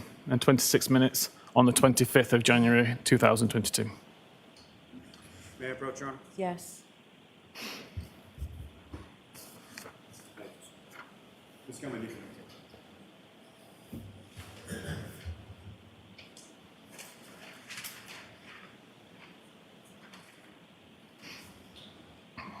Now, with respect to sort of the totality of your analysis, Mr. Wiffin, what, if any, conclusions did you come to as to the timing of the 2 searches in question with relation to what you observed in your analysis and testing of this device? Yes. So in conclusion, I determined that the tab that was used was focused at 227.40. So the tab was opened at that time, at which point it was being used to show Ozone Basketball and Hockomock Sports websites. The 6:23 timestamp is when the search was first conducted. Never loaded the page, otherwise there'd be a record in the history database. And while that page was still loading, a secondary search was conducted for Hoss Long to Die in the Cold. Again, that page never loaded either, although these both did show up in the Knowledge C database to show that the browser was trying to display these pages. Safari was closed prior to the Hoss Long to Die in the Cold record being shown on screen at all. But when it was reopened at 10:33, in regards to whatever other safari activity was to be conducted, it appeared on screen. So we have a 10:33 record where Hoss Long to Die in the Cold was shown on screen, even though the page never successfully loaded. And with respect to your analysis and your testing here, what, if any, opinion do you have as to whether or not any of the data marked as deleted was actually user deleted, or a user actually actively went through the process of deleting the data? Yeah. So again, we know that she didn't, we know that nobody deleted the entire history. So that leaves the only option to be selectively deleting records. The fact that there are no missing records in HistoryDB shows that it's impossible that that record could have been deleted by the user. It would have just been orphaned in the database, and I believe would have deleted itself at some stage whenever a particular cleanup function ran. Although, as I said earlier, I haven't been able to replicate that. I was able to continue to read the various versions of the page that contained Hoss Long to Die in the Cold browser state record, and found that it existed at the same time as another record that was created at least 2 days later. Therefore, I can determine that that particular record was not deleted until, at the earliest, 10 p.m. on the 31st of January. And that it's not possible that the user could have created or caused that deletion to occur. Now, over the course of your analysis and testing or review of the extraction in this case, did you have occasion to review an affidavit of a Mr. Richard Green? I did, yes. And what, if any, opinions or conclusions do you have as to that affidavit? I had issues with several of the statements being made as part of the affidavit. And what issues were those, sir? Namely, it specified that Sellbright report identified that the search was conducted at 2:27:40. And as I've explained, I believe the tab took focus at 2:27:40, not when the search occurred. The report mentioned that Sellbright report identified it was deleted by the user. We don't do that. We'll tell you that a record is deleted, but we don't specify how the record was deleted. That's something for the examiner to determine. I forget. Oh, and then there was a mention of the purpose of the browser state database. The explanation given was correct for iOS 14 and below, but not for 15 and above, which is relevant in this case. Now, you mentioned this issue as far as coming up, obviously, in this case and some other instances, phone calls or inquiries that you received from Austria and other places. What, if anything, have you or your company, Sellbright, done with regard to rectifying this issue? Well, I'll allow it. okay, we recognize that this timestamp could be misleading. Regardless of how we label that timestamp, the very fact that a timestamp is there we feel would be or potentially misrepresented. So the decision was taken to remove the timestamp altogether from that information. So now we show the web page was visited, but we don't attribute a time to that purely because it could be wildly inaccurate. Thank you. Your Honor, this may be the appropriate time for the instruction. Okay. All right, so jurors, we're about to see a demonstration by Mr. Wiffin. It's simply a demonstration to help you to understand the evidence that you've heard. It's not evidence from this case, but it helps you understand the evidence in this case. You must decide this case based solely on a fair consideration of the evidence and nothing but the evidence. But this is a demonstration to help you understand that evidence. Your Honor, our rights are preserved, correct? Yes. Thank you. And so to that point, Mr. Wiffin, were you able to prepare a demonstration in regard to what you've been discussing through the course of your testimony? I was, yes. And that demonstration doesn't specifically reflect on the searches or the extraction report that you looked at in this case, correct? Correct. But as far as the overall issues that you've been discussing in your testimony, correct? That's correct. And with the court's permission, may the witness now illustrate that to the jury. Yes. Okay. So first of all, on the left there, you can see a screen of an iPhone, and that is a phone that I have in front of me live. It's just demonstrating what I can see on the phone. This is my RTX tool, and the feature which I continuously use this tool for, which is not available really in any other vendor tools, is the ability to create a live connection between my computer and the phone. The live connection is what I've just started here, and what's going to happen is all of the files and folders that exist on the phone will be mapped to my computer so that I can navigate it, I can look around, and I can take a look at near enough live records on the device.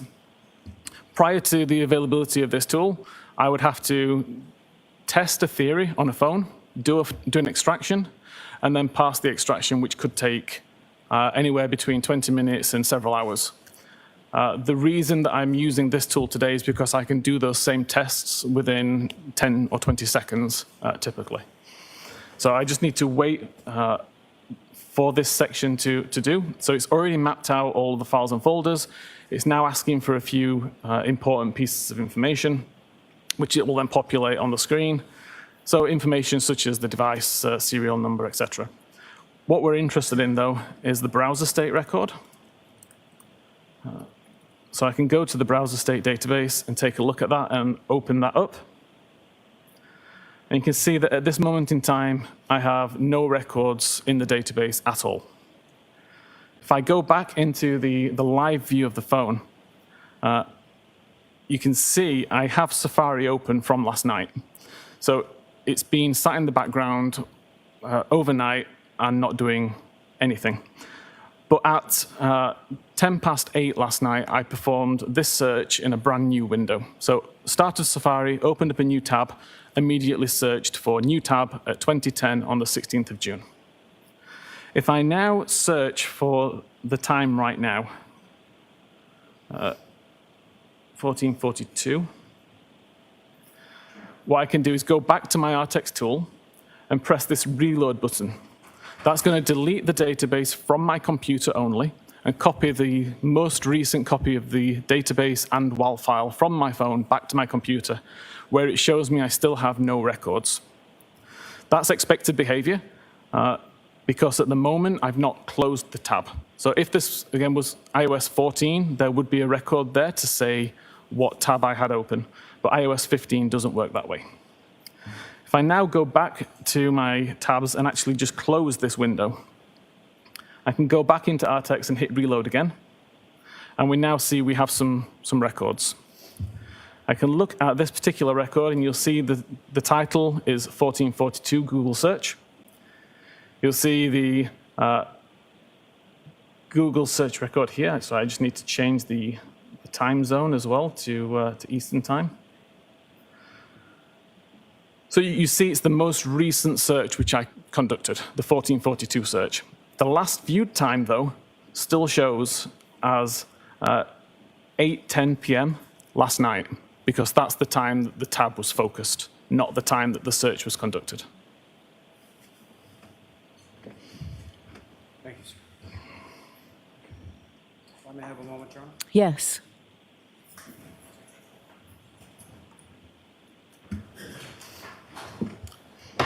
Thank you, sir. I have no further questions, Your Honor. Okay, Ms. Giannetti? Thank you, Your Honor.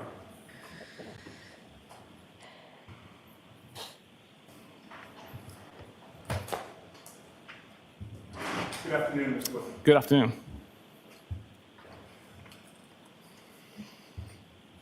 Sir, you had spoken a little bit about what was your assignment here in terms of the data that was sent to you. And I believe that you testified regarding that 2:27 a.m. or 2:27 and 42nd a.m. timestamp that it didn't make sense to the investigators, correct? Correct. Were you told that one of the investigators was Trooper Michael Proctor? I don't recall any names being mentioned. The ticket came to me, or the request came to me via another Cellbrite employee who'd been asked about this case and asked whether we could offer any help. Okay, thank you. You would agree with me that when your making or doing a simulation, you want it to be as close to an apples-to-apples comparison as you can get, As best possible, yes. and to get truly accurate research results, you want to eliminate as many variables as you can, correct? Correct.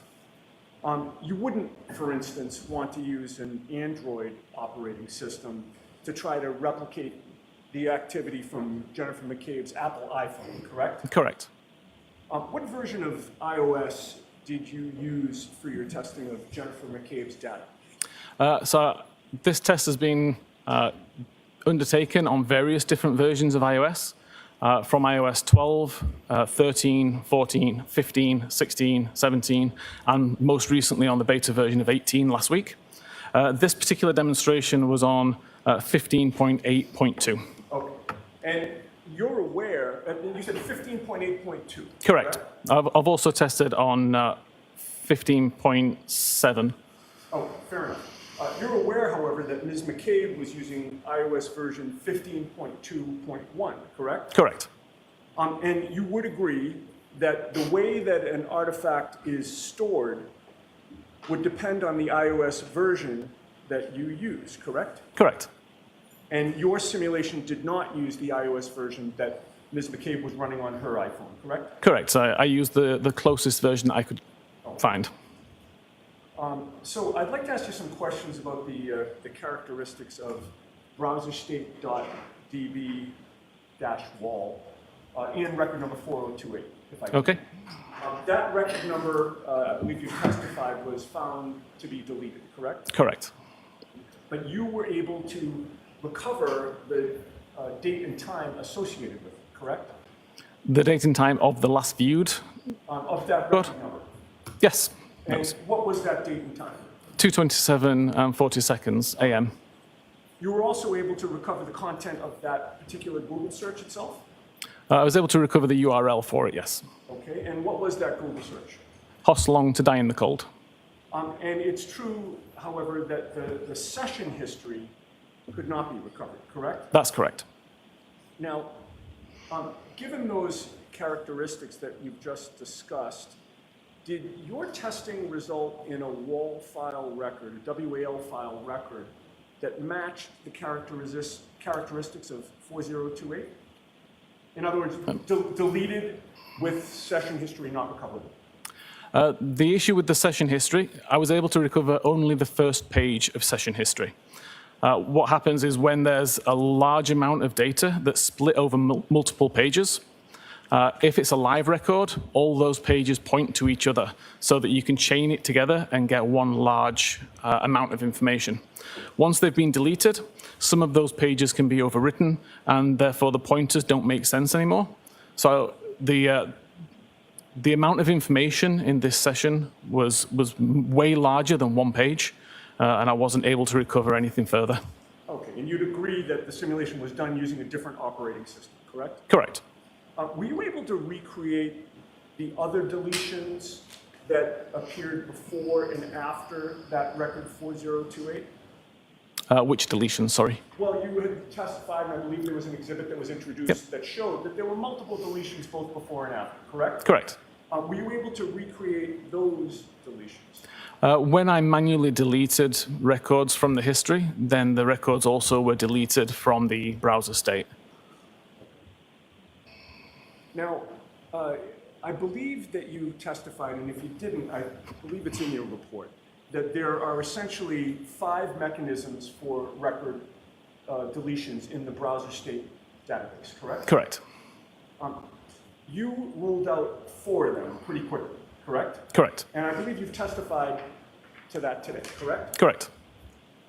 The only remaining option was selective deletion by a user, or there's some internal mechanism for record deletion that is not fully understood, correct? Correct. All right.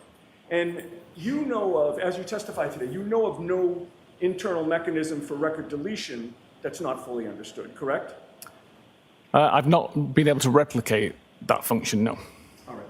If there is no unknown internal mechanism for record deletion that's not fully understood, that would leave selective deletion by a user, correct?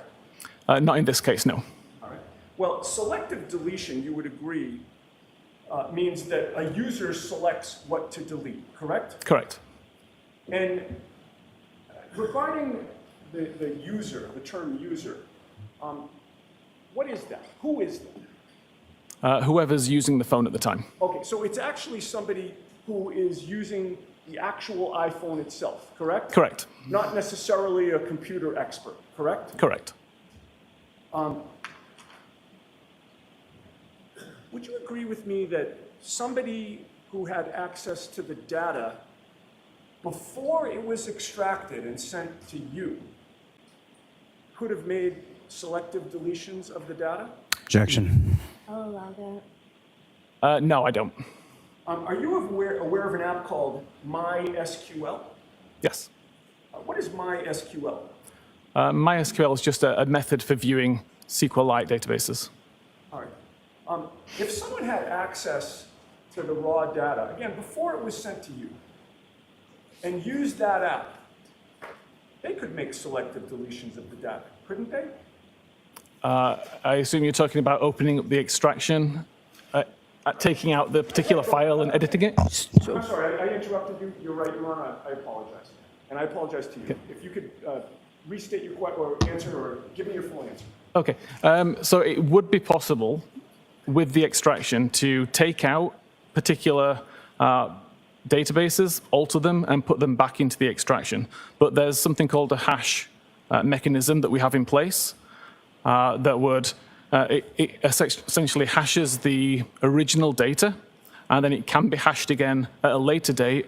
It results in a long string of characters, and if there's any changes to the original data, then we'd see that it's been modified. Would you agree with me that someone with access to that data and an appropriate application or program could also delete and renumber history.db and knowledge.cso so that it would appear as though there was no break in the numbering, so that it would also appear that nothing was deleted? It's potentially possible, but would require a large amount of knowledge and skill to do in a way that can't be detected.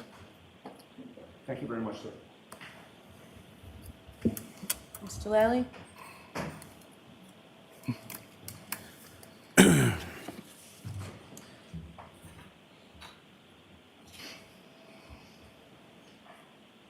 Any discrepancy between the iOS version in Ms. McCabe's phone and the iOS version in the demonstration that you did, what, if any, impact does that have on what you showed this jury?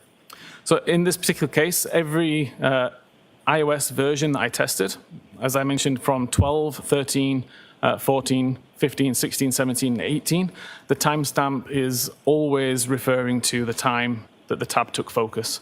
So even though there are some differences with when the record's created, the meaning behind that timestamp has been consistent. Now, what you were asking about what you were asked about in regard to selective deletion, you indicated that there's no evidence of that in this case. Is that correct?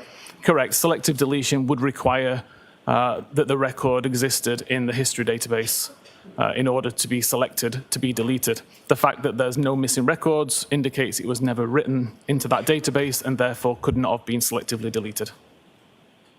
Now, the hash mechanism that you testified as far as detecting whether or not someone had surreptitiously gone in and deleted things, did you see any evidence of that in your review of the extraction of Ms. McCabe's phone? I didn't have access to the hash information to see whether any changes had been made. That's something that the original examiner would have had access to.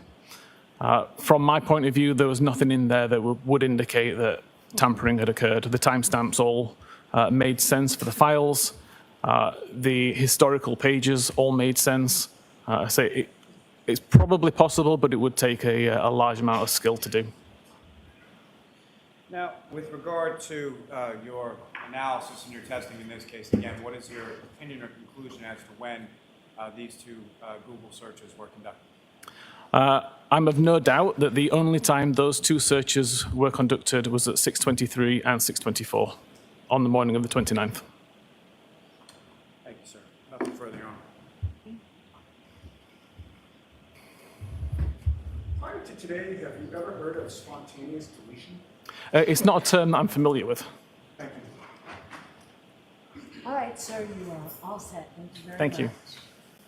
Do you need a couple minutes to take your stuff down? I can probably be quite fast. Thank you.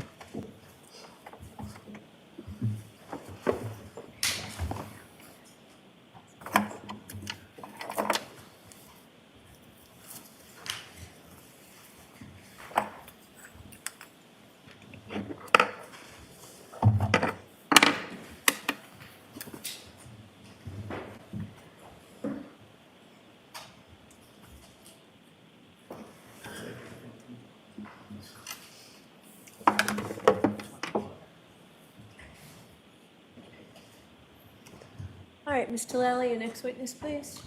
Yes, Your Honor. The Commonwealth called Trooper Nicholas Carino to the stand. Okay.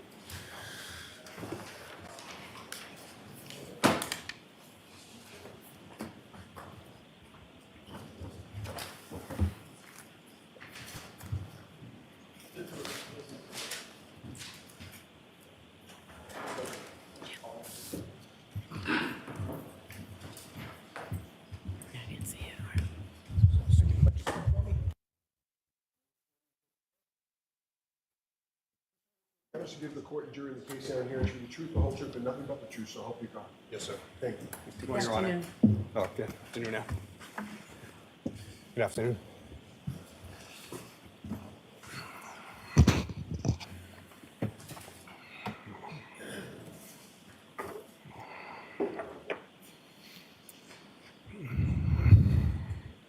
Good afternoon, sir. Good afternoon, sir. Could you please state your name and spell your last name for the jury? Yep, Nicholas Guarino, Guarino. And how are you employed, sir? I work for the Massachusetts State Police. And how long have you been a member of the Massachusetts State Police? This is my 9th year now. Now, prior to working with the state police, what, if any, prior experience did you have in the field of law enforcement? I was a local police officer in Norwood for almost 11 years. Now, with respect to your role within the state police, where is it that you work now? I currently work at the Norfolk District Attorney's Office. And within the detective unit, is that correct? Yes, that's correct. And with respect to that, what, if any, specialized role do you have within the detective unit attached to the Norfolk DA's office? Yeah, I conduct cell phone forensics, computer forensics, and I also do sexual assault investigations. Now, with regard to the electronic forensics, what, if any, specialized training have you received in that particular area? I have about 300 or so hours Celebrate, CCO, CCPA, cell phone repair forensics, Berlin motor vehicle forensics, Axiom magnet cell phone and computer forensics, X-Ways. These are all different programs used for cell phone and computer forensics. Now, sir, at some point, did you become involved in the investigation involving the defendant, Karen Reed? Yes. And with respect to that, let me just ask you, at some point, did you become aware of an affidavit from a defense expert named Richard Green? Yes, I have. And sometime following that, did you have occasion to reach out to Cellbrite with regard to what had been posited by Mr. Green as in regard to two Google searches contained within Jennifer McCabe's phone? Yes, I did. And eventually, at some point, did you have occasion to speak with the gentleman who came in here right before you, Mr. Ian Wiffin? Yes, I did. And so that wasn't Trooper Proctor that had reached out to Mr. Wiffin or had any communication that you're aware of with Mr. Wiffin, correct? No, I reached out after the defense expert's findings were released, and I read his report. And did you also have occasion to review a report from a Miss Jessica Hyde? Yes, I did. And with respect to those two reports, what, if any, conclusions or opinions did you come to independently in relation to those opinions of Ms. Hyde and Mr. Wood? Objection. Sustained. Now, Trooper Guarino, you had mentioned that you've had specialized training in regard to something called BURLA, correct? Yes. Could you please explain to the jury what BURLA is and how is it used in criminal investigations in your line of work? So Burla is a specialized hardware and software used to download the infotainment and telematics modules in a vehicle. So telematics module is basically like the SIM card for the car. And the infotainment system is your radio head unit that enables you to have Apple Play, CarPlay, or Android or Google Play for the vehicle. And at some point, were you made aware of a search warrant that was authored in regard to seizing the infotainment system from Ms. Reed's vehicle? Yes, sir. And just so the record is clear, can you describe Ms. Reed's vehicle as far as what type of vehicle we're talking about? Yes, it's a Lexus LX 570 SUV. And specifically on February 2nd, 2022, did you have occasion to remove that infotainment system from the vehicle pursuant to that search warrant? Yes, I did. And once that item was removed from the defendant's vehicle, what, if anything, did you do with it? After we removed it from the vehicle, it was brought back to the Norfolk DA's office for data extraction, or attempt to. And that data extraction, if you know, based on your training experience, sort of how is that conducted, or what is the process of extracting data from using Burla? Yeah. So depending on the system, it's dismantled. They have this specialized hardware that actually goes on to the motherboards of these systems, and we're able to pull the data. Or the other option, if that's not viable, is to do a chip off, where we have to basically destroy the motherboard and take the memory chips off the devices to try to get the data that way. Now, with reference to this specific device, what, if any, efforts did you undergo in order to extract the information without using a chip off? So at the time that we pulled the system, it was not supported. I emailed Burla and called them, see if they had a timeline of when this might be supported so we could get the data. We deemed chip-off as a last resort, because it is a destructive process. So once those memory chips are taken off, the likelihood of trying to reattach them and get it to work again is very slim. Let me stop you there for a second. When you talk about an item being supported, what does that mean? Whether or not Burla has the ability to pull the data from that vehicle. And how is that sort of determined, or how are you able to ascertain whether or not a particular vehicle, make, model, manufacturer is supported by the Burla device? They have an app, and they also have their tech support. But if you put in the VIN of the vehicle, or if you don't have the VIN, you have the make, model, and trim level, like limited or XLE or whatever, you would be able to go in and look it up and basically say, Burla will tell you, yes, it's supported for GPS points, or it's supported for diagnostic data, or whatever that they're able to get out of the vehicle. And they work with the automakers to get these, get this data. So.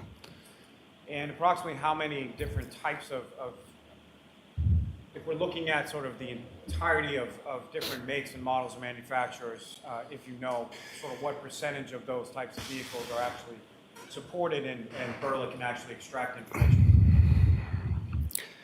I don't know as of right now.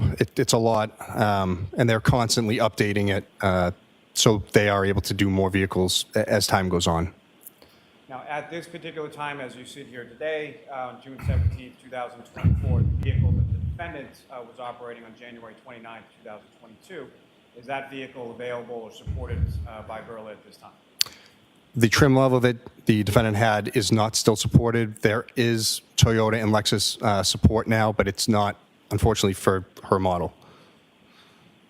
Now, you mentioned that you had reached out to the Burla company for updates as far as the availability, or when the defendant's vehicle might be supported. Is that correct? That's correct. And about how many times and over what time period are we talking about that you reached out to ascertain? Immediately when I did the extraction, I should say extraction, but when I took the system out of the vehicle, I had to reach out to Burla, because where it wasn't supported, they actually had to send me tech diagrams so I could go in and, again, not destroy the whole vehicle, as I just took those components out. Over the next, almost 2 years, year and a half of going back and forth with them, with their support and their sales team. And when you say going back and forth, about how often were you reaching out to them, or how often were you getting a response in regard to the book? Usually every few months, I want to say every 3 months, give or take. I forget the exact number, but phone calls or an email to them asking. Now, beyond that, are you familiar with a national cyber crime conference? Yes. And do you attend that on an annual basis at least? Yes, I do. And with respect to that, what, if any, time at those conferences did you spend dedicated to ascertaining the availability or the supportability of this vehicle with reference to Berlin? So Berla has a booth at the National Cybercrime Conference. I spoke with their sales team there. Their response was to keep calling Berla, keep pestering them, and they might actually get the support sooner than later. And again, were you ever able to ascertain or get the support to download the information from them? No, unfortunately. Now, at some point, were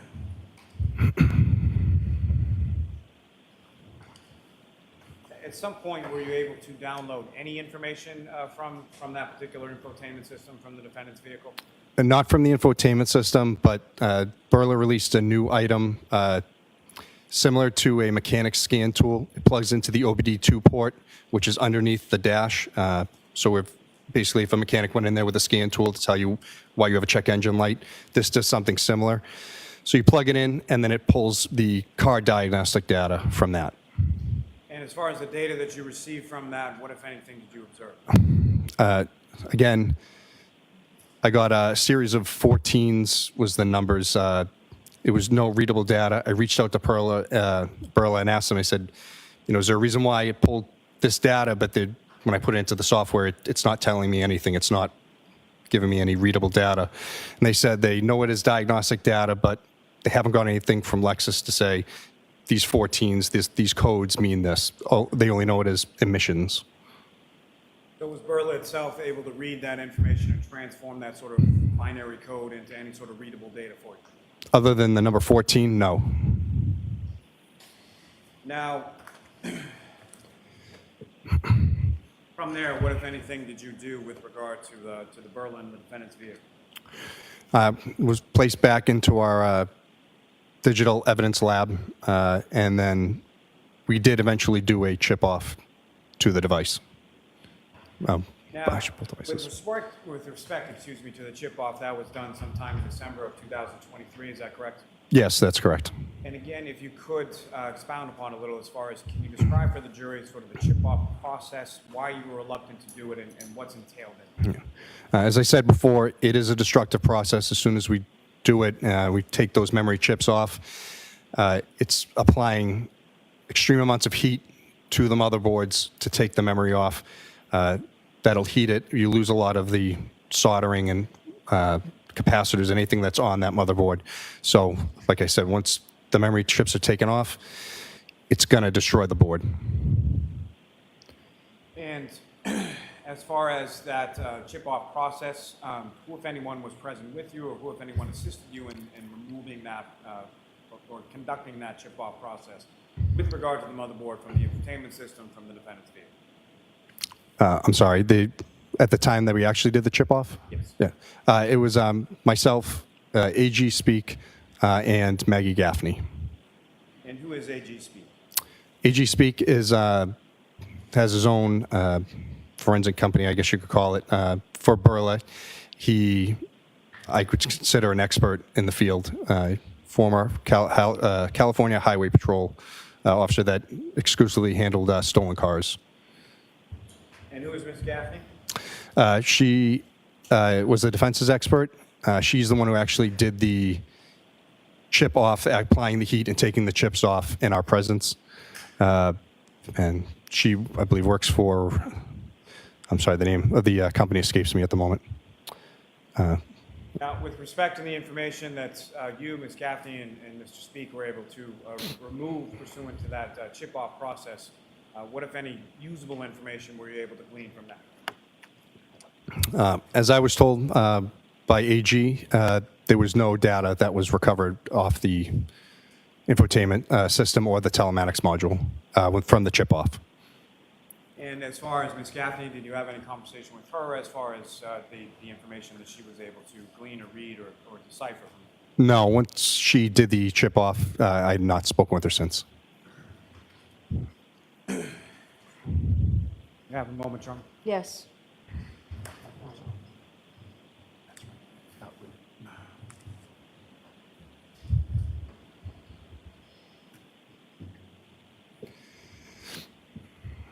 Now, Marino, at some point in late January, early February 2020, were you provided with some a laptop and/or desktop computers from the home of Mr. O'Keefe? Yes, I was. And what, if anything, did you do with those? One was a Dell laptop, the other was a HP all-in-one desktop. I removed the hard drives from both systems and used... Objection, may be seen, Your Honor. Okay.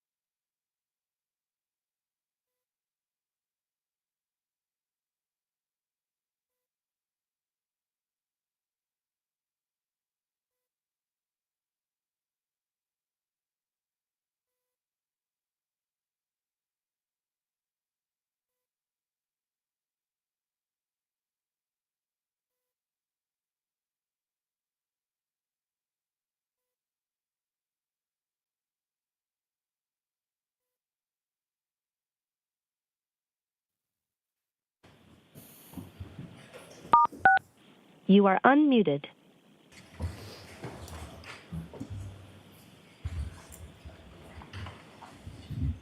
All right, Mr. Lally, you can continue. So Trooper Guarino, there was a Dell laptop and an HP Pavilion all-in-one desktop, correct? Yes. These were taken from Mr. O'Keefe's home, is that correct? Yes, they were. What, if anything, did you do with respect to those computers?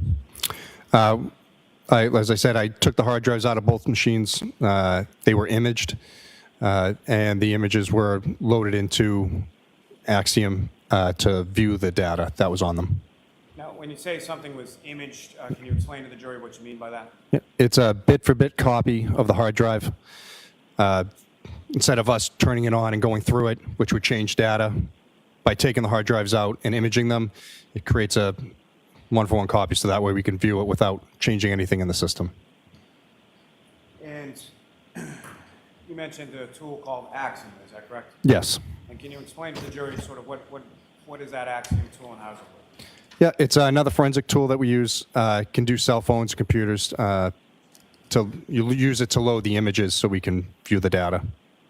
And with respect to the imaging that was done with regard to the Dell laptop and the desktop, what, if anything, was it that you were looking for specifically on those devices? We were looking for Ring video to see if either computer was used by Officer O'Keefe as a login machine to handle the account. And from your review of what was extracted or imaged from each of those two respective computers, what, if any, information were you able to glean in reference to Ring.com or anything else? Neither computer was used. One appeared to be used mostly by the kids, and the other, I believe, was the laptop, was used mostly by O'Keefe, but there were no Ring logins. As far as the Ring connection, what, if any, devices were you, throughout the course of the investigation, were you able to ascertain were actually connected to the Ring cameras at Mr. O'Keefe's house? Officer O'Keefe's cell phone. Now, if there were any other devices, whether they were Mr. O'Keefe's or someone else's, ascertained from either the Ring footage or the information provided by Ring, whether or not there were any other devices beyond Mr. O'Keefe's cell phone that were linked to that account? Not that I know of. And I'm sorry, just not that there weren't any devices or not that you could tell? Not that I could tell or that I ever heard of.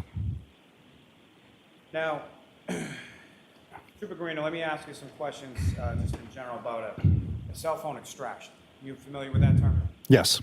And can you explain to the jury sort of what is involved in that and how a cell phone extraction is performed as far as your experience with regard to investigations that you've been involved in? Yeah. So most investigations, we get the cell phones from the scene, from a suspect, from a victim. They're put into airplane mode to preserve the data, so that way remote wipe can't be sent to the phone from iTunes. If we can't put it into airplane mode, we'll put it into a Faraday bag, which blocks the cell phone signal. And then it's brought back to the lab and put into a Faraday box, which has electrical outlets inside of it, so that way we can keep the phone charged. And with regard to this investigation, you involved in the extraction of data or the examination of extracted data from any particular phones? Yes, I did John O'Keefe's phone, Karen Reed's phone, and we had two witnesses' phones, but I don't remember doing the extractions themselves.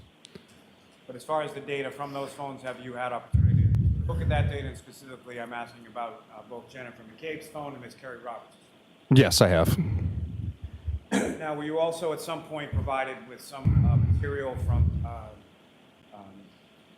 Brian Higgins' phone? Yes, I saw screenshots of text messages.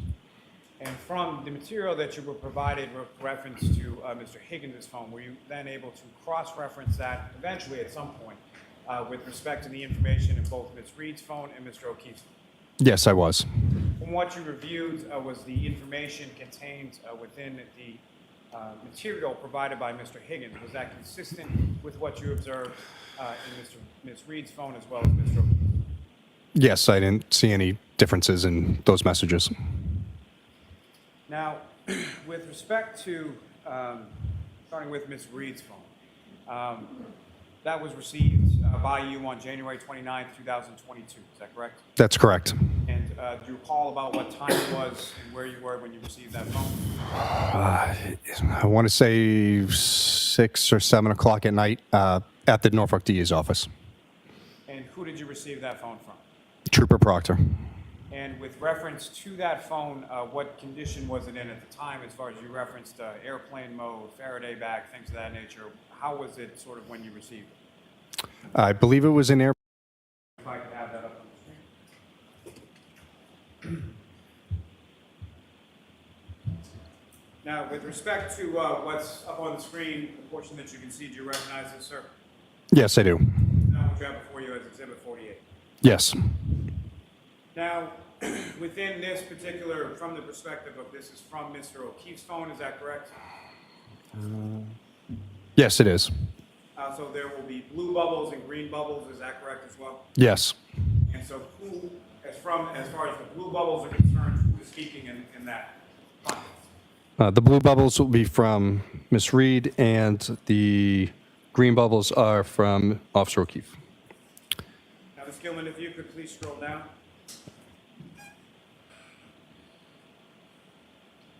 Now, with respect to what's contained on this page 1 at the bottom, if you could read the date and the time and indicate who is speaking and what is said there, sir. Yeah. So the blue bubble is Karen Reed and 1/28/2022 at 3:30 p.m. Hello. John says hi at 3:35 p.m.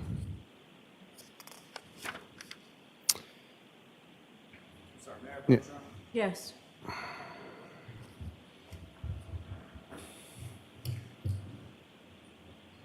Yep. Those are the Facebook ones.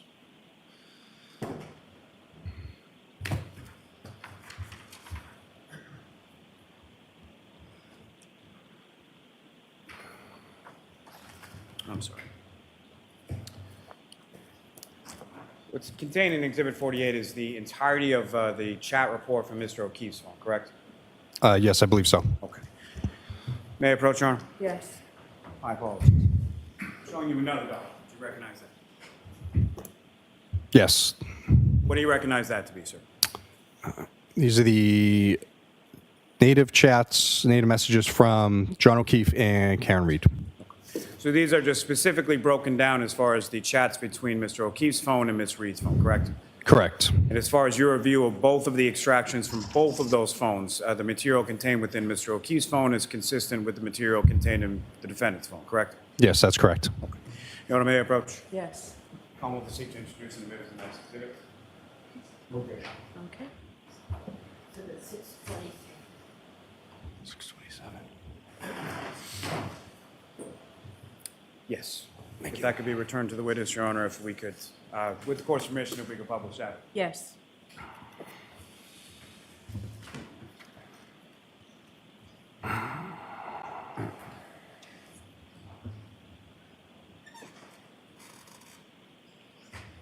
Go right ahead.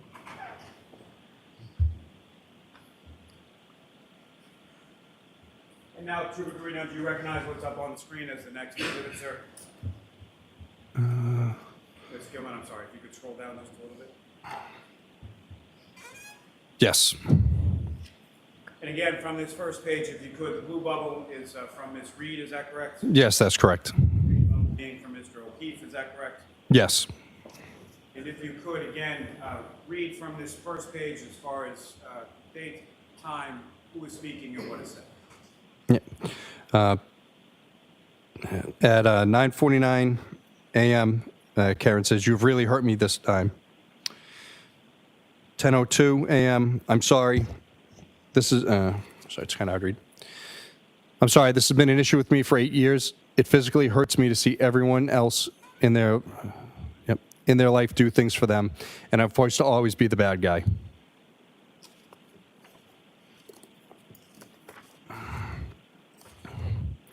At 10:09 a.m., Karen says, "I am not the same as everybody else. Most of the time I try to do what is healthy/smart for them. More importantly, I try to support you and what you need.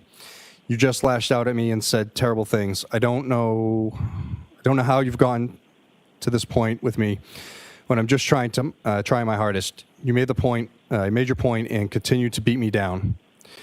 I have a lot going on too. Physically, I'm falling apart and trying to get answers and help.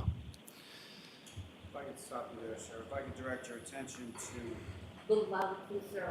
to my apologies. Sir, if I could direct you to page 5. Okay. I'm sorry, bottom of page 4. All right.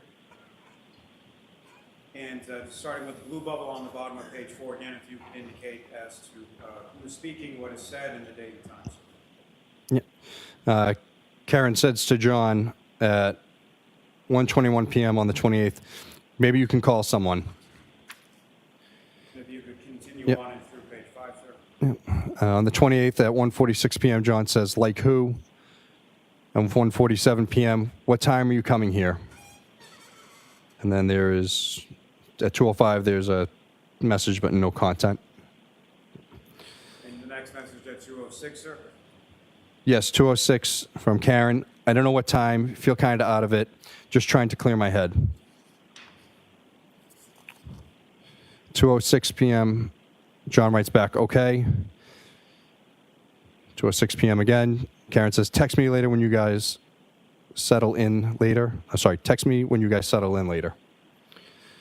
John says, sure, at 2:06 p.m. again.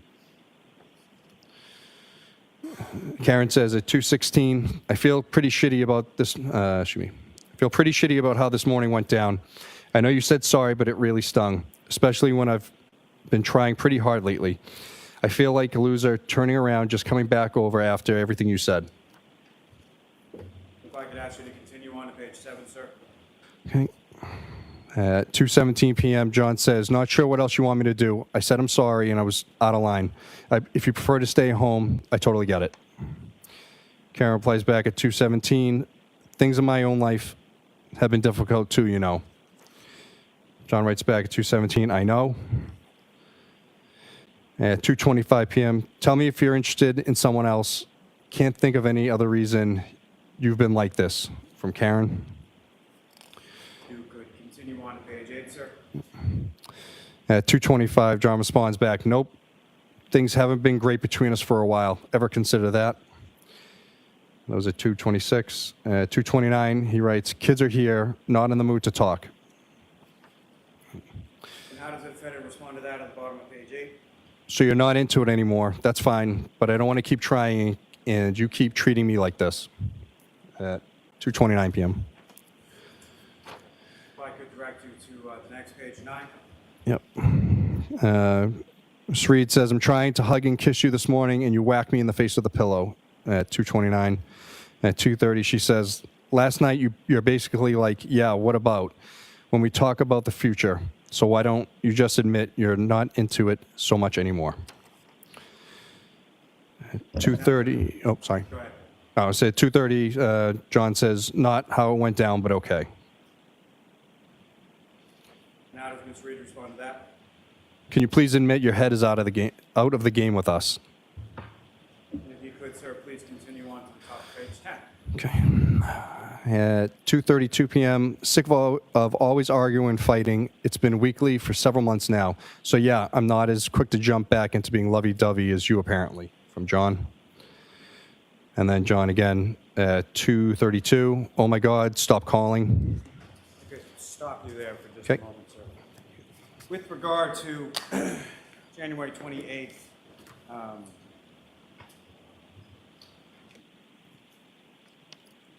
you were also able to extract a report specifically in regard to calls received by Mr. O'Keefe on that date.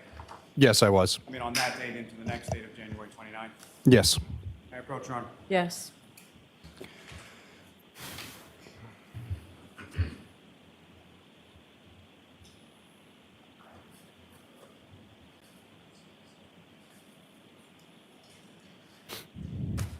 Here we go.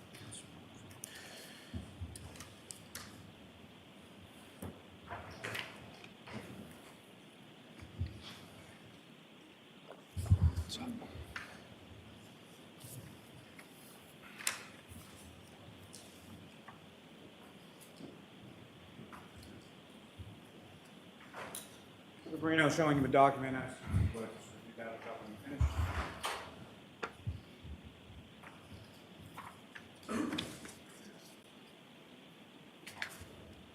finish. Okay. You recognize that, sir? Yes, it's John O'Keefe's call log. And that's the entirety of the call log from January 28th into 29th, is that correct?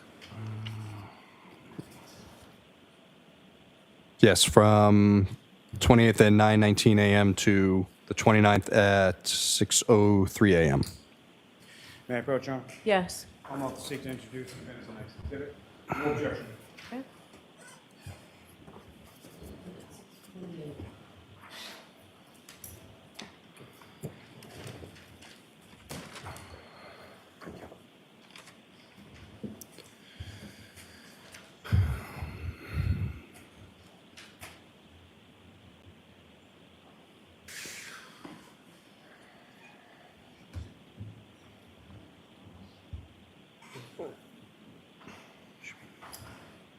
May I approach again, Your Honor? Yes.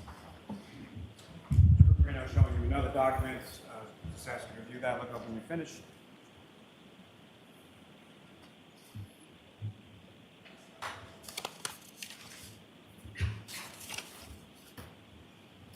Do you recognize that, sir? Yes, this is Karen Reed's call log from January 29th at 12:33 a.m. to January 29th at 6:03 a.m. And those are specifically calls between the defendant and Mr. O'Keefe, correct? Yes, that is correct. May I approach again, Your Honor? Yes. I'm about to seek to introduce the minutes of the next exhibit. No objection.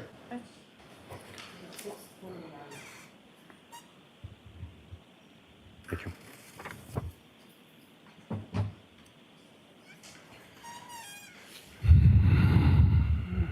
Now, Trooper Guarino, from the text messages that you were just testifying from, Mr. O'Keefe indicates OMG stopped calling at 2:32 p.m. Is that correct? Yes, that is correct. Now, from your review of those call logs, how many times did the defendant call Mr. O'Keefe on January 28th from approximately 9:19 a.m. to about 2:58 p.m.? There's 18 calls from 9:19 to about 2:59 p.m. Those calls are listed within those records as various as far as rejected or missed or answered or things of that nature. Is that correct? Yes, that is correct. How many of them are rejected? 11. How many of them are missed? 4. And how many are answered? 3.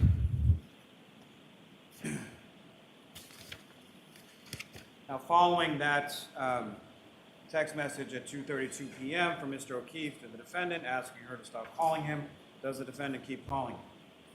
Yes, she does. And at some point, does Mr. O'Keefe call Ms. Reed back? Yes, at about 3 p.m. on the 28th. Double check. Thank you, sir. May I approach, Your Honor? Yes. Mr. Guarino, I can take each of the call logs, but I want you to keep hold on to a second. Okay.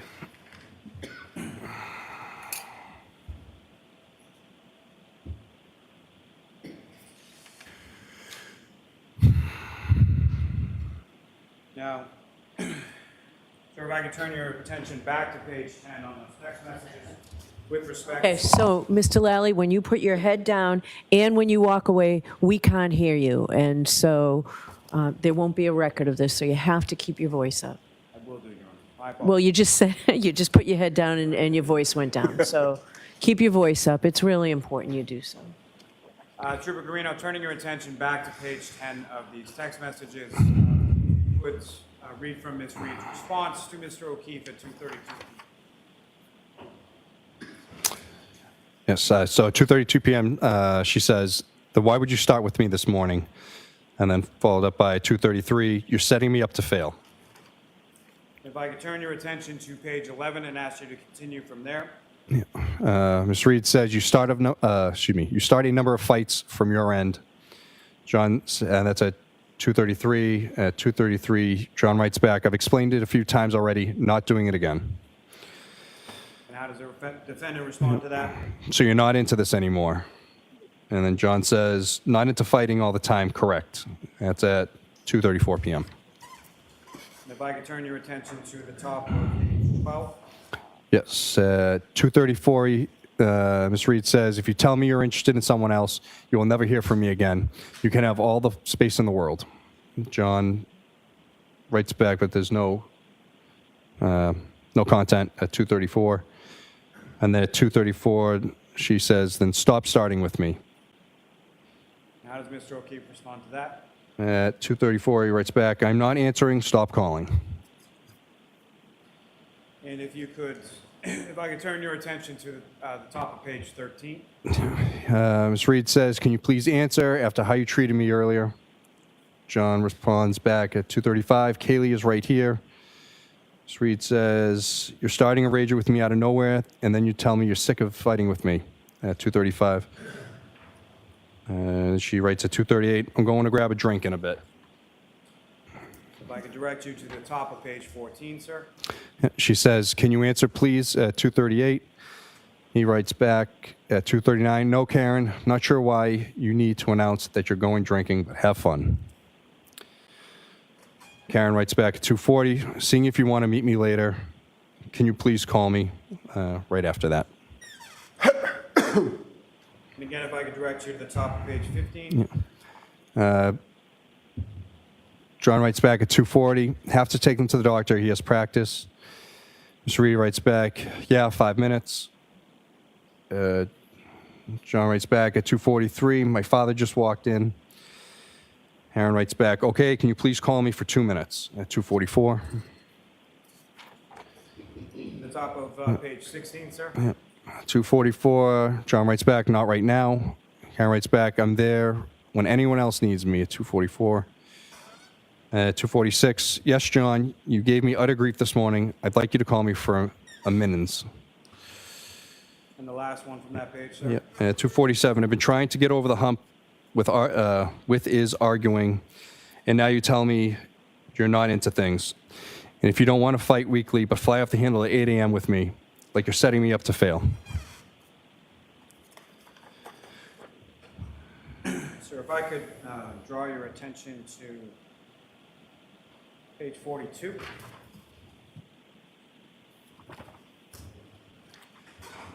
Okay. And sir, if I could ask you to start reading from the top of page 42. Yep. At 7:41 p.m., Karen writes, okay, let me know if you end up leaving. John writes back at 7:42, why, now you're not coming? Karen writes back, I'm waiting for the plumber. Actually think he's in the driveway. 7:42. John says 7:43, we're taking Mike's car, so I'm relying on you for a ride home if he leaves. Karen writes back at 7:43, he's not going home after. John writes back at 7:43, 8 on a Friday. He may have to get Michael. And you have a plumber coming over at 8. Knowing me and Papa could have handled it. Good luck. And that was at 7:44. Thank you, sir. If I could direct your attention to page 49.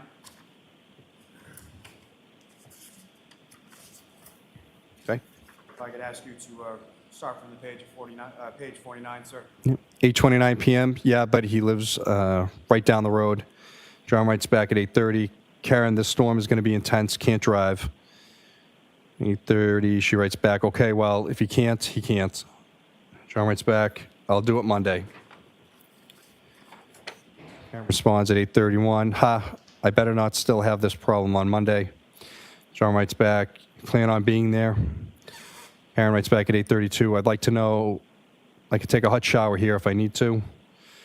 John writes back, figured you'd be in Canton until Monday. If I could direct you to the top of the next page, 51. John, I'm getting off my phone. Let me know what you're doing. Karen writes back at 8:33. I think the four of us together is toxic to this relationship.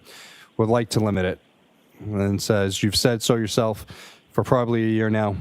And John writes back at 8:33. Blizzard tomorrow. Nobody is going anywhere. Sir, if if I could direct you to the top of page 52. Okay. Karen says, maybe I'll come back late tonight. Bad snow is in the early AM. That's at 8:35. And again, 8:35. I'll head up there in a few minutes. Let me know if you leave. John replies back, sure. And then the next one's not until 12:55 AM on the 29th. I'm going home. And the I'm going home is from the defendant. 12:55 a.m., is that correct? Yes, that is correct. And if I could direct your attention to the top of page 53. Yes, 12:55 again. See you later. At 1:02, your kids are cucking alone. 1:29, 1:04 a.m. I'm back in Mansfield. The kids are home alone. Thank you, sir. Your Honor, may I approach to retrieve? Yes. Can I see counsel at sidebar about scheduling? You are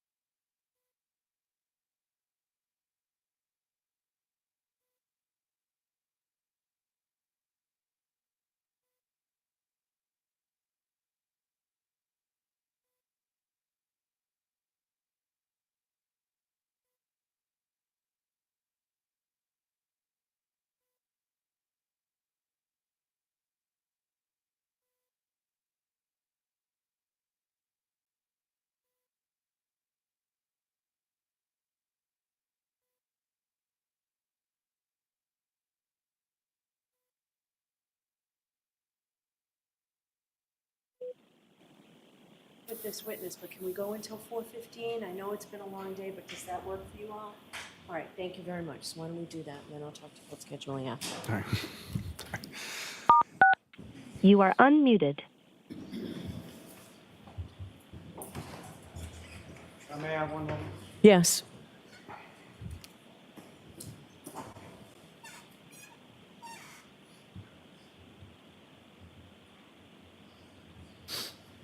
May I approach this retrieve? Yes.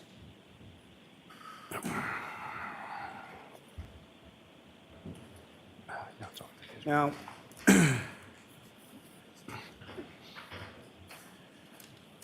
Trooper Garino, you were also able to get some chats as well as some phone calls between the defendant and certain individuals, is that correct? Yes. And may I approach, Your Honor? Yes.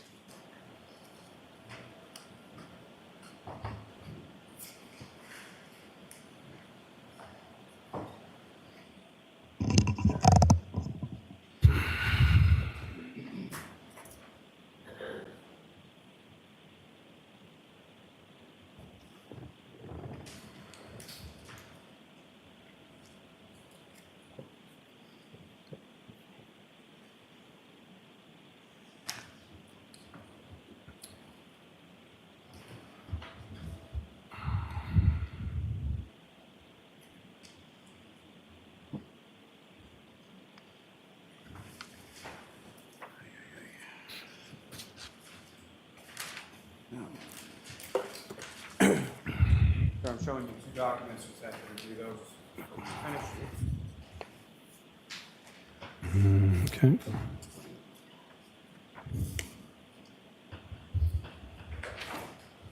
Okay. And do you recognize those, sir? Yes, I do. And what do you recognize those to be? The single page is Karen Reed to Laura Sullivan phone calls, or I should say, yep, calls from Laura Sullivan to Karen Reed. And the other one is Karen Reed and Laura Sullivan's chat messages. What's contained in those documents, is that a fair and accurate portrayal of what you were able to extract from the defendant's phone? Yes, sir. May I approach again, Your Honor? Yes. I'm about to seek to introduce the minutes and next exhibits. No objection. Okay.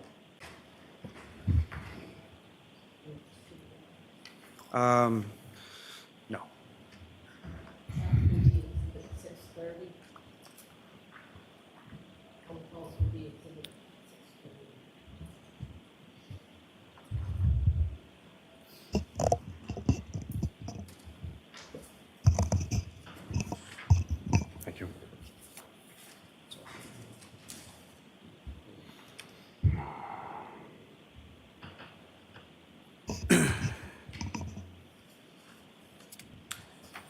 May I approach, Your Honor? Yes.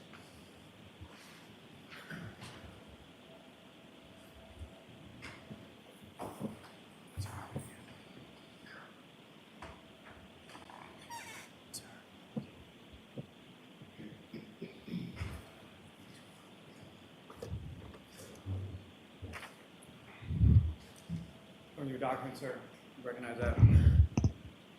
Yes, these are Karen Reed and Erin O'Keefe phone call. And what is contained in that, is that fair and accurate portrayal of what you observed conducting the extraction of the defendant's phone with regard to the communications with Erin O'Keefe? Yes. May I approach again, Your Honor? Yes. I want to seek you to produce the minutes of this exhibit. Okay. There's no objection, Mr. Yannetti, right?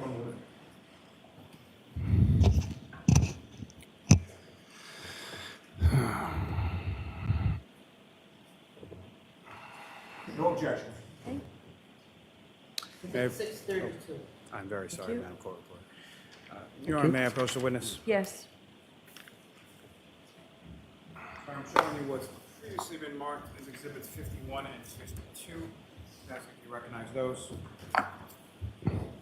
Yes, these are phone calls between Karen Reed and Katie Camerano. And 52 is chats between Karen Reed and Katie Camerano. May I approach this to retrieve, Your Honor? Yes.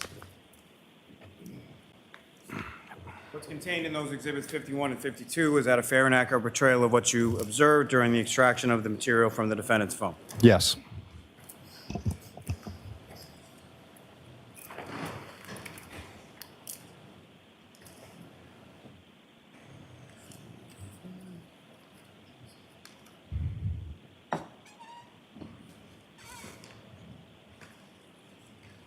May I approach again, Your Honor? Yes. Sir, showing you what's been marked as Exhibits 94 and then 95. Yes. Sorry. They are chats between Karen Reed and Jen McCabe, text messages. And 95 is Karen Reed and Jen McCabe phone calls. And again, what's contained in those records before you, is that a fair and accurate portrayal of what you observed in the defendant's phone during the course of your extraction of materials from her phone? Yes. May I approach the retrieve, Your Honor? Yes. So these are already in evidence, Mr. Lally, so that you don't need the fair and accurate depiction.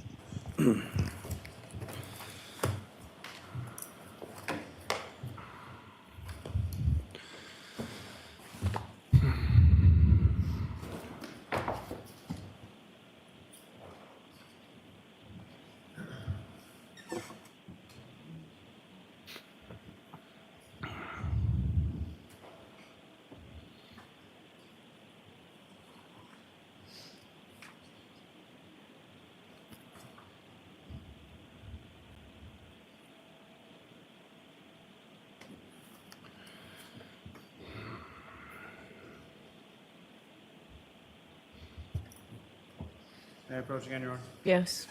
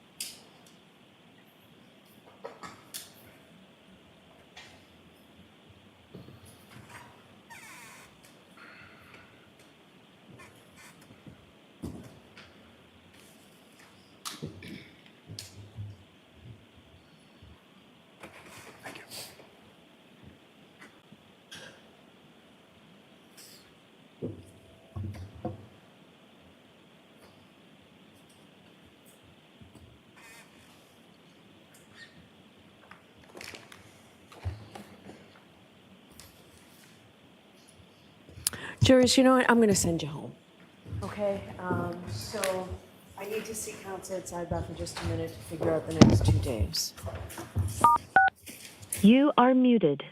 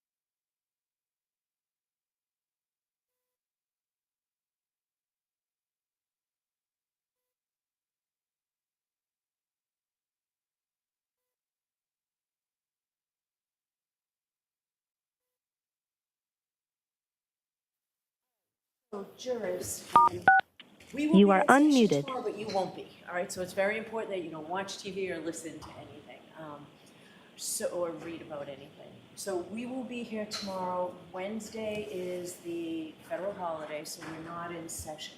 I know there's supposed to be some big heat wave this week.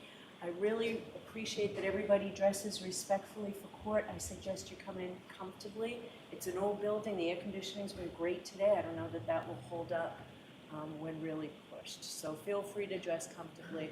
We'll plan on seeing you on Thursday. If that changes, the court officers have your contact information. But we're planning on seeing you on Thursday.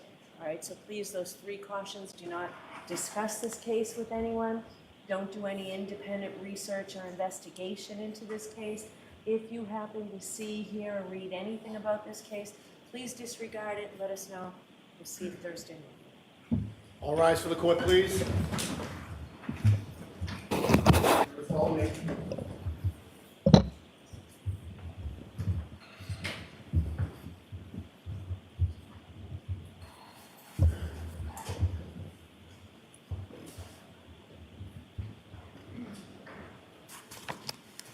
All right, and Trooper, you can just follow out behind them, okay? Thank you.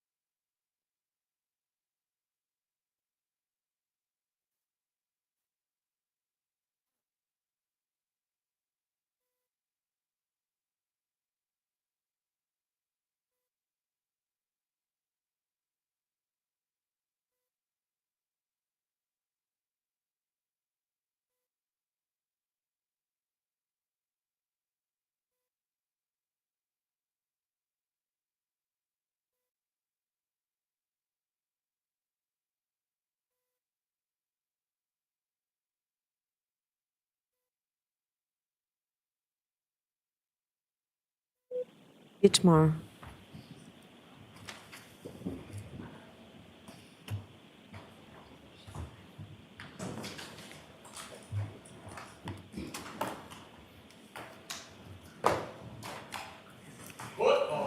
Depending on how it goes tomorrow.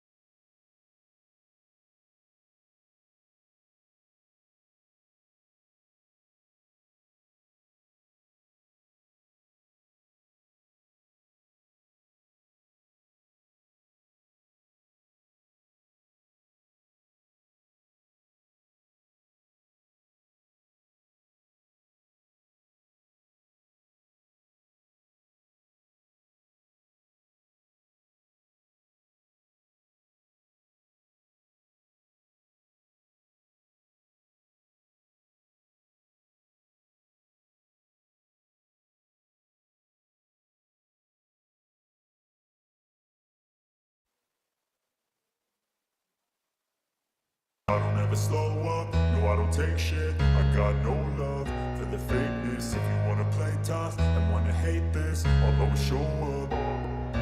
I don't ever slow up, no I don't take shit. I got no love for the fakeness. If you wanna play tough and wanna hate